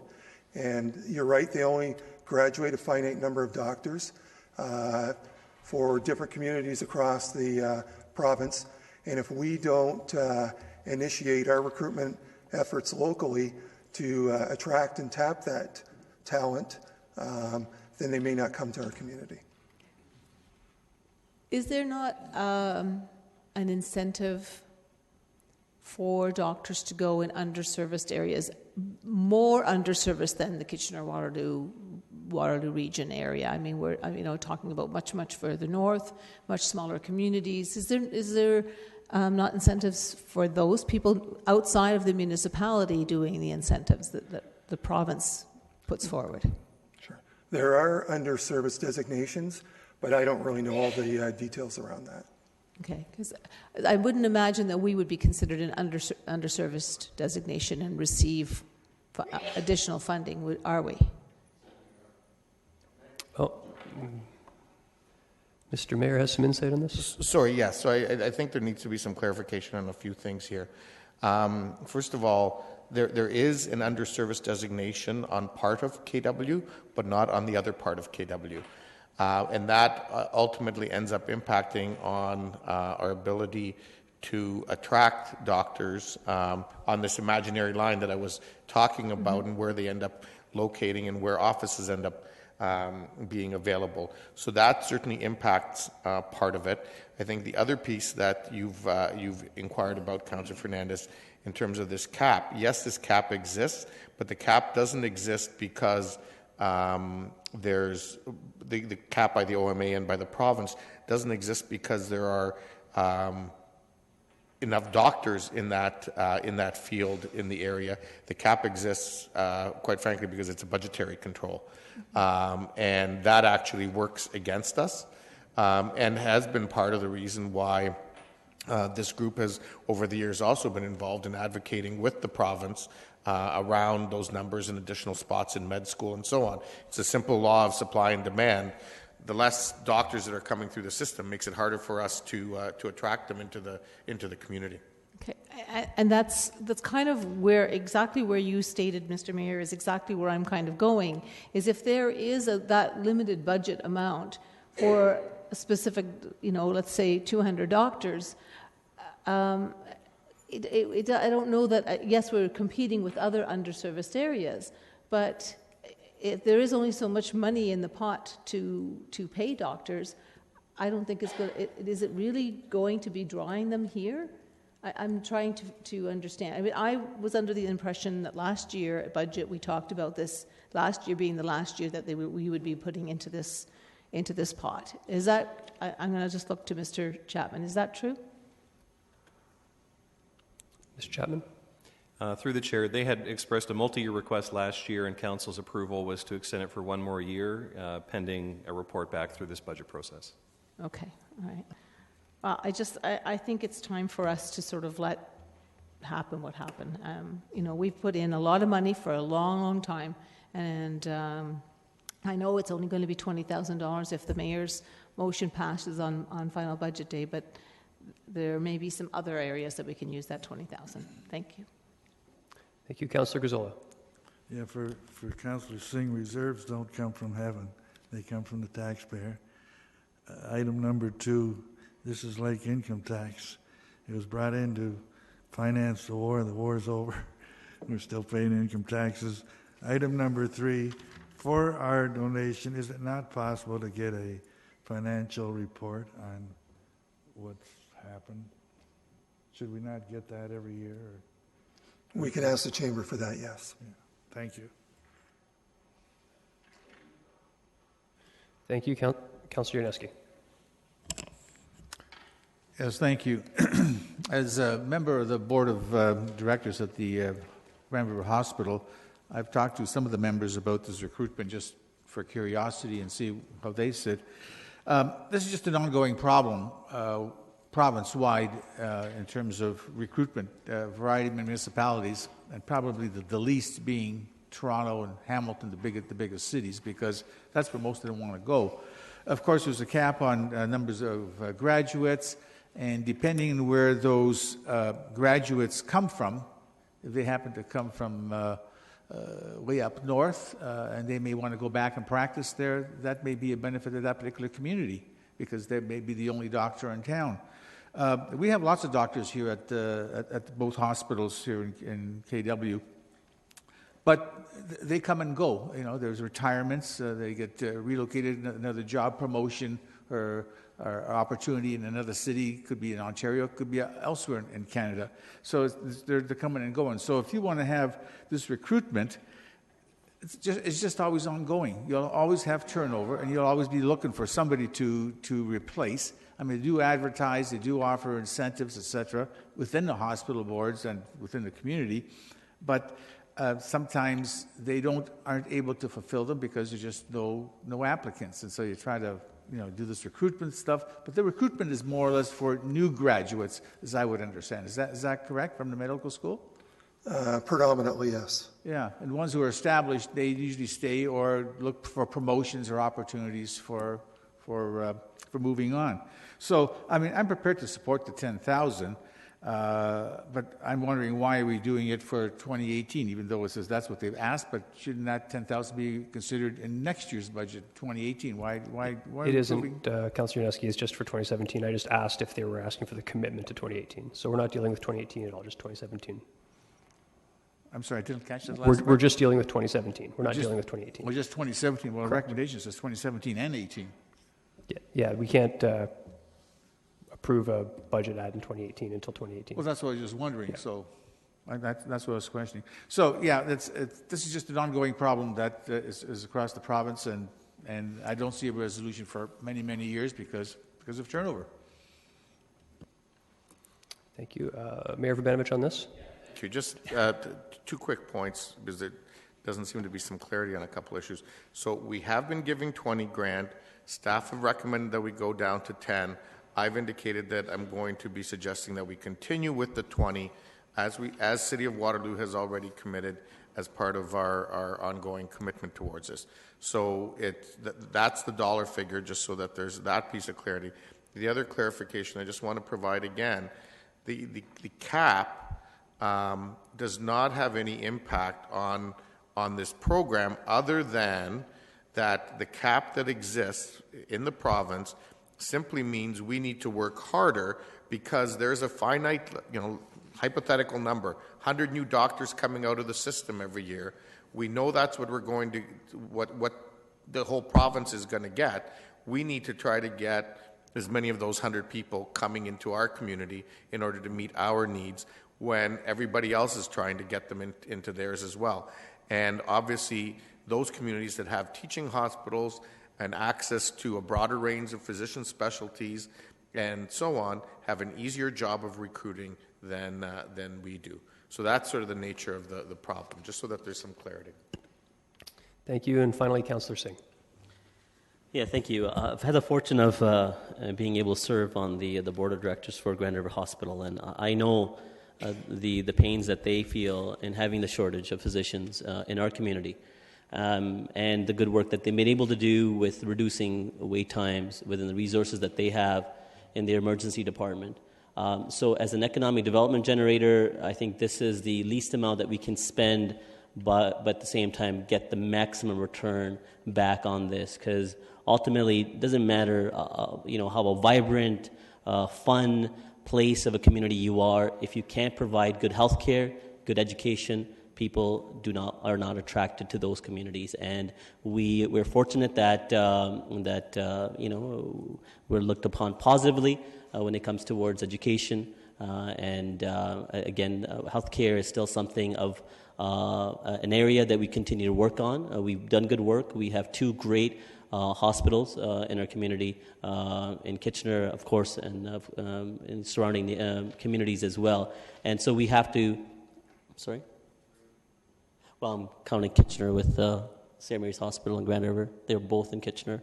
I realize there are other hospitals in other communities.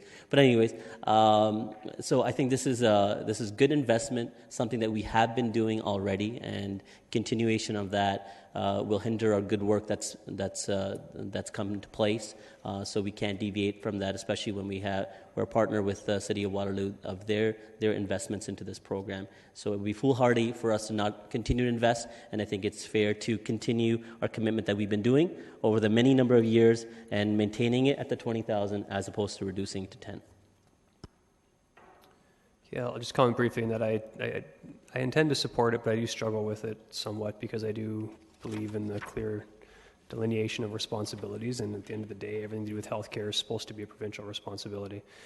Having said that, I will support it. I will ask staff or the mayor if they could look into some clarity in terms of whether you do see a sunset on this in 2018, because otherwise we really should be looking, if this is an ongoing funding source, or a requirement for funding, we need to look at an ongoing funding source, and by the same token, we need to look at a bit of a deeper dive on this whole issue because, again, I am still a little foggy on the jurisdictional boundaries. Mr. Wilmer? Through the chair, to answer your question, the Chamber's request is for ongoing funding.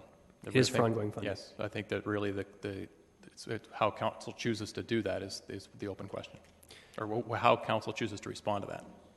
Okay, if that's the case, I'm not going to request, but it might be worthwhile for someone to speak to the Chamber to come in and make some sort of presentation at some point, because if this is going to be an ongoing funding of $20,000, I think it deserves more than an issue paper for us. So, okay, moving along.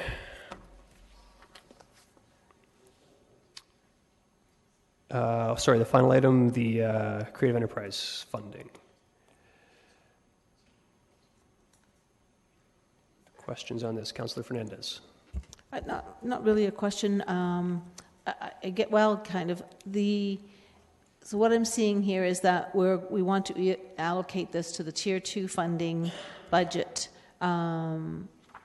Will that cover off some of the funding deficiencies we've seen in the past, or is it just offering money that we already were sending to them anyways through the CEI?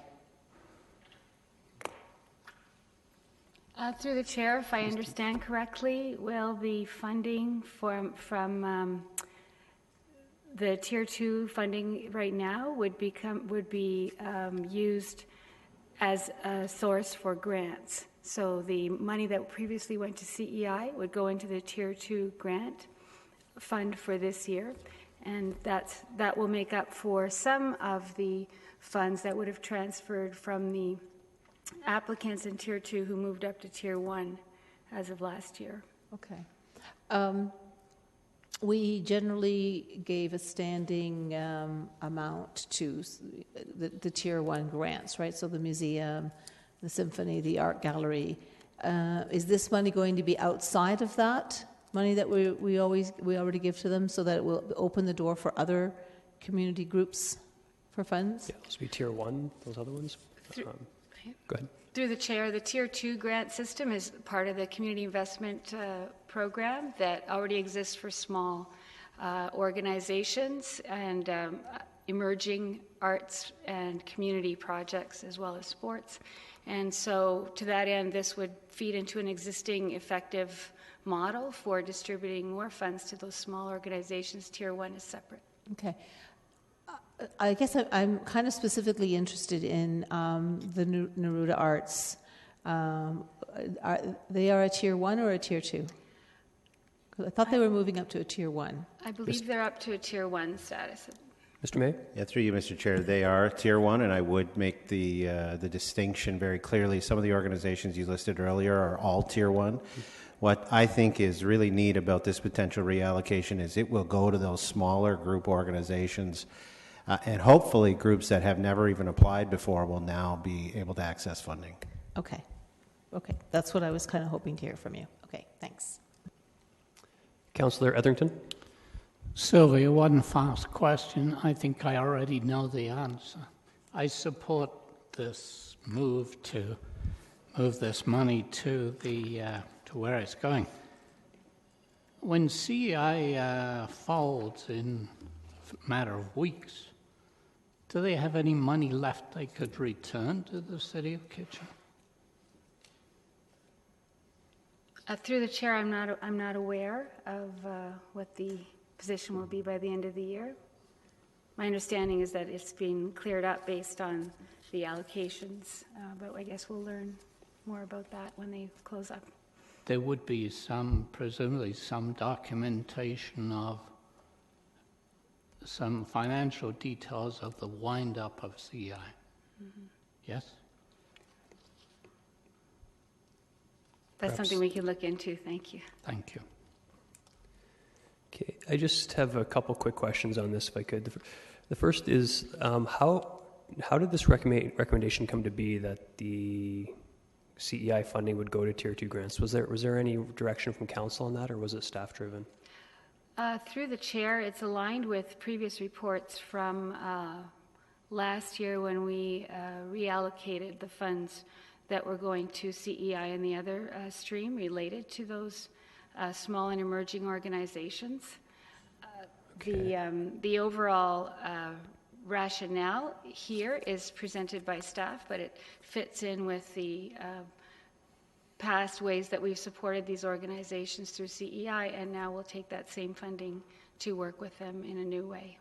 Okay, I'm actually ignorant of it, but are you aware of other local municipalities? Do they have the same sort of granting structure? Do they have like a Tier 1, Tier 2 similar sort of granting system? Through the chair, municipalities each have their own way of approaching it. Ours is an effective process that allows for in-depth review of the applicants in 2 different areas, and I think brings a fairly robust package to the community and back for council to consideration in an efficient way right now. So, but all the municipalities have some leveled funding available. Okay. Being that we do have some other significant budget pressures in this budget, I take from this recommendation, aside from the fact that it's sort of in line, is it safe to say, is our Tier 2 funding, is our current level, is it underfunded or has it been declining? Currently, the Tier 2 levels are less than 200,000, and one of the advantages of this transfer is to allow for those organizations who graduate to Tier 1 after multiple years and tend to grow and become proven in their delivery for the community. They move up to Tier 1 and they take that funding with them. So this is an opportunity to replenish that fund a little bit this year. Okay, yeah, I understand they take that with. So in your recollection, has the Tier 2 declined significantly then as they took the funding to Tier 1? Like, do you recall a ballpark figure of the highest Tier 2's ever been? It was a little less than, I think it was close to 50,000 last year that moved up to Tier 1, but I stand to be corrected. Okay. Mr. May? Yeah, through you, Mr. Chair, I would just say that the way that our grant system works will require us on an ongoing basis to be looking for funding to top up Tier 2. Because the system allows groups to go to Tier 1 and take that funding, if we do nothing over time, Tier 2 will be eliminated. I think the approach that generally Council has had, certainly the past 4 or 5 years, is try to put more money on Tier 2 to put a greater emphasis on those smaller organizations. Okay, so that, I guess that's part of my concern then. Like, have we ever done an analysis then on, because it seems to me that Tier 1 is a growing beast that needs to continually be fed with new funding. Have we looked at comparative municipalities and on a per capita basis in terms of our granting, just so we know where we are in terms of whether, are we overfunding, are we underfunding? That would help me make my decision. So through you, Mr. Chair, we have not done an extensive analysis as you're suggesting in my time. My understanding, because it was done previously, is that it is a very difficult and time-consuming task. Not the kind of task you want someone to ask or issue. Before a final budget day. Okay, I'll hold that thought. Thank you. Sorry, more people in the queue here. Councillor Fernandez on this. Sorry, I probably should have asked this question just as a what if. What if this money, if we were to look at this money as an optional pool of money that we could sort of move through a couple of different possibilities and scenarios. So I'm thinking, could some of that be used towards the Doon Pioneer Park Community Association? Could some of that money be used for the Integrity Commissioner? Is that, I mean, I'm not saying this is what I want to do, I'm just asking the question that is that a possibility? Is that a viable suggestion? I can jump in and say yes, it's a possibility, but that would be a decision of council in a motion. So essentially it's up to us if we want to carry on using this money for the arts or not. Correct. Okay, thank you. Okay, Councillor Galloway-Seelock. Yeah, just having read the report and that this is a move forward, is it something that's easy if we put it into Tier 2 for 1 year and then take it out the following year? Through the chair, this Tier 2 allocation is funded annually depending on what's in there. So if there's funding available and council chooses to allocate it in that way, I suppose Mr. May could comment further on it, but we have hundreds of thousands of applications each year in community, sport, social, and arts and culture out of the Tier 2 grants, and a lot of very valuable community projects are suggested through there. So it's a question of making the best with whatever funds are available. Mr. May? Yes, so through you, Mr. Chair, just to follow up on that, and I'll just read you a few numbers, but we can certainly circulate this to council. That's absolutely correct. Every single year we get more requests than we have budget for. As an example, last year we had $360,000 worth of requests. The year before, $422,000. The year before, $560,000. So it really is about there is more demand here than we can fund, and so if you were to reduce it, it just means fewer grants would be given out. Right. So, but if we typically give somebody a grant 1 year, we don't always give it the next year, but we may give around the same amount, right? So it could give expectations to one. I'm just trying to decide if it's best to put it into the Tier 2 grant process or hold it off for a year, because we have the broader arts hub discussion going on, and I'm just wondering if those funds might be better held back until we have that broader discussion. So it's just something I'm thinking about for final budget. Mr. May? Through you, Mr. Chair, that certainly would be a direction that council could give. I'll just point out that Tier 2 grants go they go broader than just arts and culture. Mm-hmm. So I would not want you to lose sight of that fact. Thank you. Councillor Marsh. Thank you, Chair Davey. So the funding that previously went to CEI, which was an arts organization supporting other arts organizations and groups and individuals. I'm taking it that one of the reasons why you chose to recommend that it go into Tier 2. So was that because you'd like to see that money continue to go to arts and culture organizations? Through the chair, it's most closely aligned with the original mandate for the city to support CEI is for those smaller and emerging organizations. There tend to be a lot of new applications each year, and this is their one opportunity to have a chance to grow what it is they contribute to the community. Okay, and Tier 2 is never a finite amount. It's not the same amount every year. Is that correct? Can staff remind council how we come up with the number that is available in Tier 2? Mr. May? So through you, Mr. Chair, what happens is there is a corporate direction set in terms of the overall increase to Tier 1, Tier 2, and a few other smaller grants. Basically, we take some percentage of that. So this year, Tier 1 grants are looking at a 1% increase. Whatever's remaining basically goes into Tier 2 after that. Right. Okay. And as a separate note that's unrelated to the CEI, if I may. Please. So just regarding Tier 2, I'm wondering if it pleases this council, if we could direct staff to come forward with an issue paper regarding the possibility of separating out in-kind parking contributions to Tier 2 grantees that would be a separate item from the cash grants that we provide.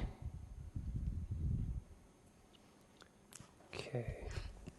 I think I understand, but I'm not sure that needs to be part of the budget process. You mean for the Tier 2 grants when we deal with the Tier 2 grants? Mm-hmm. So when we deal with the Tier 2 grants, a lot of times what eats away at the Tier 2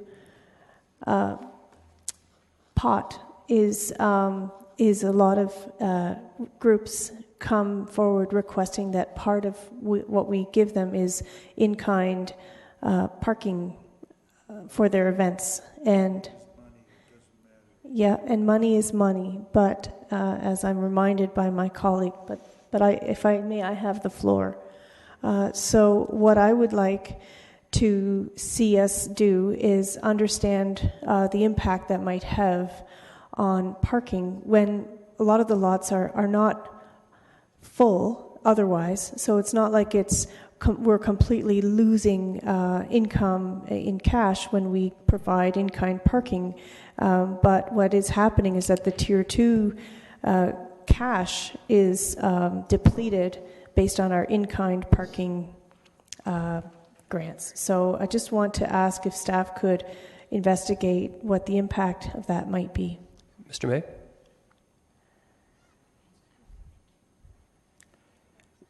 Sorry, through you, Mr. Chair. What I would suggest is this isn't actually a budget issue. When we come back for the Tier 2 with the Tier 2 staff report, we can certainly address the issue that Councillor Marsh is raising in that report.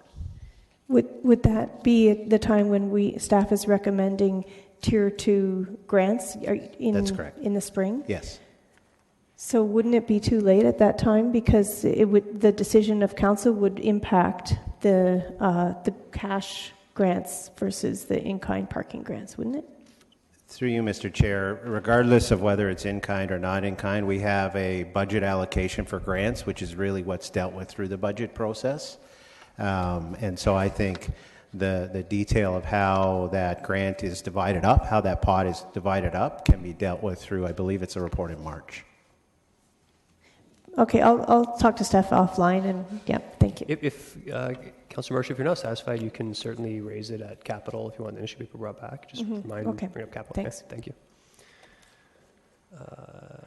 Okay, there's no one else in the queue. I just had one quick question, and I'm not sure if anyone from staff recalls offhand, but it occurred to me that through CEI there was other funding that I thought we sent to smaller organizations. Is that ringing a bell at all, or?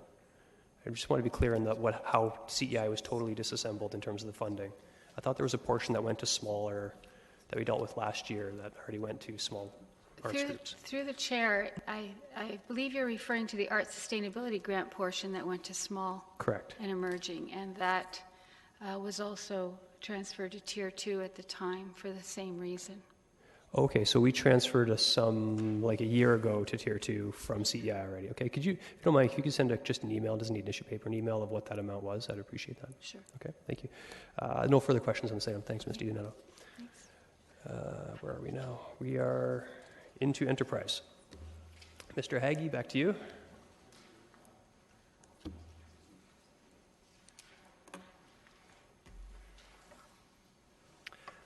So the next number of slides and the balance of the day will be spent on the enterprise operating budgets. Before we speak about any of them individually, I'd just like to remind Council a little bit about the enterprises and their ability to pay a dividend to the city or to the tax base, as well as what their financial position is projected to be as of the end of 2016. Shown on the table of this chart, in the right-hand column, you can see that 6 of the 7 city enterprises are projected to be in a deficit position at the end of 2016. This means that these self-funded business lines are essentially not funding themselves. And this is a problem. Steps need to be taken in this year's budget and successive budgets to ensure that the enterprises return to profitability and are viable over the long term. With regard to paying dividends to the city, 3 of the city's 7 enterprises can and in fact do pay a dividend to the city. Those are golf, parking, and gas.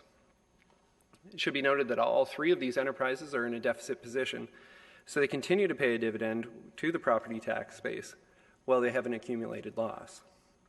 Staff have concerns about this practice, but we're also mindful of the practical impacts of removing those dividends and the impact it would have on the tax base. So while the dividends are planned to continue, by no means should they be increased. Finally, I'd just like to tell Council about enterprise overviews, which are something that have been in the budget package for a few years now. Those start on page 20 of the budget package and provide some basic information about what the enterprises do, their customer base, benchmarking, some of the challenges they've had recently, and successes. So each of those are provided earlier in the budget package. With that introduction, we'll look at each of the enterprises in order, the first being golf. And for each of the enterprises, there will be a slide that has bullet points to summarize some of the key issues, as well as the financial forecasts for the next 5 years. Golf continues to see steady results in 2016 and is projecting the same over the forecast. As noted before, golf does pay a dividend to the city, and that's based on the level playing field agreement with the golf industry. Golf is expected to remain in a deficit position throughout the forecast, and we'll begin making progress towards paying that off starting in 2020. There's a typo on the slide. You can see the second last bullet point. It says starting in 2002. It should be, it's not 2002, it's 2020. And also the bullet underneath that, you can see that based on that, the projected payback, that the deficit would be eliminated by 2038. Looking to the financial figures, I can tell Council there are no significant changes in the budget. If you look at the revenue lines at the top, the expenses in the next section down, the overall result toward the middle of the page, you can see that year after year, the golf enterprise is fairly consistent. At the bottom of the slide, you'll see the stabilization reserve with a negative balance close to $900,000, and that continues on and on. And then there's a little bit of headway made towards the end of the forecast. I'll pause there. Ms. Kugler is here if there are any detailed questions about the golf enterprise. Any questions on golf? That's not Councillor Gazzola. I noticed the projected figures come right out to the penny. That was a miraculous act. How did you do that? Or are those final? The projected revenues are $14,000.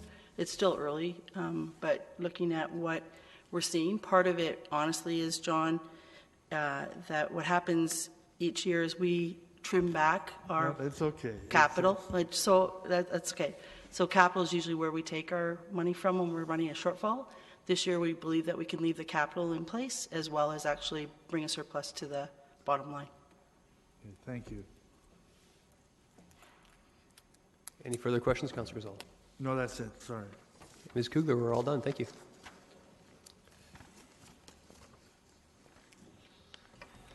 Next is the building enterprise, which is faring much better than planned in 2016. Revenues are well above expectations, and expenses are slightly lower than budgeted. As a result of exceeding the expectations, the Building Stabilization Reserve is planned to be above its maximum target. So permit fees have been reduced by 5%, and that's something Council saw last week and was very complimentary of building staff for. Over the projection, there are no rate increases planned for the building enterprise in 2018 and beyond. And building is not allowed to pay a dividend as per legislation. Looking to the top of the slide, you'll see the revenue lines near the top, and you can see that budgeted revenues remain high in 2017 and 2018 before declining in 2019 and beyond. This is due to a projected slowdown in permits issued specifically for apartment buildings, which have the highest price per permit, so the small decrease in the number of permits being issued has a big impact on the bottom line.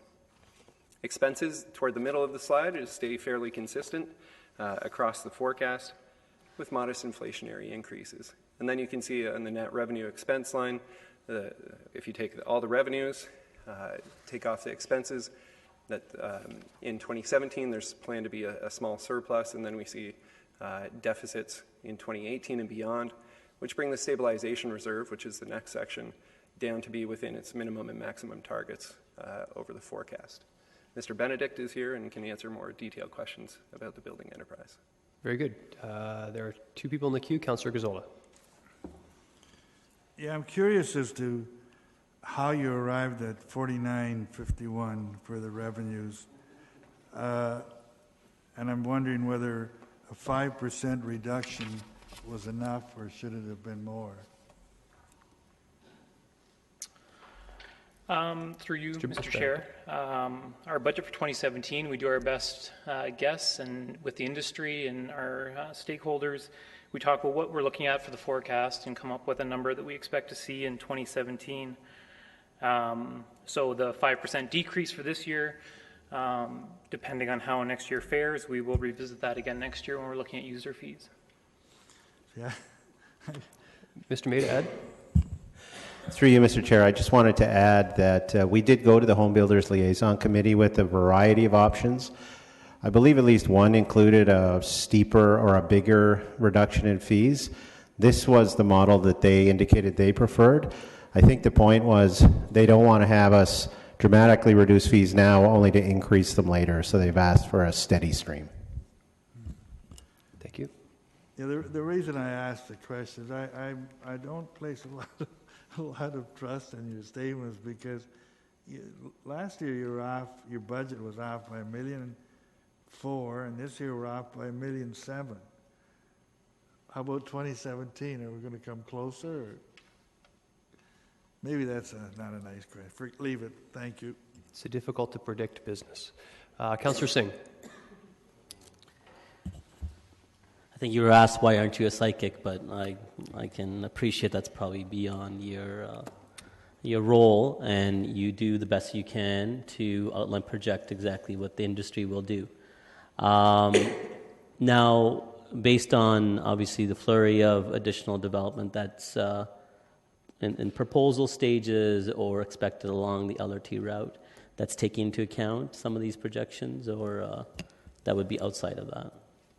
Through you, Mr. Chair, yeah, we look at our site plan applications, what's coming through the queue, and yes, there's development around LRT, but there's also developments happening because the market's right. So some of the ones we saw this year were just because they decided to go ahead with phase 2 and 3 at the same time. Do we only look at our site plan, or does a building department consult with the planning department and communications to see what proposals are in discussion and preliminary zone change process, especially of larger projects, more high-density projects, which could significantly, affect what our projections are? Through you, Mr. Chair, absolutely. Building and planning talk about these things. Keep an eye on subdivisions and anything through a zone change that might be large implications. It's good to hear. So the last question, I continue to ask this, and I'll ask it this year as well. Is the building department paying market rate for their office space here at City Hall? So I don't know who can answer this. Mr. May. Through you, Mr. Chair. Yes, they are. Okay, thank you. Just market rate? Okay. Councillor Yaneski. Just a clarification in the expenses, direct and indirect. What's the difference between the two? Through you, Mr. Chair, our direct expenses are staff. That's our biggest cost. And our indirect are our floor space, what we use to operate the building division. Okay. That's the main, indirect is the main floor space. Is there anything else? I'm not totally familiar with the full list of our indirect costs, no. Mr. Haggy to add? Sure. Through you, Mr. Chair. So direct costs are building staff and related. Indirect costs are other city services. So the finance division, we charge building for financial support. HR would charge them for HR support. Okay. IT would charge them, and so on and so on. Okay. Thank you. Okay. Thank you. Mayor Verbenovich?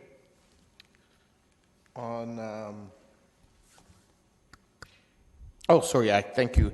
On this particular issue, I wanted to actually acknowledge the work of the building department because it has been a busy year. They've obviously dealt with it in terms of their staff. And while we know that the building enterprise and the whole fee structure is meant to cover their expenses with a certain closing balance benchmark that we're striving for, I think it would be very easy for the department to have said, well, you know what, we're not sure what's going to happen. We don't want to lower fees. Maybe they weren't as cautious on the expense end of things. And clearly it seems they they've done all of that. And I wanted to actually acknowledge the department for the approach they've taken with this, and looking to make sure that the fees continue to be competitive and realistic in terms of the volume of work that we're getting. Thank you. Councillor Fernandez. Yeah, thank you, Mr. Benedict, for being here. Just a quick question related to inspections for building. I know that we struggled a few years ago. We were really short on inspectors. And this is just because I've been aware of what's been happening with the Drulo buildings on Old Carriage Drive. How are we standing with that? Is the building industry satisfied with the number of inspectors that are available to do so that they can move ahead on their building, or are we still short on that? Through you, Mr. Chair, we're legislated on timelines for turnaround for inspections. We're meeting those. So the industry hasn't voiced any concerns that we're not getting there in time for their inspections. So I think the industry is content. Okay. I just wanted, because we have seen, a quick sudden surge in the building permits. So I wondered if we were also making sure that we were following our legislation. Okay, that's good. Thank you. No further questions, Mr. Benedict. Thank you. On to parking enterprise. Parking is projecting positive results at the end of the year, but not as positive as were planned. There were some one-time revenues from a land sale that were expected to happen in 2016 that did not materialize, but thankfully there were monthly parking revenues beyond what was budgeted that have helped offset that loss. One area of concern for the parking enterprise is its stabilization reserve, which is in a negative position and planned to stay that way across all years of the forecast. As you can see on this slide, there's 3 suggestions from staff as to how that could be remedied. The first is to reduce the dividend paid to the tax base. A second is that parking receives the next land sale proceeds from a downtown surface lot. Or thirdly, that the capital costs related to cycling master plan or traffic demand management programs are funded on a permanent basis from the tax base instead of from the parking enterprise. Looking to the numbers, you can see projected revenues and expenses for parking are fairly consistent across all years of the forecast. And these result in small surpluses, shown about 3/4 of the way down the slide on the net revenue expense line. As I just mentioned, you can see that the stabilization reserve toward the bottom of the slide is in deficit and is planned to remain there over all years of the forecast, as the small surpluses are not enough to get it out of deficit. Mr. McCormick is here to answer more detailed questions about parking. Very good. Thank you. Councillor Gazzola. Yeah, I'm curious as to why in 2017, for the monthly revenue, we're budgeting less than we took in this year. Why wouldn't... Through you, Chair. In 2016, we had a what I call home run with the Civic District Garage. We had a local residential building who was doing a garage repair, and they showed up at our door and took 117 spots over an 8-month period. So that's why you see a difference from 2016 projected to 2017 budgeted, because that revenue won't be there in 2017. Well, if you're going to have empty spots, won't your hourly revenue go up? Through you, Chair, there is only a certain number of demand for hourly, so this is a they two-way don't show street. up at the door. Just because there's some vacancy doesn't mean that you're going to have an hourly Parker show up. How many did you say? How many spots? 100 and what? There was 117 monthly spots. Out of how many? No, that we rented out of 412. Hey, so isn't it make sense that you're going to rent those out on an hourly basis in this coming year, and therefore make more hourly revenue? Through you, Chair, that would be awesome if they showed up at our door. We have a number of surface lots in the area as well. The lot 19 right beside the library is doing very well, as people tend to use the surface lot versus the garage. We are seeing an uplift even right now as another building in the area has come to us and asked for about 20-25 spots again to do their own garage repairs, and we're able to satisfy their demand. So we have a lot more garage space than we need. Through you, Chair, going down the road. The garage was built not only for the Monday to Friday traffic, as well as for center in the square. So if you recall, there used to be a large surface lot, lot 19, where the garage is right now. A lot of that space was eliminated. Now there's a grass area. And the garage was built not only for the daily, Monday to Friday, but also to take a lot of the parking spots for the gate receipts. Okay, good. Can you just tell me the budget this year? There's 1116. We keep talking about some land we didn't sell. What is that? What? Normally, land sales doesn't go in here, does it? Or Mr. Eadman? Through the chair, if we want to talk about specifics about that, I believe we'd have to go into caucus since it's a land disposition discussion. So land you didn't sell? That's correct, but it is still for sale, like it is still on the market. And oh, okay. Let me look. Can you tell me what the other 521,000 or 530? What is that? What's under other? Through Chair, there's a number of items. We've got from anywhere from gate parking to investment income, building rentals, and miscellaneous revenue are all in that category. Gate parking, investment income. All right, my time is running out here. We'll look into that further. When it comes to subsidies, this is the same old, what is it, WLU? We're still giving them free subsidies? Chair, yes, I believe that agreement goes on for basically forever. Will that run out in my lifetime? I'm not sure how long you'll live. It's starting to get short. Jeez. Thank you. Thank you. Councillor Singh. Yeah, thank you. And Mr. McCormick, congratulations on just having that win, at least in 2016. Obviously helps towards the bottom line, at least for the stabilization reserve fund, in affecting the negative variance. Now, in 2017, we for transfer to capital fund, why are we going from 99,000 to 245? Is there what's planned? Through you, Chair. In projected 2016, we had a $30,000 closeout, and in 2017, we have a LED lighting retrofit at the Duke and Ontario Garage, which you'll see in there that we're funding that so that we have ultimately hydro savings in the future. So it's converting. Will it not have savings for that year? Would it not have savings in that year when we do the retrofit? we accounting for those savings as well? Yes, that would be built into the general That's being expenses, built and then from there on. For that retrofit, do we look at any grants that could be applicable towards that, or? We're not at this stage where we are going up for an RFP on that. We're working with the FM, our Facilities Management Department, and they have contacts that they use on a regular basis. Now, in 2017, I think we're expected for LRT construction to really wrap up, at least by spring of the coming year. Are we being conservative with our, obviously Charles and Benton is one of the garages that's heavily affected by this.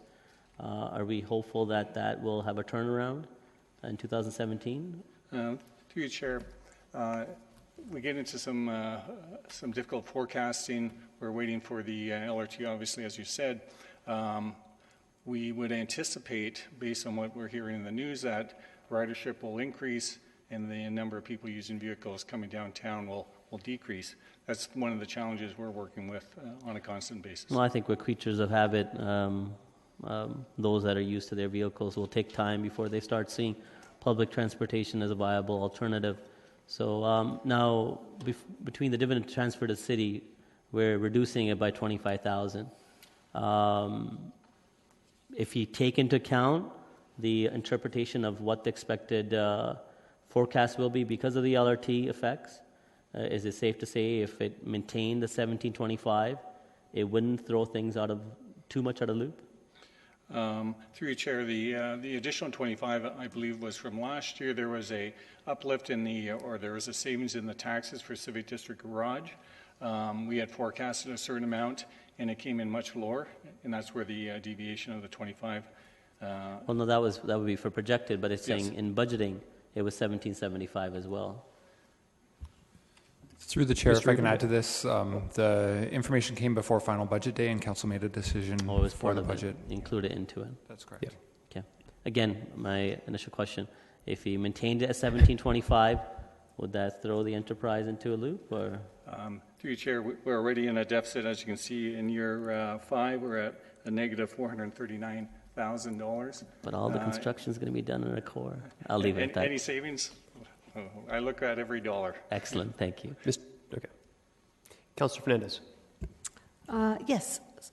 So one of the things that we're being asked to do is consider taking the cycling and TDM programs out of the capital budget.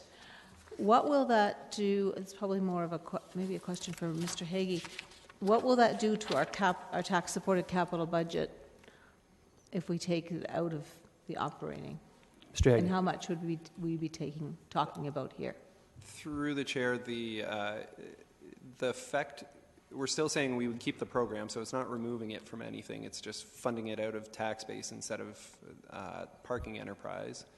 And Paul, I think. Through the chair, I have numbers here. It's on average about $540,000 a year. So about 0.5% on the levy. Yeah, for both cycling and TDM. So what I'm understanding, what you're saying is if we took it out of operations, Correct. which it is right now, $540,000, and moved it to capital, tax, no, Ryan, No, Ryan's doing this, no. Take it out of parking and put it on the tax levy. Right, so in the capital forecast, it shows as a capital project. Yeah. And it could either be funded from parking or it could be funded from the CC pool. Okay. And parking suggestion is that could be funded from the CC pool on an ongoing basis. So the program still exists. It's not funded by parking, it's funded by the tax base. But it puts it at great risk of being reduced if it's in the CC.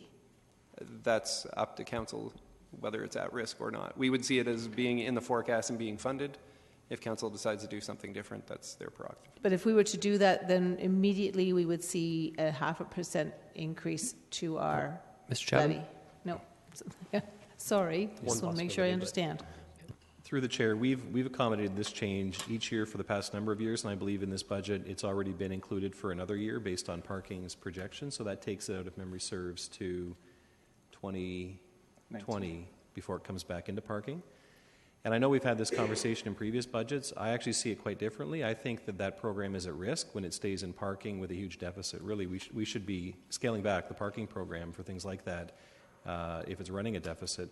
The whole reason we're moving into a tax-supported operating budget is because it can be funded there.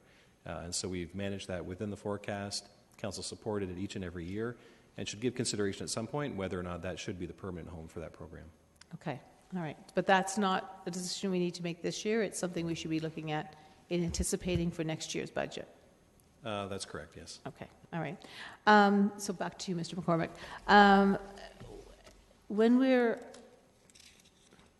looking at parking enterprise, and my favorite one to ask about is always the Charles and Benton. So how are we doing? Are we at least halfway there now? Are we half full? Last year it was still a third. Let me just get those numbers for you.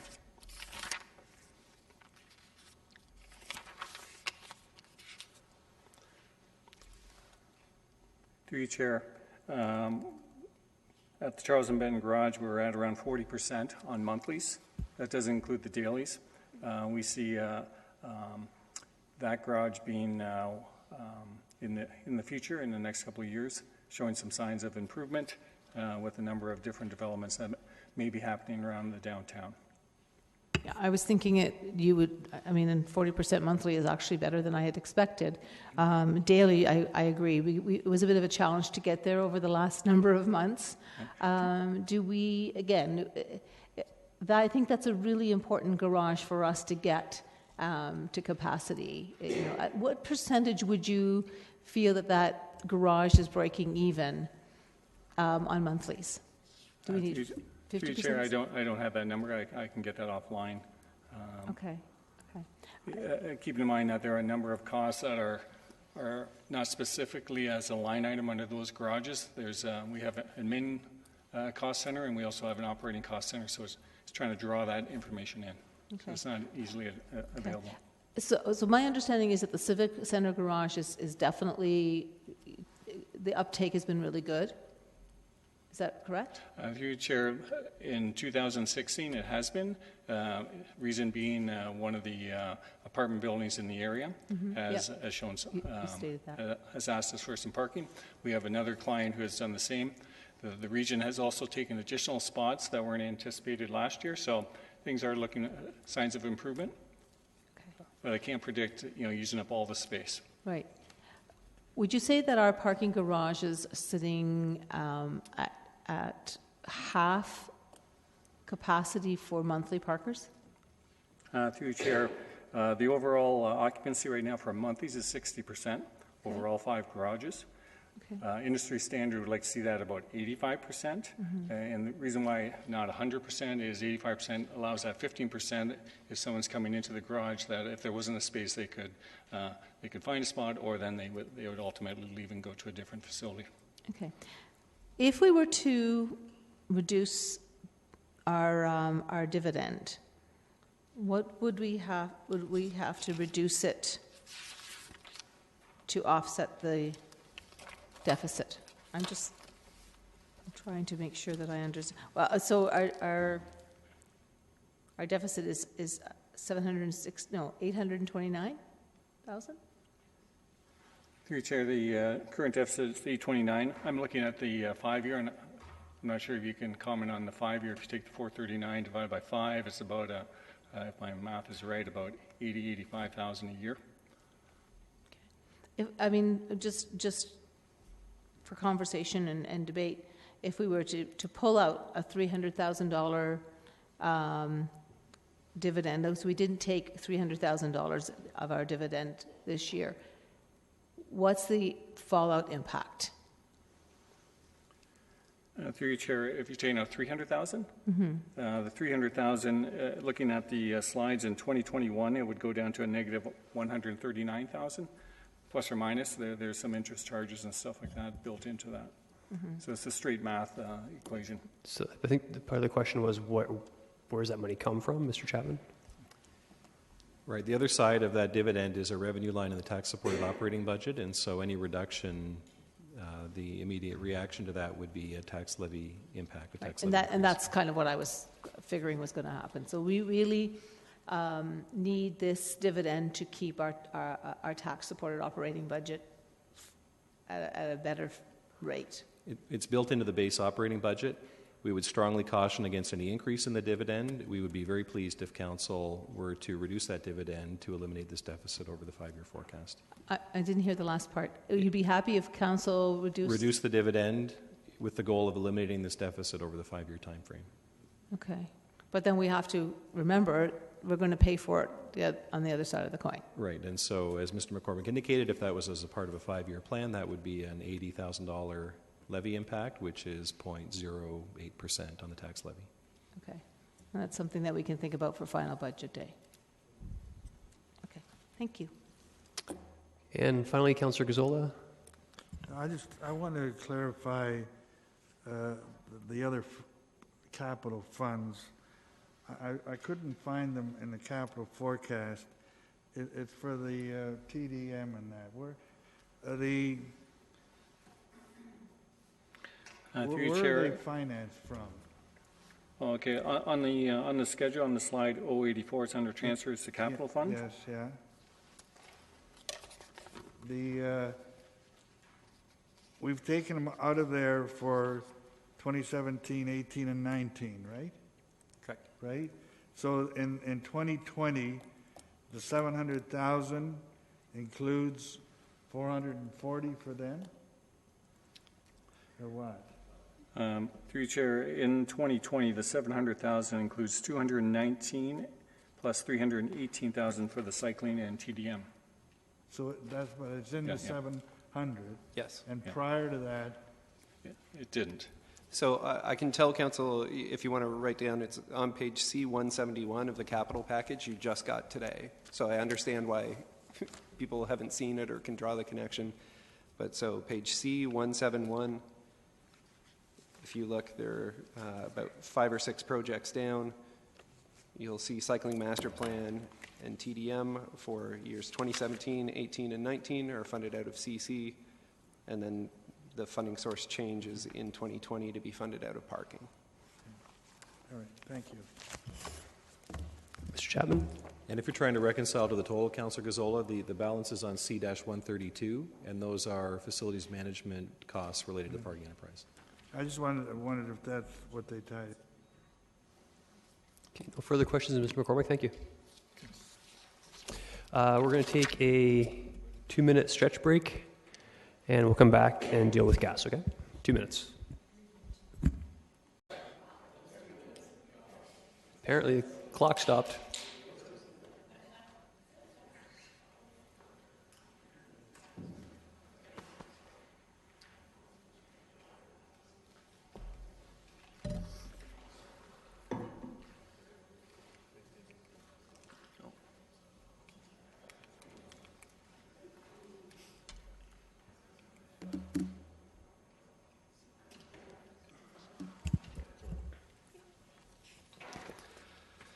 Okay, up next, the issue that never seems to go away, our Gasworks utility. Woo. Mr. Hagee. It's good that it doesn't go away. It means we're still in business. So the gas utility information is being provided over the next number of slides. It's been split into sections just to provide clarity about which part of gas we're talking about, and I would suggest we take it in that order. Certainly. The first item up for discussion is gas delivery. So gas delivery is performing worse than budgeted in 2016.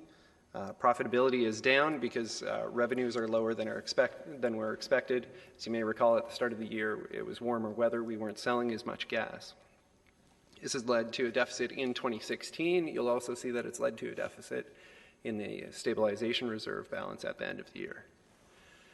The gas deliveries portion does pay a dividend to the city, and it's the maximum allowed under the OEB rate model setting. There is an issue paper related to gas, and we should talk about that in this section. It's on page 117 of the package.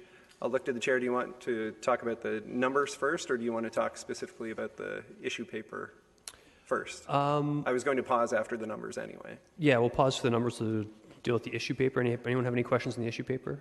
I have Councillor Gazzola first in the queue. Is that in the issue paper?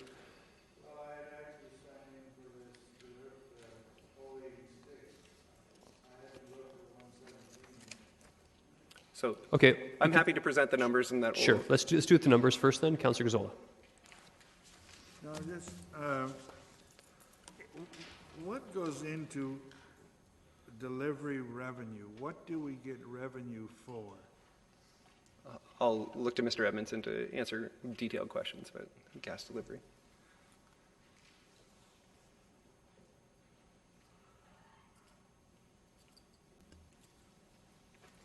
Good afternoon.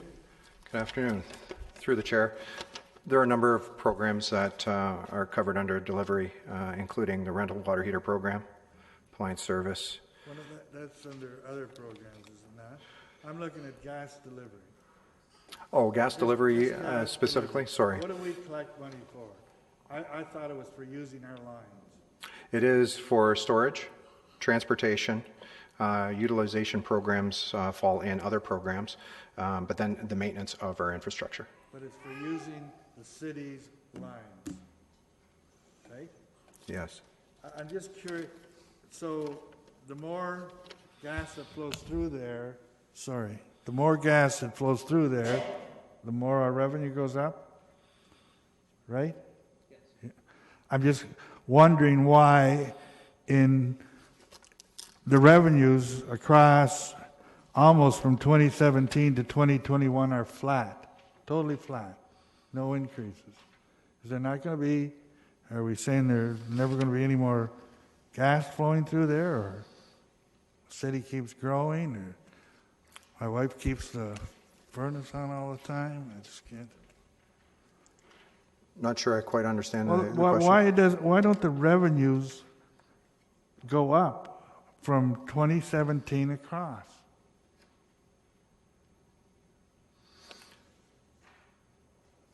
Not sure. With regards to... Surely we're going to sell a few dollars more of gas every year. Yeah. With regards to our growth on a customer base, it's approximately 1,500 customers a year that would affect the transmission. Does anybody see what I'm asking?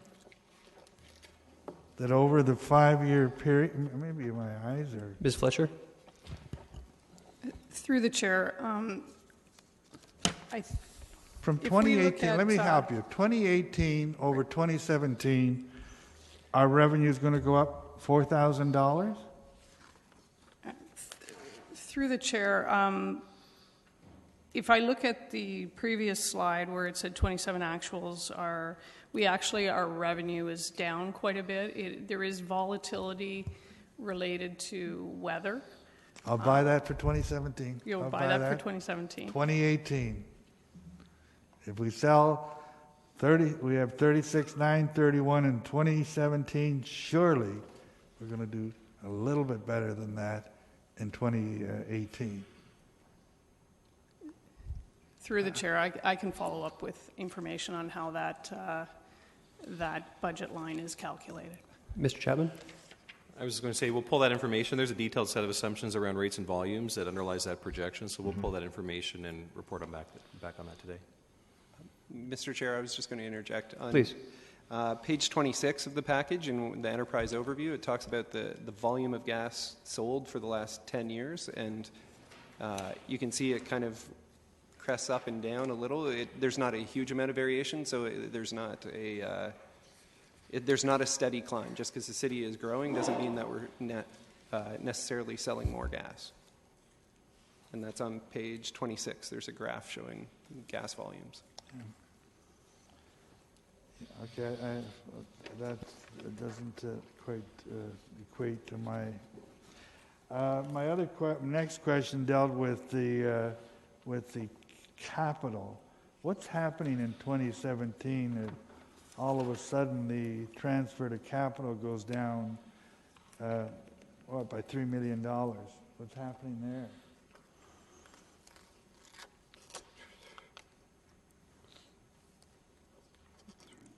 Mr. Hagee? I had that in my speaking notes about it. If I'll direct council to the bottom section of 2017. So on slide 86, you can see in the Capital Reserve Fund, there's a transfer out of $2.9 million.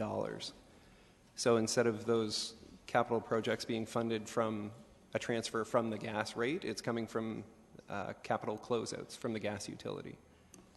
So overall spending in gas is fairly flat. It's just part of it's funded from the capital reserve. Okay, and that was my next question. What are anticipated capital payments? So you're saying in 2016, you're getting 2.9. Pardon? 2.9 million. So it's the 7,664. No, in 2016. Sorry. You're getting 2.3 million, right? Correct. Yeah. So then, was the transfer to gas capital originally 12 million? It would have been in 2016. It would have been? Yes. Okay, that answers that. Councillor Zola, if you have any more questions, would you want to queue back in? Yeah, I have more. I'll come back. I figured. Thank you. Councillor Fernandez. Well, I had a similar question to Councillor Gazola's in terms of the growth. When building was here, we heard that we're growing, and certainly in Councillor Galloway-Seelock's ward and my ward and Councillor Schneider's ward, we're seeing huge growth. So I really don't. I would really appreciate understanding what I see is lack of growth in our gas revenues, because the gas volumes on page 26 only goes to 2016 projected. There's nothing that goes, unless I'm looking, there's nothing that goes past 2016. No, I think the implication, Councillor Fernandez, is that there hasn't been any growth since 2004. It's been fairly flat up and down, and that directly relates to the amount of revenue we... Well, there was in 2014, there was a bit of a jump, but I think what we're hearing from building is that we've had huge growth. Mr. Chapman, do you want to add? So through the chair, I think it's a combination of two factors which work in opposition to each other. One is a general trend in decline in volumes, and a portion of the gas rate delivery is variable, and so that's exposed to a decline in volumes. You are correct that there will be growth, and so the overriding assumption that's been made here is that essentially the growth will offset the volume decline, and on that basis, volumes have been held constant across the forecast. So that should lead to no change year over year. The small increase annually is due to revenue increases on other items like late fees, external billings, that sort of thing, so unrelated to the core delivery rate itself. Okay, well, I can see that makes sense when you've got, just like a gas station drops their price down, they may actually sell more, but they're not making any more revenue because it went from $1 to 93 cents. That's kind of the rationale you're giving me here, is that because the delivery rate is variable, we may still sell so many cubic meters of gas, but now instead of charging whatever. No, so the assumption is that the rate is held constant. The rate that we're charging is held constant.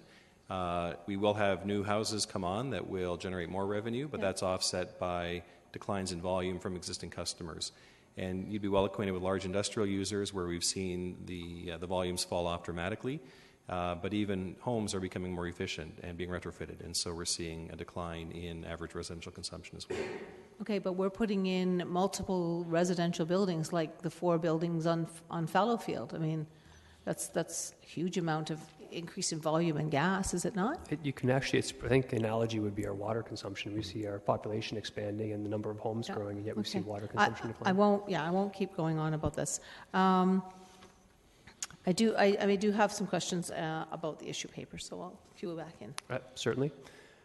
Councillor Singh. Yeah, the earlier two questions kind of answer to what I was trying to get at as well, but I'm hopeful that staff will provide a chart just showing volumes over the last, say, 10 years, which would give us a better idea. Would that be hard? Sorry, a chart for gas volumes? Gas volumes. So well, that was page 26, right? Showing back 2004. Is that what you mean? I missed that page. Page 26, right near the beginning.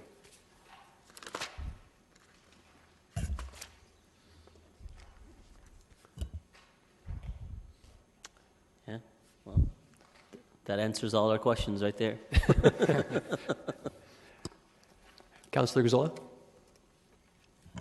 Yeah, okay, so I'm taking from this then that there will be no price increases over the next 5 years.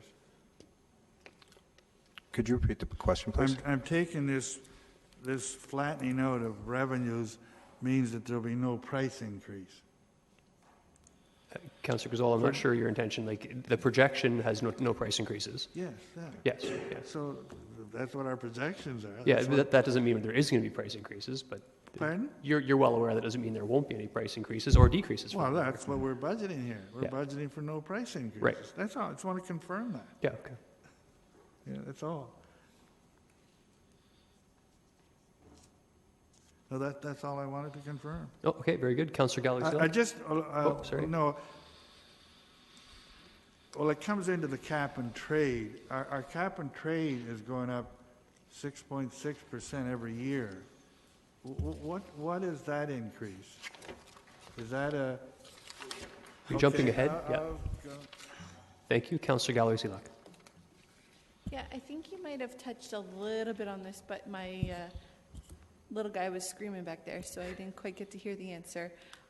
With regards to the closeouts portion, I noted that for gas, water, sanitary, and storm, there was significant capital closeouts there, and I was just wondering if there was an explanation for that. So it's under gas, water, sanitary, and sewer. There's a couple million in each one. I'm just wondering if there's an explanation towards that. Ms. Fletcher? Through the chair, I can speak to both gas and water. With the ION construction and Highway 7 construction, there is some work in Kitchener Utilities that has been deferred that we normally would have done in 2016. It's not work that's gone away. It's work that's been deferred. Through the chair, I just wanted to make one other point on the gas delivery portion, that the whole fee is not variable. There is a fixed portion as well as a volumetric portion. Thank you. So I guess then it is each, so obviously that was the explanation for gas and water, and I can wait for sanitary and sewer, but is it the same concept that there's just been deferred work? Or because it equates to close to $8 million.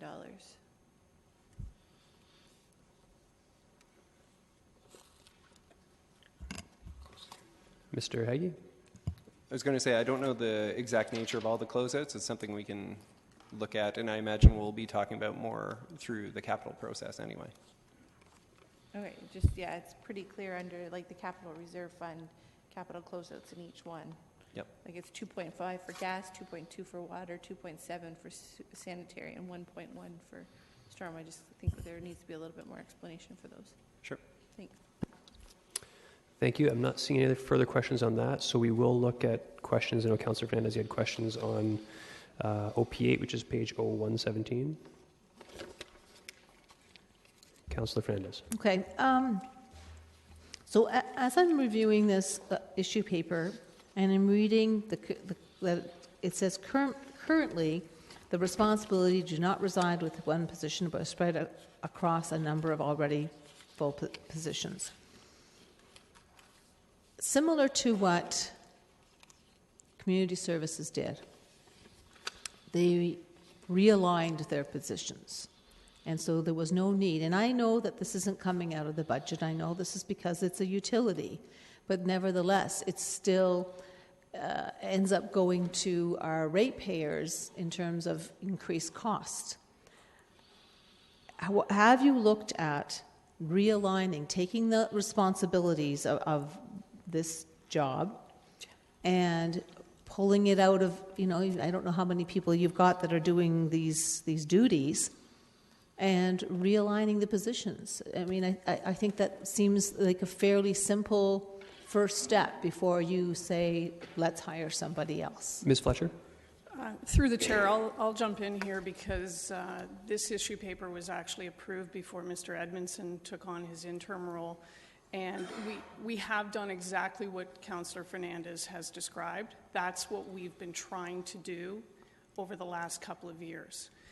We've been trying to manage this compliance program with realigning duties within Kitchener Utilities. We have been unsuccessful in keeping up with our compliance program. TSSA did come in and do an audit, and this is the one area where they have said we have significant risk. We have risk of being non-compliant, we have financial risk, and we have risk to the gas utility reputation and ultimately the City of Kitchener's reputation. So we have looked at various different ways to handle this body of work, and what we've come up with is we need to put a distinct position in place that will keep us in compliance. The other thing that's new from the TSSA requirements is they actually ask for us to identify on an organizational chart the position that is responsible for this compliance program. They want to know that somebody has responsibility for this program, and they want us to be able to report in a timely manner when asked about this compliance program. So that is why we're recommending to Council this additional position. Okay, and I can definitely appreciate, the fact that it's legislative compliance. We want to make sure that we're not running into some problems with the TSSA.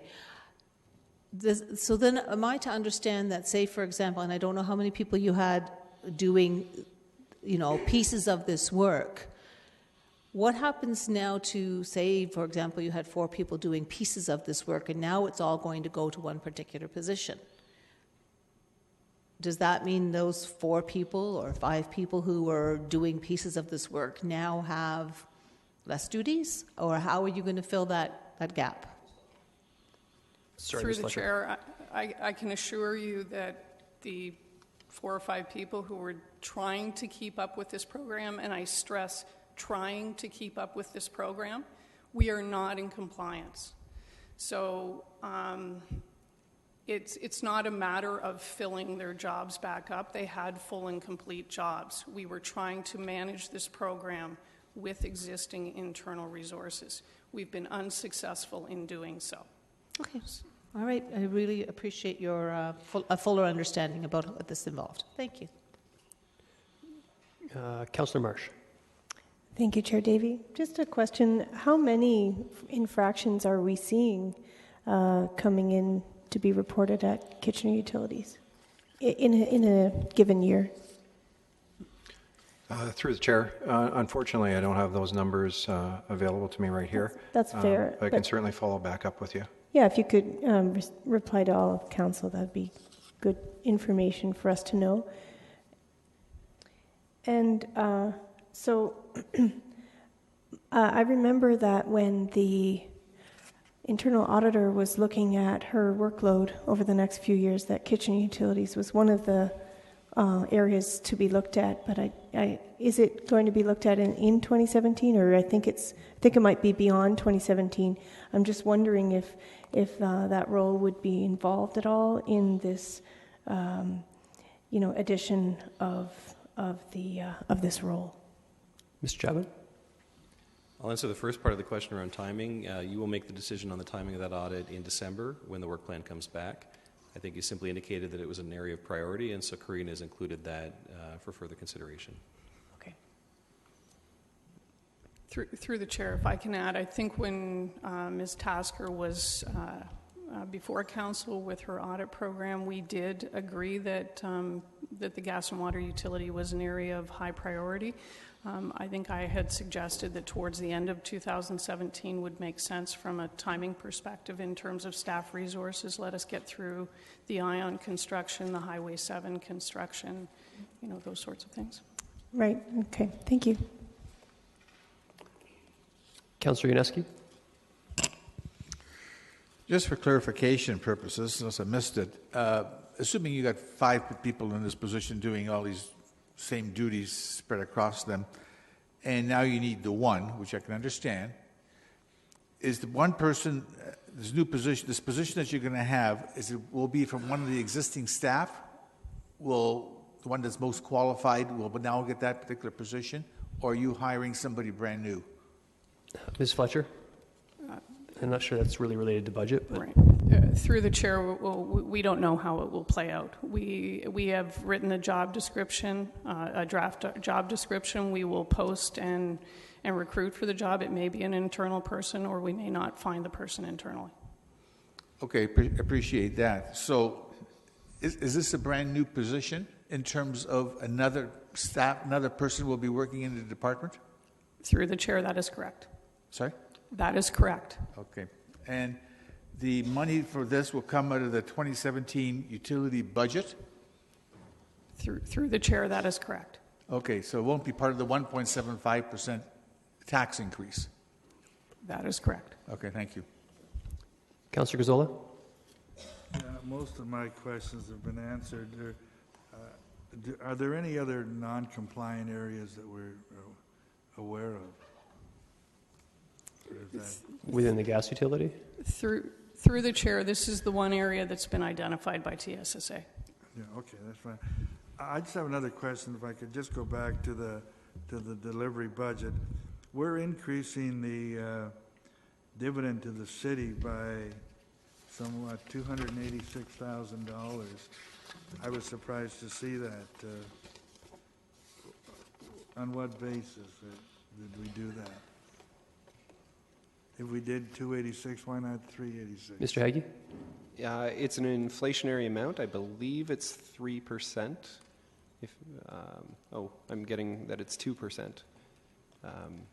So it was set, and then it's just inflating. Yeah, there's no principle. It's just there was a principle at how the original figure was set, and then since then it's just been inflated. All right, thank you. Okay, just Mr. Haggie, just on that point, has that been past practice? Is that within like OEB regulations that we can increase the dividend by whatever approximates inflation, or is that just for this year? That's been our practice since we reset the dividend. I think it was maybe 4 years ago. Okay. We've simply just inflated since then. That's good, thank you. Okay, no further questions on this. On to supply and transportation. Thank you, Mr. Evanson.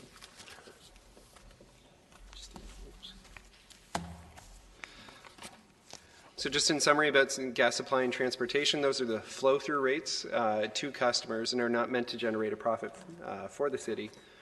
And we cannot have a dividend paid to the city from either supply or transportation. The rate increase in transportation is equal to the rate decrease in supply. So the rates that Council's already set for supply and transportation cancel out, and there's no impact to the homeowner.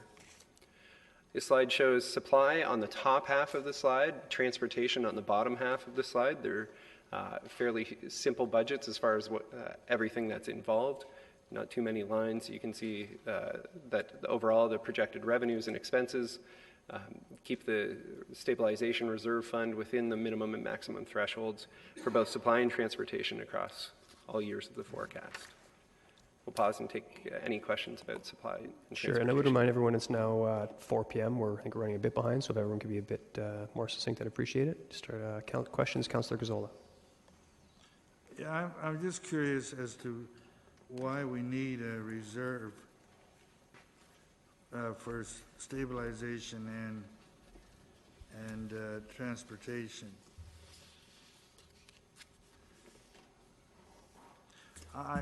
Let me put it, I know you need a reserve.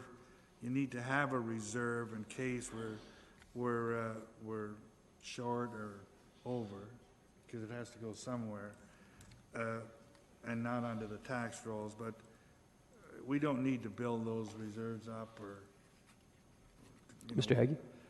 So the stabilization reserves are in accordance with the policy approved by Council is one point. Second one, having them helps avoid rate shock. So when we have a bad year, if we have funding in reserve, it means that the rates would not need to increase as much. In years that we do really well, we would put funding into that reserve and use it in years when things are bad. So the principle of why we have a stabilization reserve fund is consistent regardless of whether it's a flow-through cost or something where we can make profit. Okay, I have had problems with this supply when we dealt with it in council. You reduced it from 10.5 cents to 9.5 cents, and I thought we could go lower to reduce our overall rates. Can you tell me what I have the rates, the market rates for everything up to September. What were the market rates in October? Pardon me, Ms. Fletcher? Through the chair, we don't have those rates handy, but certainly can get those rates for council. But I suspect it was around $8 a cubic meter, right? I can confirm that. I'm just, again, I'm curious as to if what we're collecting, from our customers is higher than the market rate, we're not going to be touching or very little impact on this account. And we're now going to have $8 million in it at the end of the year, and that's just going to be sitting there. No? Okay. Mr. Chapman? I think what we need to report back on as well is the proportion of the portfolio that's fixed, because much of this is a known quantity today, given we've locked in the pricing, and the balance of it is based on the market the forward curve, which has some risk premium built into it. So we can include all of that when we report Yeah, I back. checked that actually when the rates were being adjusted, and I was surprised at how little was fixed. So it appears that the bulk of the purchases down the road will be from the market. So that's fine. We can come back with that. What do these figures at the bottom mean? It says gas rates, and there are two different figures. There's right now we're at 10.5. You look under 2016. Under 2017, it says 9.5 from and then it says 12.5. What does that mean? Are we going to increase our rates back up by 3% in November of next year? Is that what you're predicting here? Yes, that's the assumption, given part of the reason we can reduce the rates is to draw down the surplus balance based on the forecast cost to purchase gas. We anticipate at this point in time there will be a 3 cents per cubic meter rate increase. Add that right back next year. Well, council will, and that's a function of a market-responsive policy. I'm saying us. Yeah, right. Your staff, we make the decisions. Yes, But I think it's a key point that under the old purchasing policy, there was much more stability in the rate. Yes, it was a higher rate, but it was stable. Yeah. With the market-responsive policy, we will expect to see it float up and down. Okay. Looking down in the bottom, then, you're stating that the rates there went up to 5, and now you're going to knock them down to 3 coming next year. Transportation costs are going. I could never figure out what's happening with transportation that it's gone up to that extent. We're increasing our levy by 25%, and yet I see, looking at expenses on 088, our expenses are going up by 8 or 9%, 5 or 6% to 9%, depending on whether you relate to budget or actual. But we've increased it by 25%. And that's a function of our poor performance in 2016, where we were expecting small gross profit and incurred net loss overall. Okay.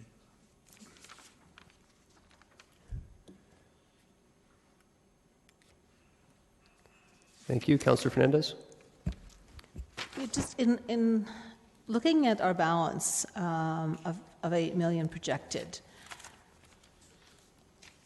is it, and this may be really stretching, but is there a way we could prepare for the cap and trade using any of this stabilization fund? You're already shaking your head. Okay. So I'm just trying to think if we can, hold off on putting that $75 hit to our residents for at least 1 year by putting that money aside, because we have the stabilization, but there's no way we can do that.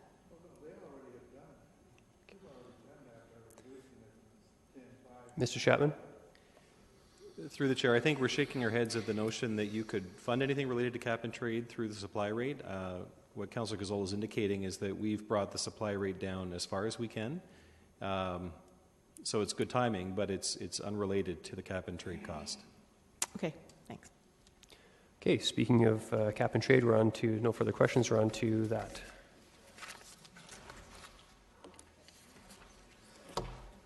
So just in brief, cap and trade is now included, so that's a third section of the gas utility budget we'll be talking about going forward. It begins January 1st of 2017, and Council's already set the rate at around 3.5 cents per cubic meter. The projection here on this slide shows that nothing existed prior to 2017, as the program didn't exist, and that the program is being implemented as approved by Council earlier this year. Further, I'd just like to note, as Mr. Chapman pointed out earlier in the presentation, as we've talked about a little bit, that the only impact to Kitchener Utility gas customers in this 2017 budget is related to implementing this provincial legislation. So anything being affected by them is a result of that. Appreciate that. Thank you. Questions, Councillor Gazzola? Yeah, I'm not sure I have a question. I did ask before why the 6.6% increase, but I see that you're raising the rates by 6.6%. I guess we don't have to pay this over to the province till when? 2020, is that not right, or 2021? Ms. Fletcher? Through the chair, I believe it's 4 years, 3 years or 4 years after the program. So that money is going to sit in our bank account till then, right? Mr. Chapman? No, we'll be purchasing carbon credits continuously over that 4-year time frame. And so that's what you see here in this forecast, that we'll be generating rate revenue each year over 4 years, and we'll be transacting in a marketplace to purchase those credits, which is the expense that you see recognized. So what is the 4-year window? What does that mean? It's the compliance period. So we have that window of time within which to satisfy all of our purchase requirements, but we would never advocate buying them all up front or waiting until year 4 to buy them all.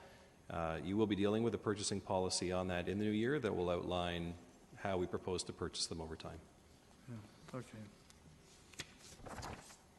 Okay. Any further questions, Councillor Gazzola? No? No, that's it. Thank Councillor Singh? Yeah, just carrying on with what Councillor Gazzola is asking, I think we're in a bit of an uncertain time here, especially with cap and trade. So I hear what Mr. Chapman, you're saying that you wouldn't advocate purchasing all at the end. Can we delay to purchase at the end of the year? Simply because obviously the apparent change in government in the States and what that outcome might be towards the Paris Climate Change Agreement, and if the States kind of carries on their endeavor to be as proactive towards effects of climate change. And again, it's up for debate right now as to what that would affect by Canada doing it alone, what the benefit would be. And as I said, it's this aspect of uncertainty. We don't know what's going to happen.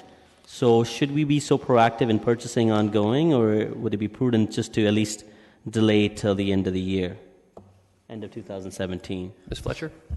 So through the chair, I think when Mr. Prasad was before Council presenting the cap and trade report, we made a commitment to coming back to Council at the end of the first quarter when the market opens and we understand more about the auction prices and the purchase of the commodity.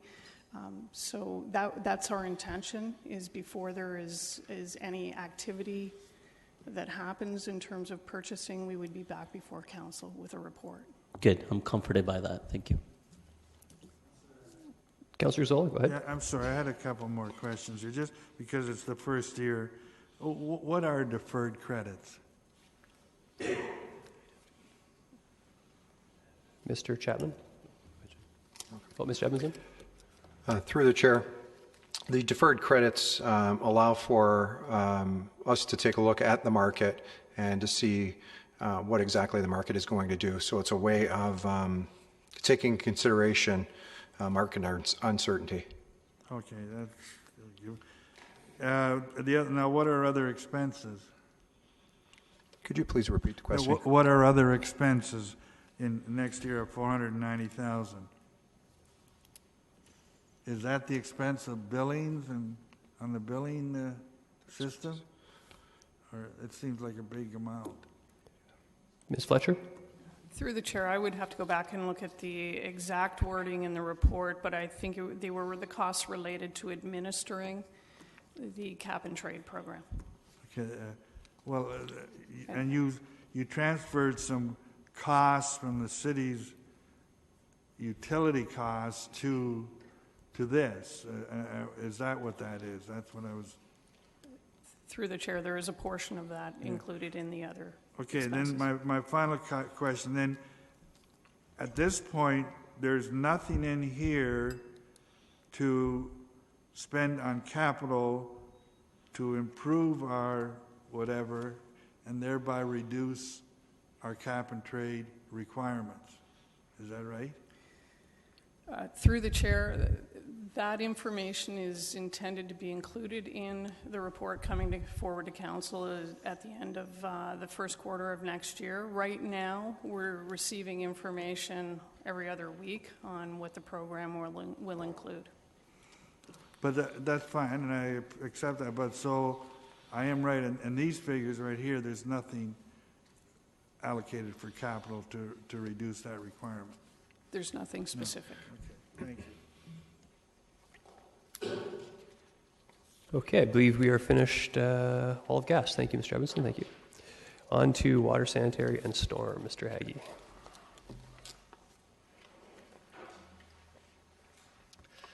So before we look at any of them individually, I'd like to talk about these utilities kind of as a bundle, as they're linked together as a funding source for the city's infrastructure replacement program. First, I'd like to highlight some of the findings from the State of the Infrastructure Report from August 2015, which was kind of the impetus of rate increases over the next number of years.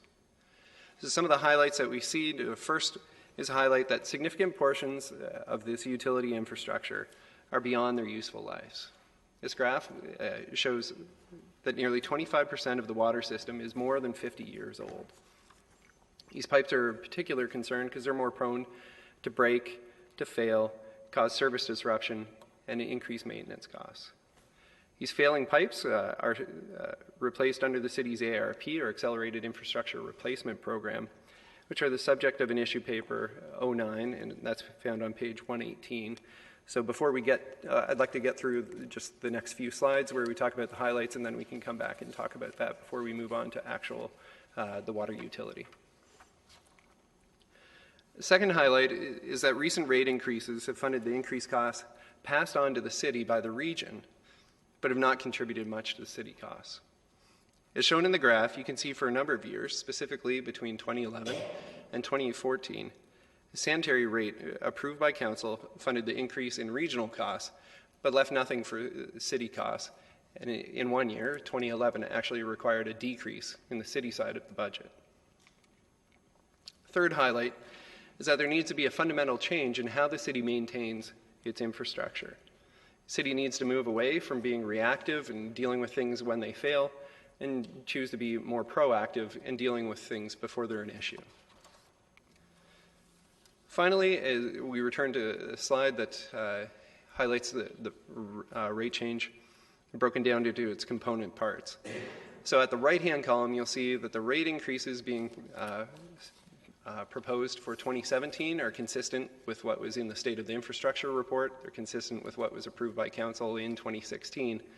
But we provided more detail as to what the driving forces behind those are. If you look at the regional rate increase, you can see that it's 2.5% of the total 9.3% rate increase, which means that more than a quarter of the rate increase being proposed this year is driven by cost increases at the region, providing water and sanitary services. As Mr. Chapman pointed out, the remainder goes to capital replacement, to maintenance, and to other items. Mr. Chair, I'll pause there, and if we want to go back and look at the issue paper related to ARP replacement, Mr. Gross is here and could answer more detailed questions, and that's found on page 118 of today's budget package. Very good. There are some questions. Councillor Gazzola.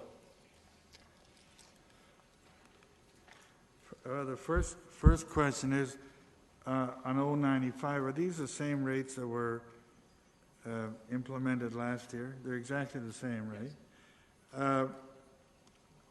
So we did implement the 2% for maintenance last year. What happened to that money? You're asking for, in your papers, you're asking to, are you asking to double up on that, or what do you, because you had the 2% already. I'm not clear on what you're asking for. Mr. Hagen? Through the chair, Councillor Gazzola is correct that the 2% was included in last year's rate. It's being included again this year, so yes, the need for increased maintenance funding continues. It wasn't just a one-time deal. So it's, why do we have opinion, or what do you call those papers? Issue papers? Issue papers. Why? So there are issue papers outlining what the need for that maintenance increase is this year. You covered that last year. You convinced us of that last year. And we're proactively providing information to council as to what it would be used for this year. Okay. Ms. Fletcher, do you want to add? Through the chair, and it's not related to the issue paper that Mr. Gross will speak to, but I think if you look at two of the other issue papers, they have staffing resources attached to them, and traditionally we bring those requests forward to council. Well, on that, did you change your staffing last year? Ms. Fletcher?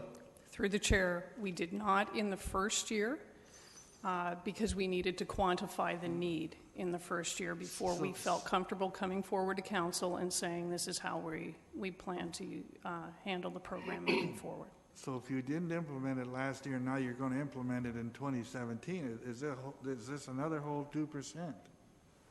Or are you going to implement it with your existing funding?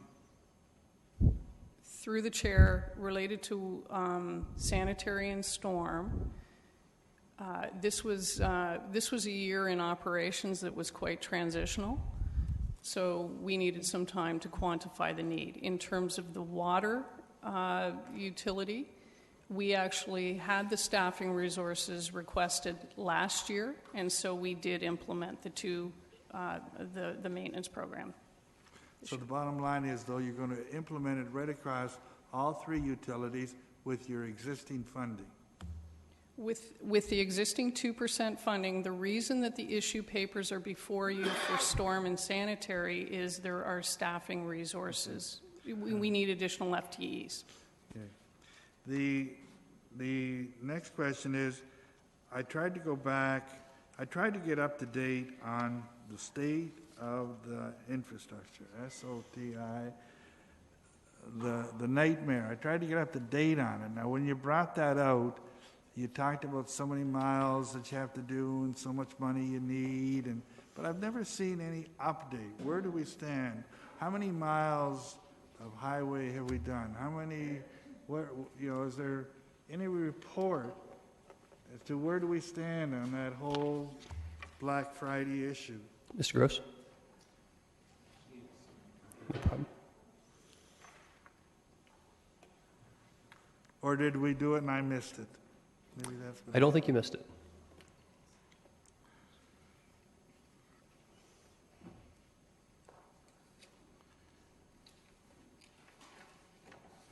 I don't necessarily mean for you to have to do it here today, but if it could be circulated to us, to just give us, because I went back to your 2015 update, but it didn't really give, it talked about a lot of principles, but it didn't really give any reports as to what you had done and what you had accomplished and what you were short on and all of that. Through the chair, I'll make it very brief. This is just a very simple update in terms of length of reconstructed projects that we were able to do. In 2015, we completed 6.2 kilometers. Of what? Roads, sewer pipes, water pipes? Total reconstruction projects, AIRP projects. So that's total reconstruction. Out of how many did you want to do? Well, our goal is to do one more per year. In other words, if you recall the graph, we had 50%. Okay, still to go. I don't want to, you know, we're running late. I would just like to know if we could get a brief report. Here's what we had hoped to do. Here's what we had hoped to accomplish, and here's where we're at. So, you know, otherwise you'll give us a lot of information here that'll just. All right. What we had so hoped I think to the question, Councillor Gazzola, and we did 6.2. What what the actual target was at the beginning of the old for the budget? target that we had hoped to do was 9. 9. A little over 9. But we changed that when we revisited it, and yes, we were at about 4.5. Yeah. So we've come up to 6.2. And in 2016, we got 6.8.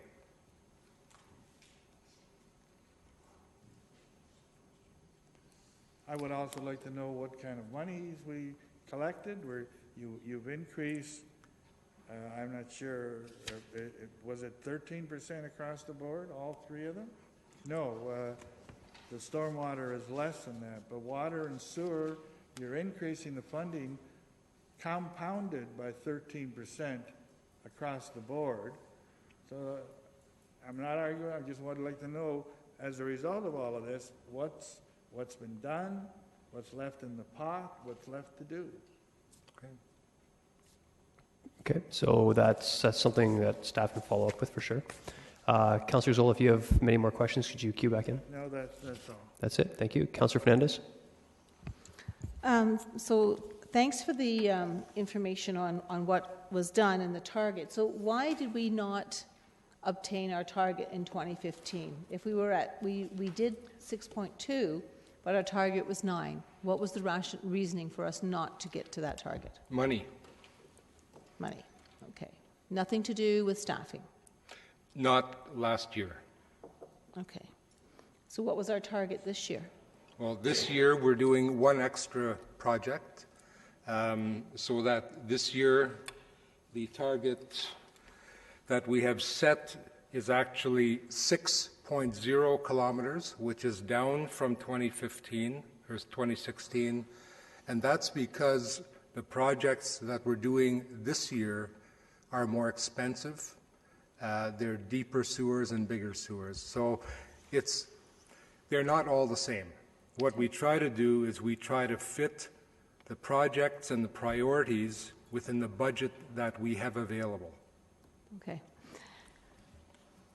With all of the work that is happening for the ION, I know that we've been trying to fit in with I mean, if the region is opening up the roadway, we're trying to fit in some of our work as well, right?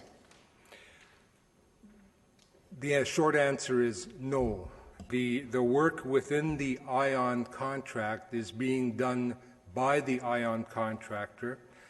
The city will simply be paying for its work that involves its infrastructure at the end of that period. That's why we have that ION line item in the capital budget. Okay, and I understand that, but what I thought I understood was happening is if there was a roadway that work was anticipated to be done in a few years and the region was opening it up, we were sort of partnering with them to get the work done sooner than maybe we would have done if it was in our capital forecast in the next 5, 7, 8 years.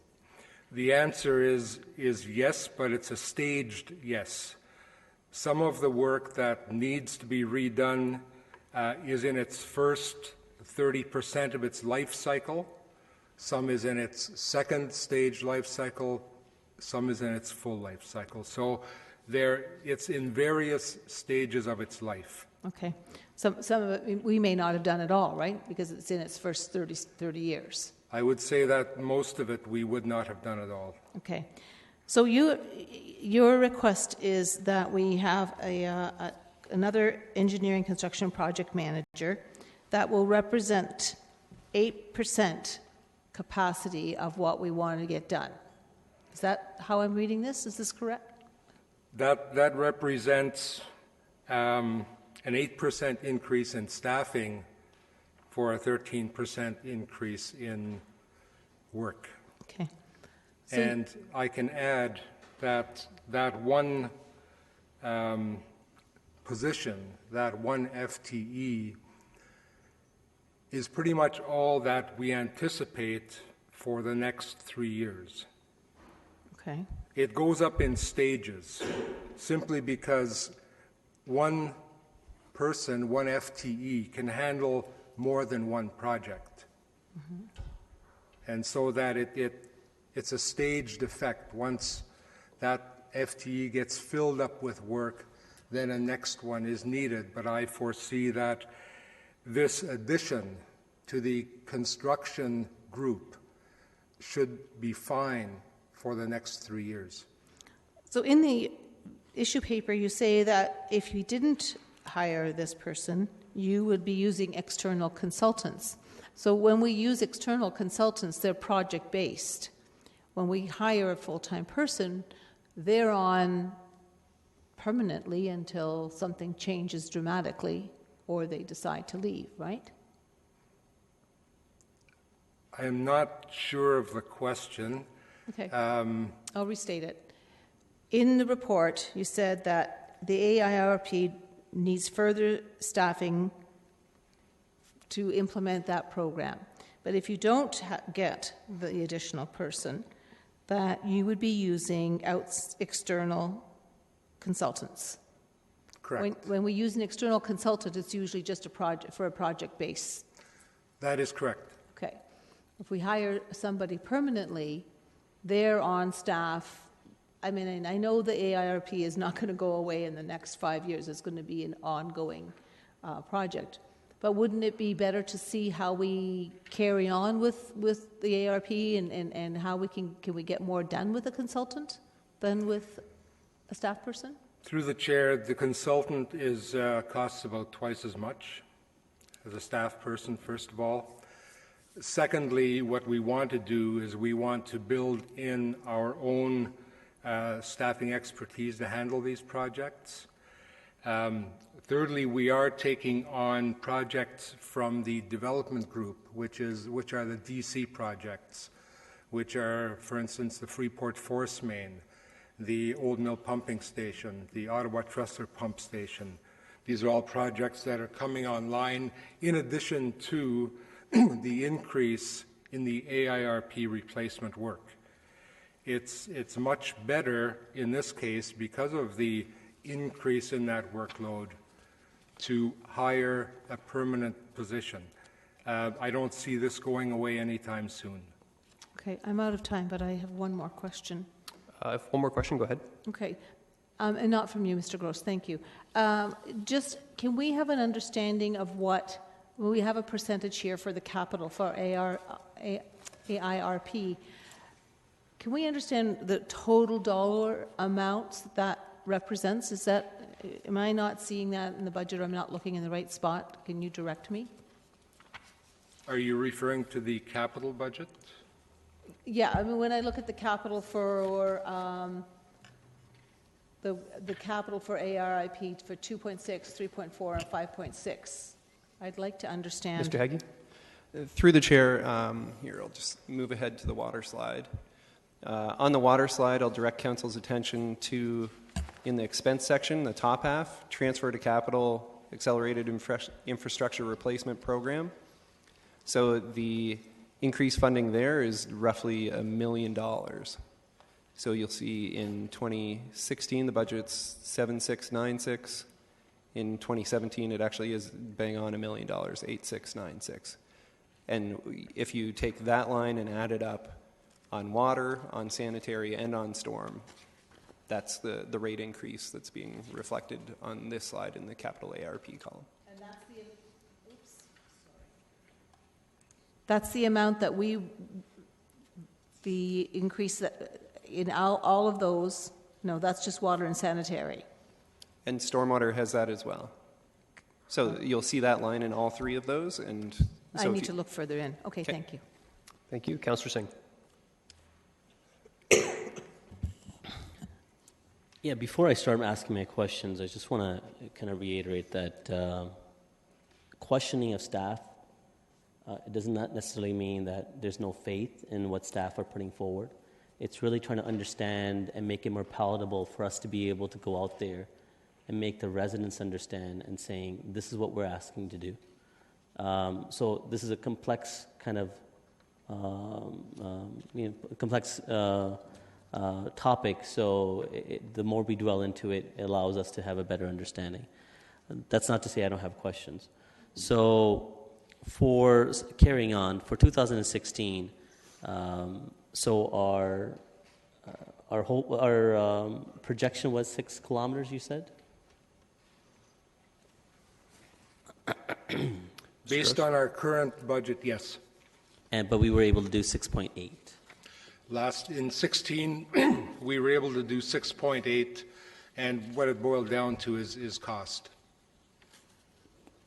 We had some savings, so we were able to do more? The projects were less expensive. There are projects where the pipes are smaller and not as deep. There are others. We had a fair amount of discussion about oil prices. Did that factor at all?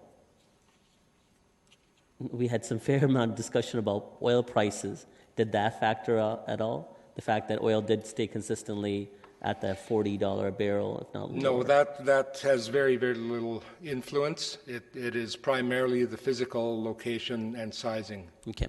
So where I'm trying to really get at is there's really no debate that our infrastructure is in a state that it does need immediate attention and repair. The increases that are outlined right now by staff we are looking at our water and sanitary rates doubling, or at least sanitary rate doubling in the next 7 years.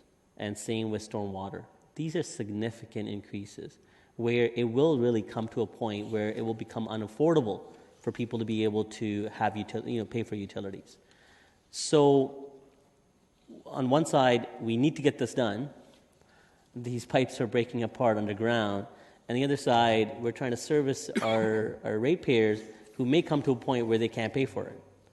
Is there a sustainability room there where we could phase this out over a longer period, where the utility could run a deficit so the rates are higher than what they are, perhaps our ratepayers would like, but they are higher over a longer period of time as opposed to significant rate increases where, as I said, where the utility rates would double in the next 7 years? I'll defer to Mr. Chapman regarding the deficit question. Mr. Chapman. Through the chair, my view on that question has always been very clear, and that is that the Municipal Act precludes you from budgeting for a deficit. Even in our utilities? The only time we do it is where we show that we have an accumulated surplus within a stabilization fund, as we have in building, and in that case, we set the rates to draw that fund down. Okay. So if we were to, and we run into this year after year where many of us have different questions of saying, okay, let's do 7%, let's do 6%. Are staff prepared to have answers as to what that reduced per kilometer allowability would be for us to be able to do if we were to reduce the rates lower than what's being outlined in the projection? Yes. Okay. So staff would be prepared for that day. Sorry, some background questions. Now, for 2017, sorry, what was... Mr. Reedman, do you have a thought while Councillor Singh's collecting? Yeah, I think in terms of coming back with information, I think for budget for this cycle, it would be very challenging to come back with the scope of information, but in 2017, that would be achievable. In 2017, it would be achievable not for this year? That's correct. Not budgeting for not by 2017? January. Yes. Well, that's unfortunate because, again, staff should have expected that these were going to be the discussions that we were going to run into, and some preparation Mr. Wilmer? would have been helpful. Mr. Wilmer? Through the chair, another perspective on this, if you recall back to the State of the Infrastructure discussion, in general principles, if our infrastructure is expected to last 80 years, we've got to replace 1/80th of it every year. So we'll never be finished this program. If I recall, at the time of that discussion, which is now a couple of years back, we were on a 150-year replacement cycle. So that's why we have to aggressively accelerate the cycle. And it's going to take us many years, decades even, to get up to the rate that we need to just to get it to that sustainable rate of replacement. So while, yes, we could take a pause or go slow to give ratepayers a break, our responsibility is to have a sustainable replacement cycle. And so we're doing two things, and Council's been on board with this. One is the aggressive ramp-up of the rates. The second is a government relations advocacy efforts to push senior levels of government for either additional revenue tools for municipalities or more transfer of revenues from senior levels of government. And that's had some success across Canada. Councillor Singh, can I get you to queue back in if you have further questions? I will. Thank you. Councillor Yaneski. Mr. Gross, interesting to note that in the recommendation you're requesting one engineer construction project manager, which I can understand where you're coming from your background and rationale. Yet financial implications seems to be a yes and no answer. No from the left pocket and probably yes from the right pocket. And the cost of this position will be funded from capital construction projects. So does that mean that the package we received this morning of all the capital works, this cost is somewhere buried in there? And if it is, could you tell me where? Yes, it's part of the project cost. Part of the project cost of, yes, of a number of projects, probably. Well, there are a number of capital projects in the 10-year capital forecast. And so that cost is spread across all those projects? Each project incorporates administrative and engineering costs. Okay, and I can appreciate that, because when you look at the tender costs, when we do the tenders, you've got administrative costs. That's the staff time that was attributed to that particular project, right? Through the chair, each project has 4 defined pieces. The first piece is pre-design. Second piece is design. That's typically a consultant cost. And they also have administration for the construction. So that's one tender. The second tender is the actual construction. And then the third tender is part of the surface paving program that we carry out each year. What we do is we get a paving program, we get good prices with that, and we pave those roads with surface asphalt. So each project is broken down into components. And if you look at the capital forecast, it's spread over approximately 7 years. Okay, and that's true. I appreciate that. So is this sort of another way or a backhanded way of saying instead of being under operating, we're putting these new positions under capital programs? Is this like a first example, or have we been doing this for a while? Through the chair, there is no backhanded way. This has been going on ever since I've been at the city. So we're talking decades then? Well, I haven't been at the city that long. Mr. Hagee? Well, you've been around for a while, Mr. Gross. I was just going to point out that if these engineers were not funded out of the capital projects, which are funded from water, sanitary, and stormwater, they would reside in Schedule 1, the tax rate. And so this morning we were looking at the engineering budget, and it was a small dollar amount in the grand scheme of things. It was a few $100,000. Right, yeah. If they were not charged out to the capital projects, that line would be millions of dollars, more than likely, and that would have to be borne by taxpayers. So we would see an increase in the tax rate. Okay, because the programs now are being charged through the utility rates. Right, the cost of the engineers, and it's a reasonable cost to say that we have staff that work on those capital projects, and it makes sense to charge those staff to those capital projects and make the funding source for those capital projects pay for it. So as a percentage, how much staff is attributable percentage-wise to those projects in engineering? You've got 12 staff here noted in the rationale. Is all 12 allocated to capital sources of funding? Through the chair, the manager is 50%. The manager carries 50% of projects and is 50% administrative. The design and construction project managers and the 3 construction project managers, as well as the inspectors, are all charged 100% to the projects that they look after. And that is a very reasonable thing to do, and it's the right thing to do. The others are corridor management technologist, which completes surveys, and that cost is also spread out over the various survey projects that he does, so that's also capital. Sewer locator is funded from the storm and sanitary utility for locating those utilities for contractors working on site. And we have 1 program assistant who also charges some to capital and some to overhead. Okay, appreciate that. And the new position would be charged 100% to the construction component of the project. Okay, appreciate that. One final very short question. Those figures you gave in terms of the target for 2015 and 2016, 9 kilometers plus and then 6 kilometers for this year. What is it for next year, the target?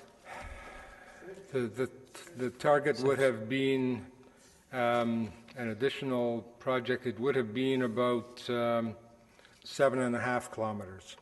7.5. Next year. So next year, the target was 6. Yeah. Sorry, you're right. What did you say?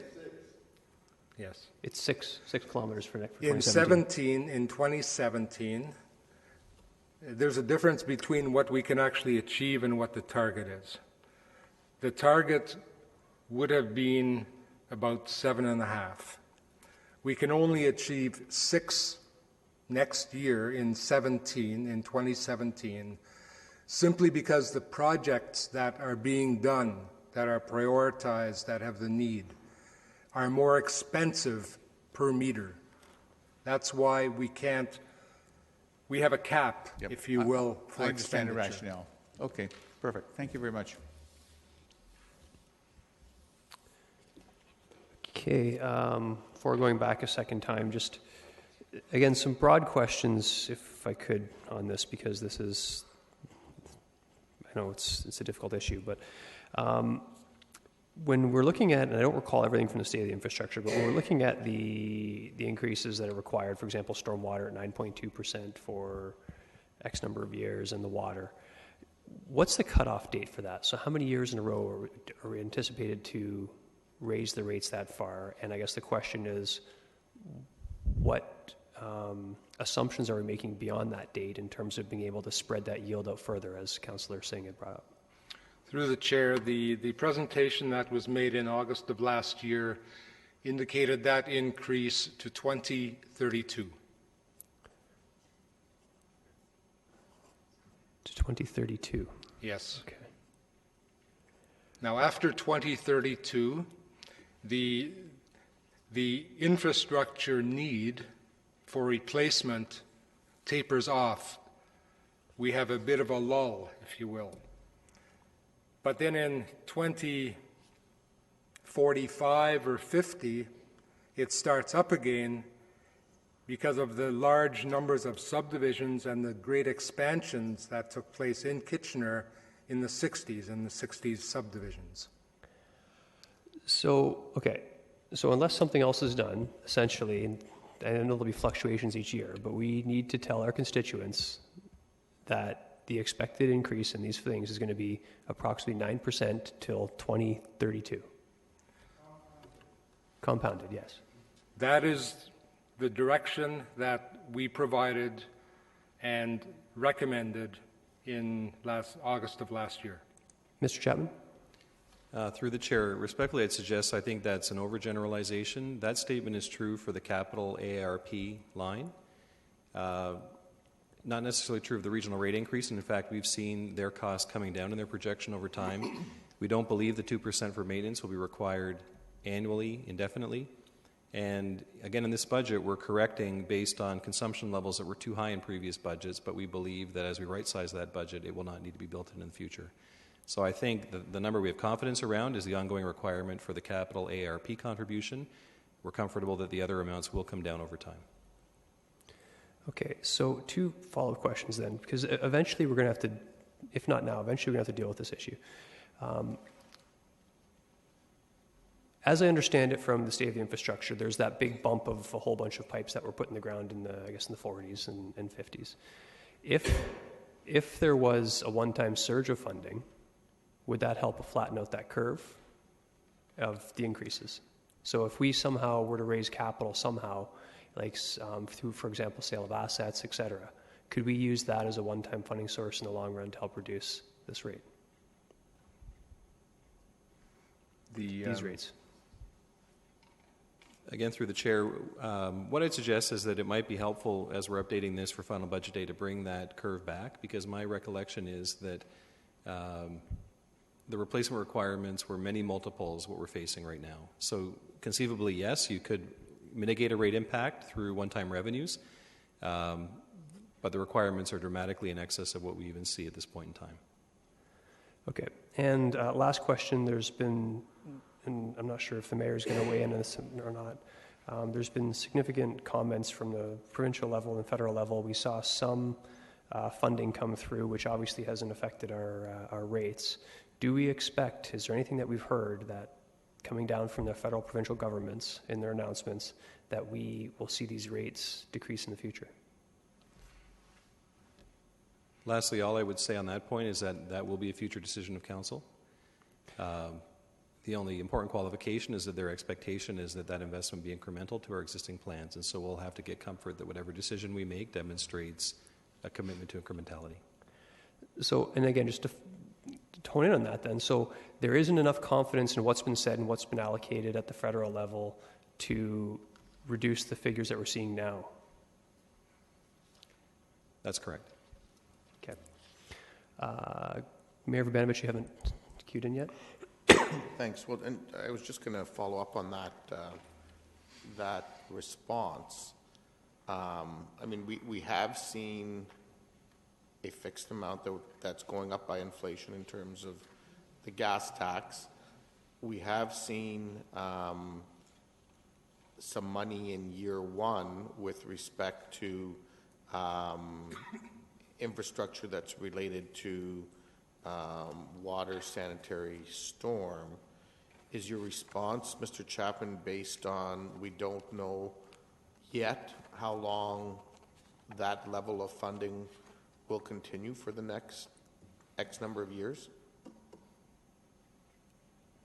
Through the chair, it's twofold. Yes, we don't have definitive program details yet that we can rely on for capital forecasting, and we have not also fully allocated our capital forecast out beyond 2017.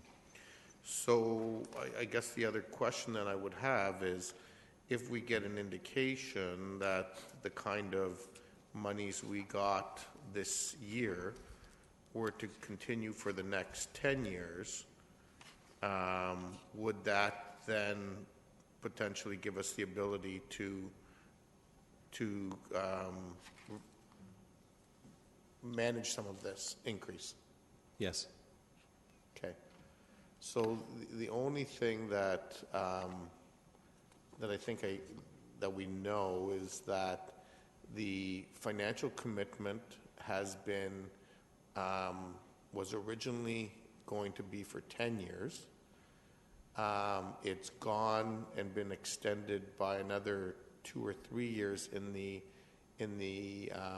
economic update, and the $20 billion that was set aside for climate change infrastructure, so that deals with water, sanitary, storm, and so on, will have gone up. We don't know what our share of that will be yet. We might know in time for this budget, but we might not know until next budget, based on the information that's been shared with us thus far. And through the chair, my understanding is that none of that would impact the 2017 construction season. That is, which is what you're dealing with here. That's correct. So I would just draw your attention to C-145, the line at the bottom of the page. is the Accelerated Infrastructure Replacement Program. And really, this is the balancing account for the whole program. And what you can see is that we've not fully allocated out that program to specific projects beyond 2017. And that's where we retain the ability, depending on the nature of that program, to take some of that grant funding into the benefit of this program and still consider it to be incremental to our capital forecast. Okay, thank you both for that. Going around again, Councillor Gazzola. I want to remind Councillor Singh that I tried last year to soften the blow. And I did it did a lot of groundwork. And I must have, staff are not hiding anything. The figures are there if you dig them out. I did 10-year projections using some different factors in the hopes of softening things somehow. And I believe that is possible, and I believe we have to do that. I think I was of the understanding that these figures, notwithstanding the fact that the regional rates could change, but other than that these figures were what was contemplated for a 10-year period. And I used those in my projections. The reason I'm asking today, and I asked, what has our experience been over the last 5 years? I'd like to see what we've actually done in order to help us with future projections for the next 10 years. I know that this year we did receive some senior government grants, I believe, that were applied to a couple of projects where I thought they were ARP projects. So that's an influx of money that we didn't count on before. The point I'm trying to make here is I think we need to look at some different projections. We need to, maybe they won't work, but, and right, 2017 is on top of us. We have to make those decisions quickly, but we need to look. There have to be some alternatives. We cannot go on for 10 years compounding the impact on our ratepayers. We have to, and there are alternatives. And one of the big unknowns that we hear about it every day is senior government money's coming, that could impact this, but we're not seeing anything. But we do need to look at some different scenarios. Staff have done it, textbook recommendation. They've considered everything, and they're dead on. But we're in a political situation here. We have to deal. We have to make things work, not just for this year, next year, but hopefully down the road. So I really want to emphasize one of the other points that I wanted to make is that we're going through a process now where we're allocating ARP monies, we're putting in money for proactivity, we've got to have money for normal operations, and at the end of the day, we're also trying to increase our reserves, which is our savings for rainy days. We're doing everything. If that's your household that you're working on, you have to stop and say, well, maybe we fix the furnace this year, but we can't put that extra money into the RRSPs. We need to look at some different scenarios, because I'm telling you, don't have any worries about 2042 and 32 and all those years, but you can't go on like this. I mean, people are having trouble putting food on the table. Just a comment, I guess. I don't have, and just on that, I don't have any problems with those issue papers. They're all part of what you really already have approved in the past. They're just putting, what they're bringing forward is the fact that they're replacing some figures by FTEs. That's all that's happening. Councillor Singh? Yes, thank you. Councillor Gazzola, I don't need to be reminded. I'm very cognizant of the your contribution to this important discussion. But perhaps you have forgotten that I, like you, had put forward motions to help reduce the recommended increases last year. And I agree with your comments, yes, that we have to look at the aspect of sustainability.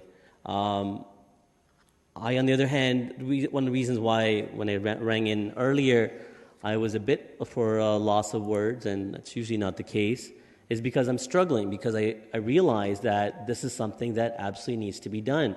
We can't hide from it, but at the same time, you have to be able to afford to do it too.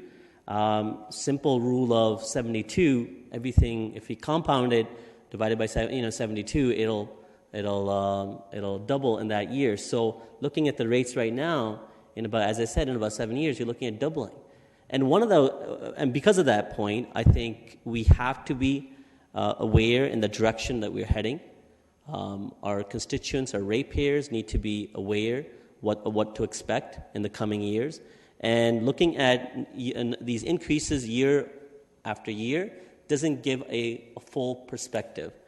Because of that, Mr. Chair, I hope that staff can provide, this shouldn't be too difficult, based on the projections that they've already outlined, for the 10-year, going from 2015, when the ARP program started, of what our future rates will be for water, sanitary, and stormwater, so a 10-year projection, so that we can see and we can properly communicate to our constituents what to expect. So alternatively, Mr. Chair, this council can set the tone as to what the expectation is by the other orders of government.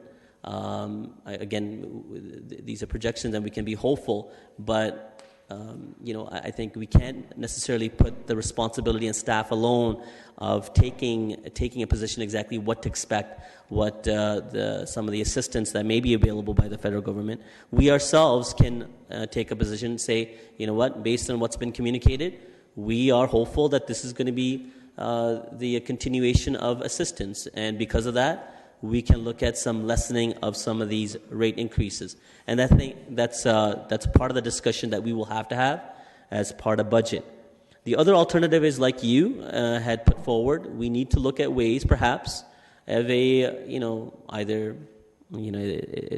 hard to throw it out there without much thought or debate, but look at some, sale of some asset that could, one time, large infusion of monies that could help to take care a large brunt of this infrastructure deficit that we could phase out in a longer period of these increases and make it a little bit more sustainable and affordable by our ratepayers and taxpayers.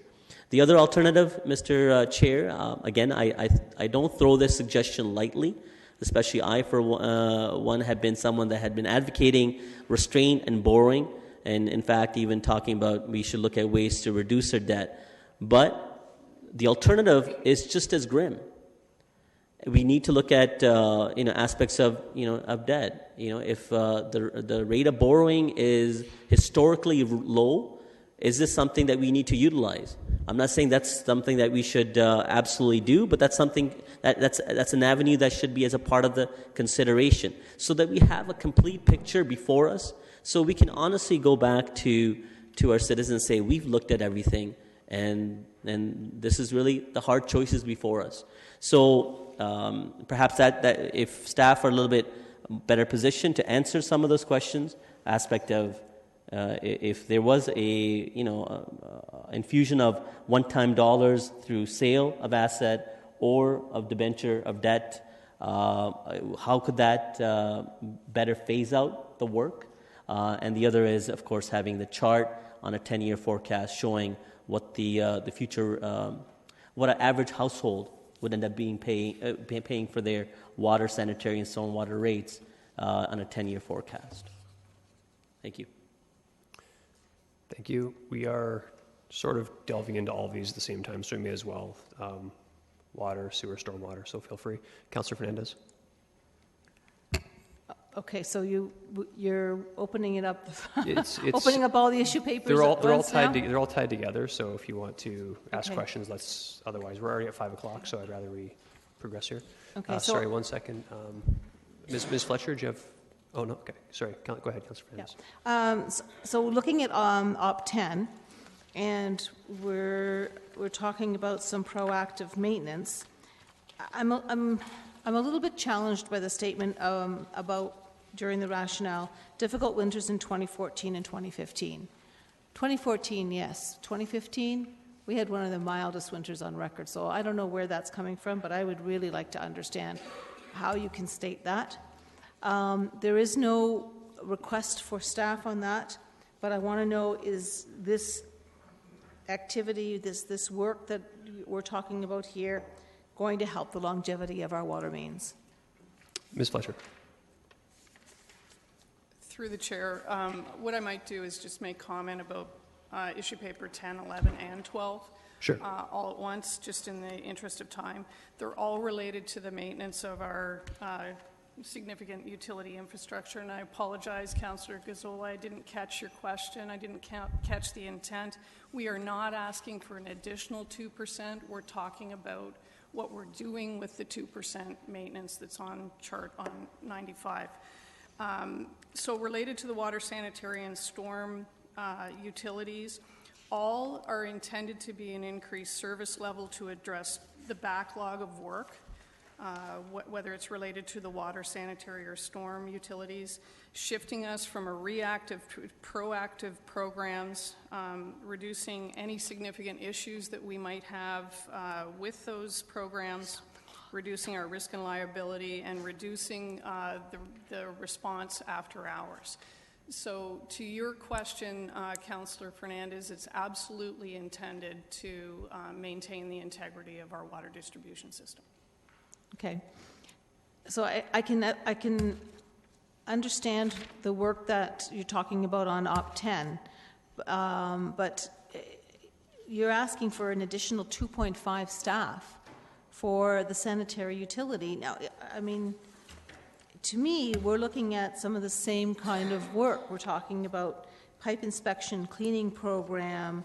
I mean, one is sanitary and one is water. Are we saying that you don't, the one person who checks sanitary can't check water? Is that my understanding here? Through the chair, if I remind council, Kitchener Utilities put in a request for additional staff related to the water distribution system. I believe as part of the 2016 budget, there were 4 or 5 staff members that were approved. These are completely different infrastructure systems. We have a backlog of work in both storm and sanitary. That's one of the reasons why we've brought the issue paper before you, is because in order to implement the Stormwater Master Plan and in order to maintain the sanitary system properly moving forward, we do need additional staffing resources. Okay, and but right now I'm just focusing on water and sanitary. I know that there's another 2.5 FTEs for the sheet that's here for the implementation. I understand that we want to start the implementation, but do we need to start right off the bat with 2.5 staff on that? I mean, can we wade into this implementation one step at a time instead of, jumping in head first, no pun intended? Sure. Through the chair, in looking at the analysis of the program that we're planning to implement, some of it is equipment, some of it is staffing as well. And, it is our recommendation that in order to deal with the backlog, the significant backlog of work, we need the 2.5 staff members on both sides of the equation. Okay, so the 5.6% increase in stormwater, I definitely understand the whole stormwater master plan. I get where we're going. I know that it's very proactive, but we're asking for a 5.6 increase just in the ARP. Is that is that the whole implementation component for the stormwater, the 5.6? Through the chair, the issue papers that I would be responding to are part of the 2% maintenance. I'll let Mr. Gross speak to the implementation of the Stormwater Master Plan. Through the chair, the stormwater master plan implementation plan is being funded from that other column that you see there, which is other. 1.6. And it's not AIRP. Okay. That was the intent of the memo that I distributed this morning and the one that you received by email on, I believe it was Friday morning. Okay, you're talking about this one here that we have on our, okay. Correct. All right. Yeah, I just wanted to make sure I understood what part of this, the storm increase was the implementation. Okay. The stormwater increase, and when you're speaking to FTEs, it's OP13. That OP13 is requesting the two staff for the engineering stormwater area to carry out the stormwater implementation plan as we have it, as we've presented it. Mm-hmm. And again, that falls under the other column, not the AIRP column. Right. That was one of the questions I had asked Mr. Chris, let's just say Chris, because I can't for the life of me remember his last name, from Aquifer, if the implementation plan was going to affect our staffing. And my understanding is his response was not right now. So now I'm seeing that actually, yes, right now, we're taking 1.6% of that increase and adding it to an additional person. Can we start with one person so that we can at least start some of the implementation and again, not jump into the stormwater pond head first? Mr. Eidman? The staff report that was brought forward just a week or so ago did outline FTE needs that would be brought forward as part of the budget process. It didn't specify the number because that was being brought forward as part of the complete picture with the budget that we're looking for. Okay, so then my question still stands. It said we were going to anticipate FTEs. Can we start with one person? Through the chair, this is transitioning 2 temporary staff into full-time positions to be able to complete that body of work. So I would suggest that we would have challenges keeping temporary staff positions on an ongoing basis through union and the like. Ms. Fletcher to add? And I would reiterate that on the maintenance side of the equation, we have looked at how lean we could be to start off the program. And that's what we've recommended before you.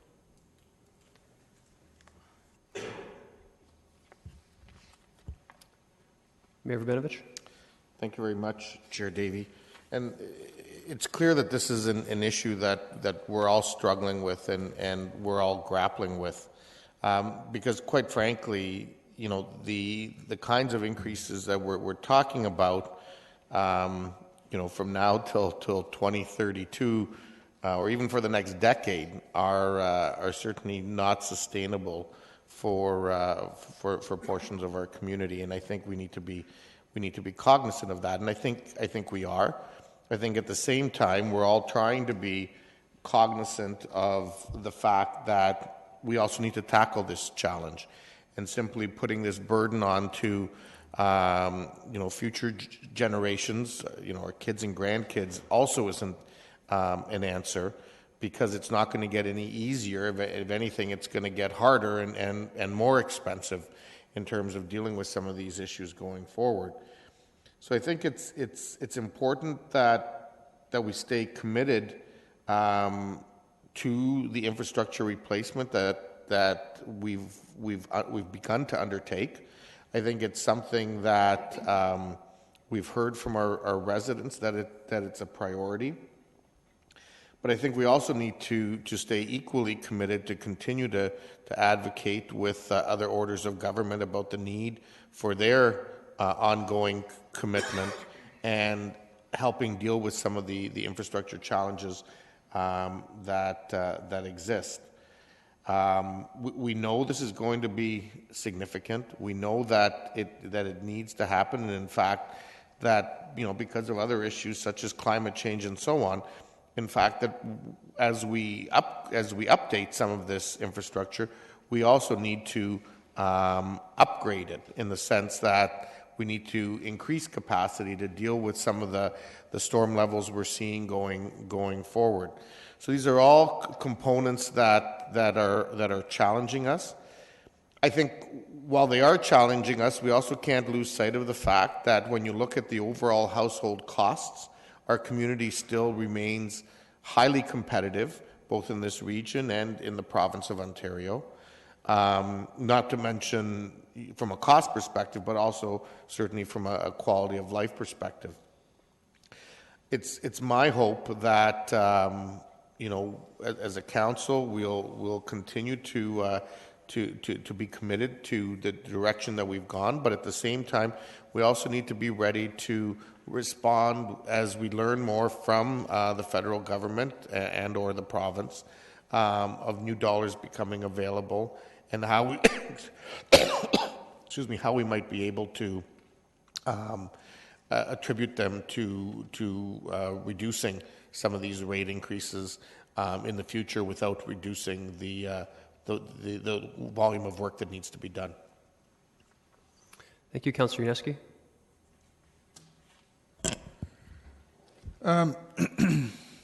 Mr. Gross, on page 125, the final OP paper,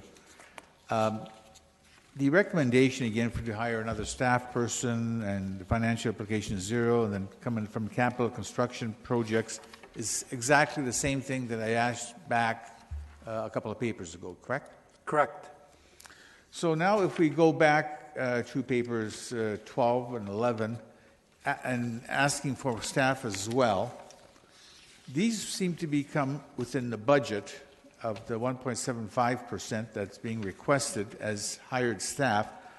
Why can't the recommendations for those two papers be similar to the paper 13 and have it come out of capital? Through the chair, the engineering recommendation for stormwater is separate from the operations division. The operations division is, if you will, seen as a contractor to actually carry out the work of the stormwater utility. So therefore, that's why they're divided up.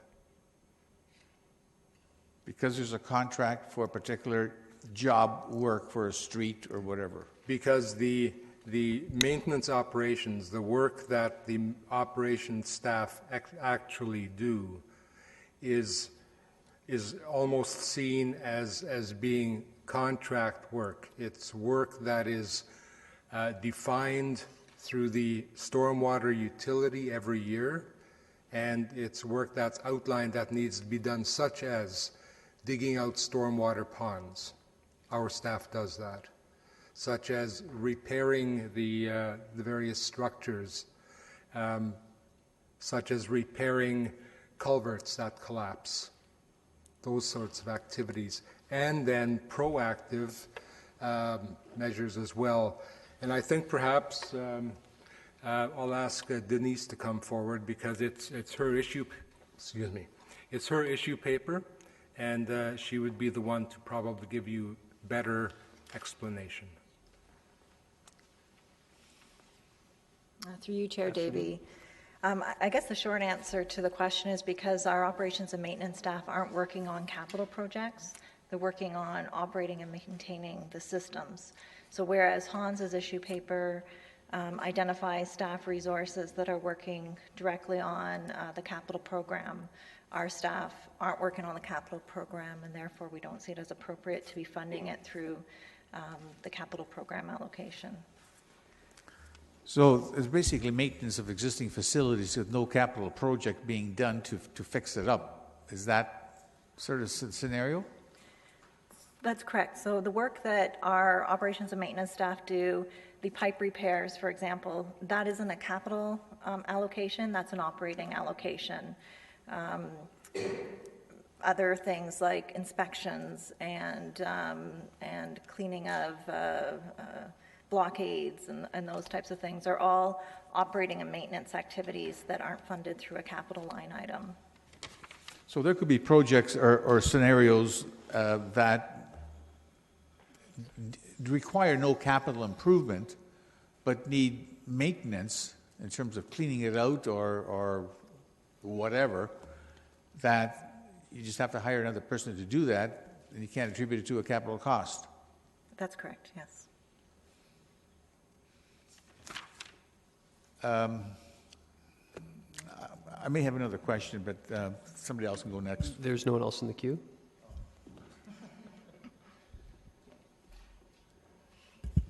Okay, are there any other questions? Oh, Councillor Fernandez. Oh, pardon me. There you go, go ahead. So I'm reviewing this internal memo that we received on November the 10th. And when I'm looking at the state of the stormwater reserves and 101, originally the stormwater stabilization reserve was to have been in a deficit for well past 2017. Is that correct? Is that correct understanding? Through the chair, my understanding is that it's been in deficit since 2011. Oh no, I understand that, but Yes. was it not anticipated to be in a negative position for a few more years, closer to 2020 than 2018? To be honest with you, sorry, Mr. Haggie? Yes, through the chair, I believe that's true for stormwater. It may also be true. I think it was for potentially water and sanitary as well. Yeah, I thought for sure it was. The reason it sticks in my mind is because it was one of those dates that just sticks in my mind. What I'm maybe understanding now is with this additional increase, we will be able to pull the stormwater utility out of a deficit earlier by 2 years, based on what I'm seeing on 101 and what I'm reading on the memo from November 10th. Mr. Chapman? Through the chair, we can go back and confirm the details. I don't believe that's the explanation for it. I do believe that we have deferred capital projects based on timing, closed out and rebudgeted amounts, and so it's a function of how capital has been handled that's allowed us to achieve this position. Okay, that's not how I'm understanding what I'm reading here, but okay. So if you look at 2017, and again, we can go back and confirm the details, but I don't believe we were showing $1 million surplus last year for 2017. I think it's because the transfer to capital other has been reduced based on the timing of projects. As a result, we're able to eliminate the deficit this year. Okay. Further to that, I'd just like to point out, so on the slide that's on screen, you can see the capital reserve fund is using $1.4 million. Is being used up $1.4 million, and that's essentially caused a reduction in the transfer to capital other line. I guess where I was going with, just so you have an understanding of where I was trying to go with this, my thought was that possibly the reason that we're seeing the stormwater utility coming out of a deficit earlier was because of the rate increase that we have put out, and if we were already prepared to keep it in a deficit till the 2020, then maybe we should be looking at not adding that increase right now, spreading it out over a little bit longer so that we don't. I know it's nice to have it out of a deficit, I understand that, but I'm just wondering if that was what was the thought process. So through the chair, I just reiterate, if you look in 2017, the ending amount, positive amount, is just over $1 million, 1,007. Yes. The amount being transferred from the capital reserve fund in 2017 is almost $1.5 million. I would suggest that that's the reason that we're seeing a positive result in 2017. We're funding a big chunk of the capital program from the capital reserve fund instead of coming from the rate. Okay. All right. I need to get my head around that a bit more. Okay, thank you. Councillor Gazzola? Yeah, I have two theory questions, perhaps, on the stormwater program. I'd like to know where the schools stand, and what kind of annual dollars are we losing because they're not paying the bill?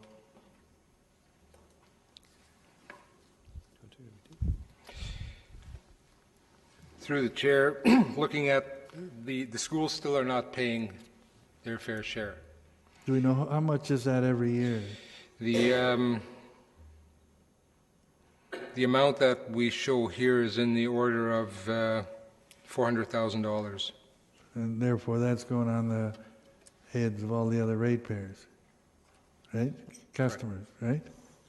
Well, somebody has to pay for it, yeah. Right? Yes, that is money that we are not collecting. Are we any closer to getting any understanding on that, or? Not to my knowledge. I thought there was settlement on that, or. Pardon? I recall looking into it some years back, and basically they're not going to pay. Mr. Chapman, do you have further information? Through the chair, that's correct. The province made their position clear, and that's that they're coming down on the side of the Ministry of Education, not on the side of the Ministry of Municipal Affairs. So we are basically fully allowing for that, but not writing it off. Our position is that it's still due and payable, and it will take a change in government to change a position on that issue before we see it. How much do you have that has been uncollectible?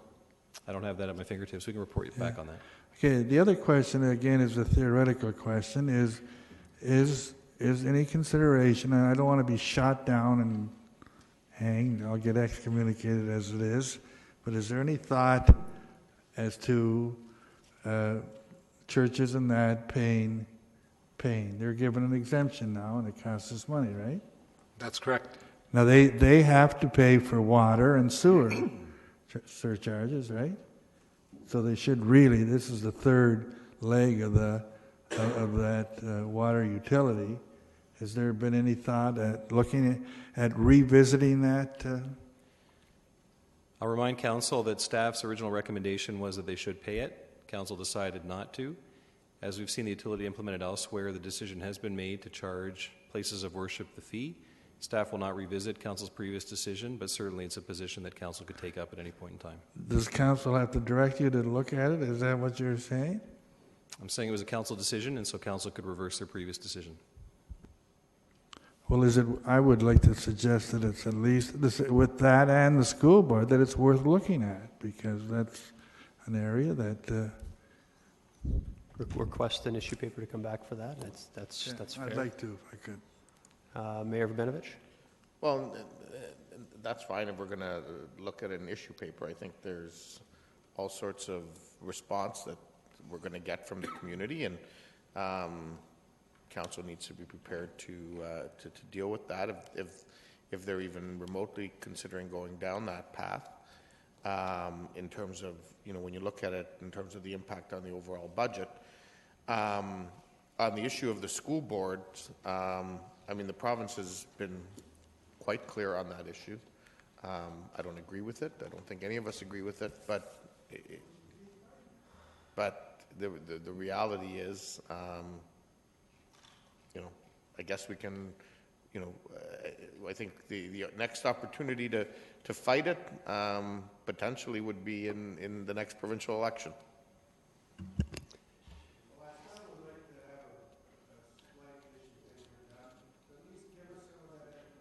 Yeah, that's been requested, and staff will accommodate that.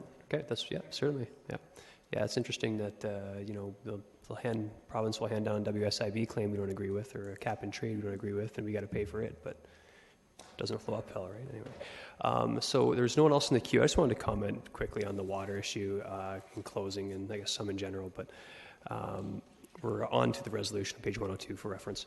But I just want to echo some of Mayor Verbenovich's comments. It's not for 1 second will I vote to not do the work or reduce the rate if it results in not doing the work. That's something that's just a responsible decision. I think you have to do the work. You cannot service your water and sewer infrastructure.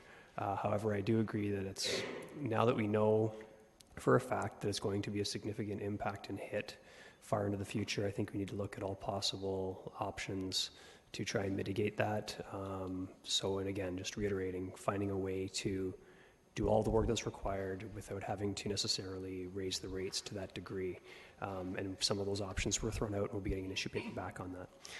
And I just wanted to, again, this is the second year in a row where it frustrates me because we we're sort of knocking it out of the park, in my opinion, on the controllable side of our government, and that's the tax levy. That's the controllable side and things that we do, and that gets lost. I mean, if you look at the 1.7%, go look at our neighboring municipalities, look at the region. It's not even really close in many circumstances, and that gets lost in the shuffle by this, I'm going to say, largely uncontrollable at this point cost in the water, sewer, and stormwater infrastructure, and it frustrates me, and I'm cognizant of that, but I just want to, focus on that fact that there is a real, it's ingrained in the culture, I think, at the City of Kitchener, that efficiency and trying to find efficiencies within the organization and reaching those inflationary increases. So I think if we make sure we keep that in mind when we're dealing with these larger issues, it's important. With that, we're on to page 102, resolution. Do we have, working on it? Be a little bit. Mr. Gross? Through the Chair, there's one unanswered question I believe Councillor Ioannidis raised this morning regarding the credit, storm credit program. And I spoke with Nick this morning, and because I wasn't around when that was first initiated, the take-up originally was lower than expected. Most of the take-up occurred in 2011 and 2012, about 50% of expectation. In 2016, the non-residential take-up, it's been kind of level, but the non-residential take-up is exceeding budget, whereas the residential take-up is lagging. So it appears that people with higher assessments are finding it more economically viable to implement the stormwater conservation measures. We will be, as part of the stormwater implementation plan, we do have a market incentive program which we have suggested could start in 2020 after we've completed other work. And what that would do is it would re-look at that stormwater credit program and see whether there are other things we can do. That's the status at this point. Okay, Councillor Singh on that? Yeah, well, when applying for the stormwater credit, is it true that residents have to pay a $25 fee that's reimbursed after the assessment? But there's a fee for the assessment? Through the Chair, I'm not totally familiar with those details, but I can get back to you on that. Please, because it just happens yesterday. I had a constituent called, older citizen, and he was complaining, saying, I got rain barrels, but I called. They said it's going to cost me $25. I don't want to pay $25. But I was surprised that that is the case. If you're not having success in having uptake, if there is such a case that there's a fee that exists beforehand, I think that sends a very negative message. So please, if you could respond to that question. We will look and respond. Look into that, thank you. Okay, Councillor Marsh has a point of information. Yeah, I'd be very curious about that fee. I hope that I hope that gets cleared up and that we're not charging a fee. But my understanding is that for free you can apply online. So perhaps he's chosen not to apply online, and so that's maybe where we're getting caught up. Yeah. Yeah, that would be news to me as well. Okay, I have a few people in the queue here now. Councillor Fernandez. Just once we go through resolutions, I have two more that I want to add. When do you want me to add them? Now. Okay. Please. So in the past, I've asked for the capital closeouts existing balances. I want to make sure that that's going to be part of our final budget day papers. Okay. And the other one was, and maybe Mr. Chapman or Mr. Hagee will be able to remember, on final budget date, near the end, we have that whole list of increases. And that's where I think I was talking about the economic reserve and asking why we were increasing the economic reserve at that time to whatever percentage we were. Can we have an understanding of what all that is before budget day? I'm not sure. I wish I would have looked at my old budget. I apologize for not doing that. And I'm not positive about the request. There is specifically in the capital package a greater discussion about the Economic Development Reserve, about the current balance, what the plan is for it over the next few years. There's a lot of information. So if there's anything, I would just suggest that if the request still exists after that review, that it come forward at capital, and then it could be part of the final budget day package. Okay, yeah, I want to make sure that, because I remember scrambling on the, the final hour on the final budget day, looking at that list, because we were just approving everything, and I said, whoa, wait a minute here, what are we doing? So I will look at my capital if I have further questions. I just don't want it to be dropped if I don't put the resolution out now. Certainly, yes. You can bring forward resolution issue papers at capital as well. Okay, super. Thanks. Okay, no one else is in the queue. So let's give this a read quickly. Sorry.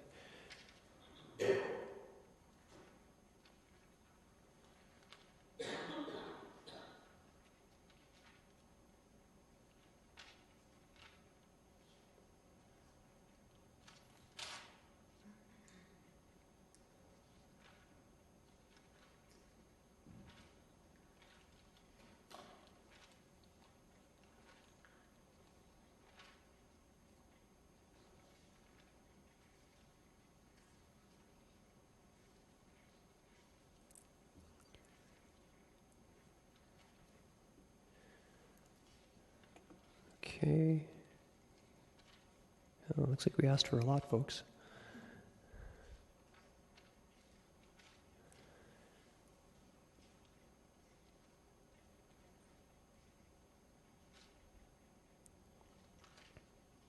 Okay, so number 10 isn't going to come back as an issue paper, I presume? Number 10, right? Yeah, so our understanding is that number 10 is a report back at some point throughout 2017. Okay.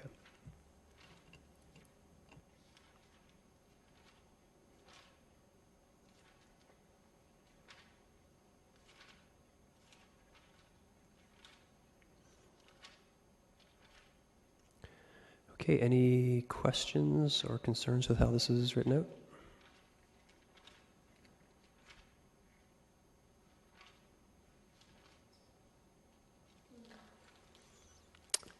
Councillor Marsh?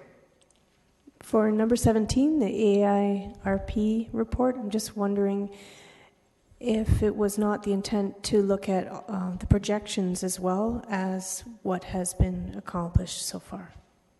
What was planned versus what was accomplished. I, for one, would like to add that we look at the next 10 years as well, to, if that's not unreasonable, to see what are the projections and what we'll be able to pay for based on our projected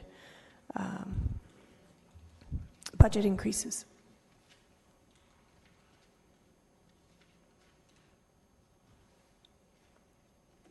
Okay, anything else? Not seeing anyone in the queue? Okay, I'll need a motion to move by Councillor Fernandez to have staff to carry out this work. Those in favor? And none opposed. Very good. Do we have to ratify this in special council, or yes? Okay, Mr. Mayor. Thank you. So the adjournment was really not an adjournment, but simply earlier, but simply a move to come back and return at this point in time. So it's been moved by Councillor Davey and seconded by Councillor Marsh. The resolutions that we just passed. All those in favor? Opposed? That's carried. Motion to adjourn.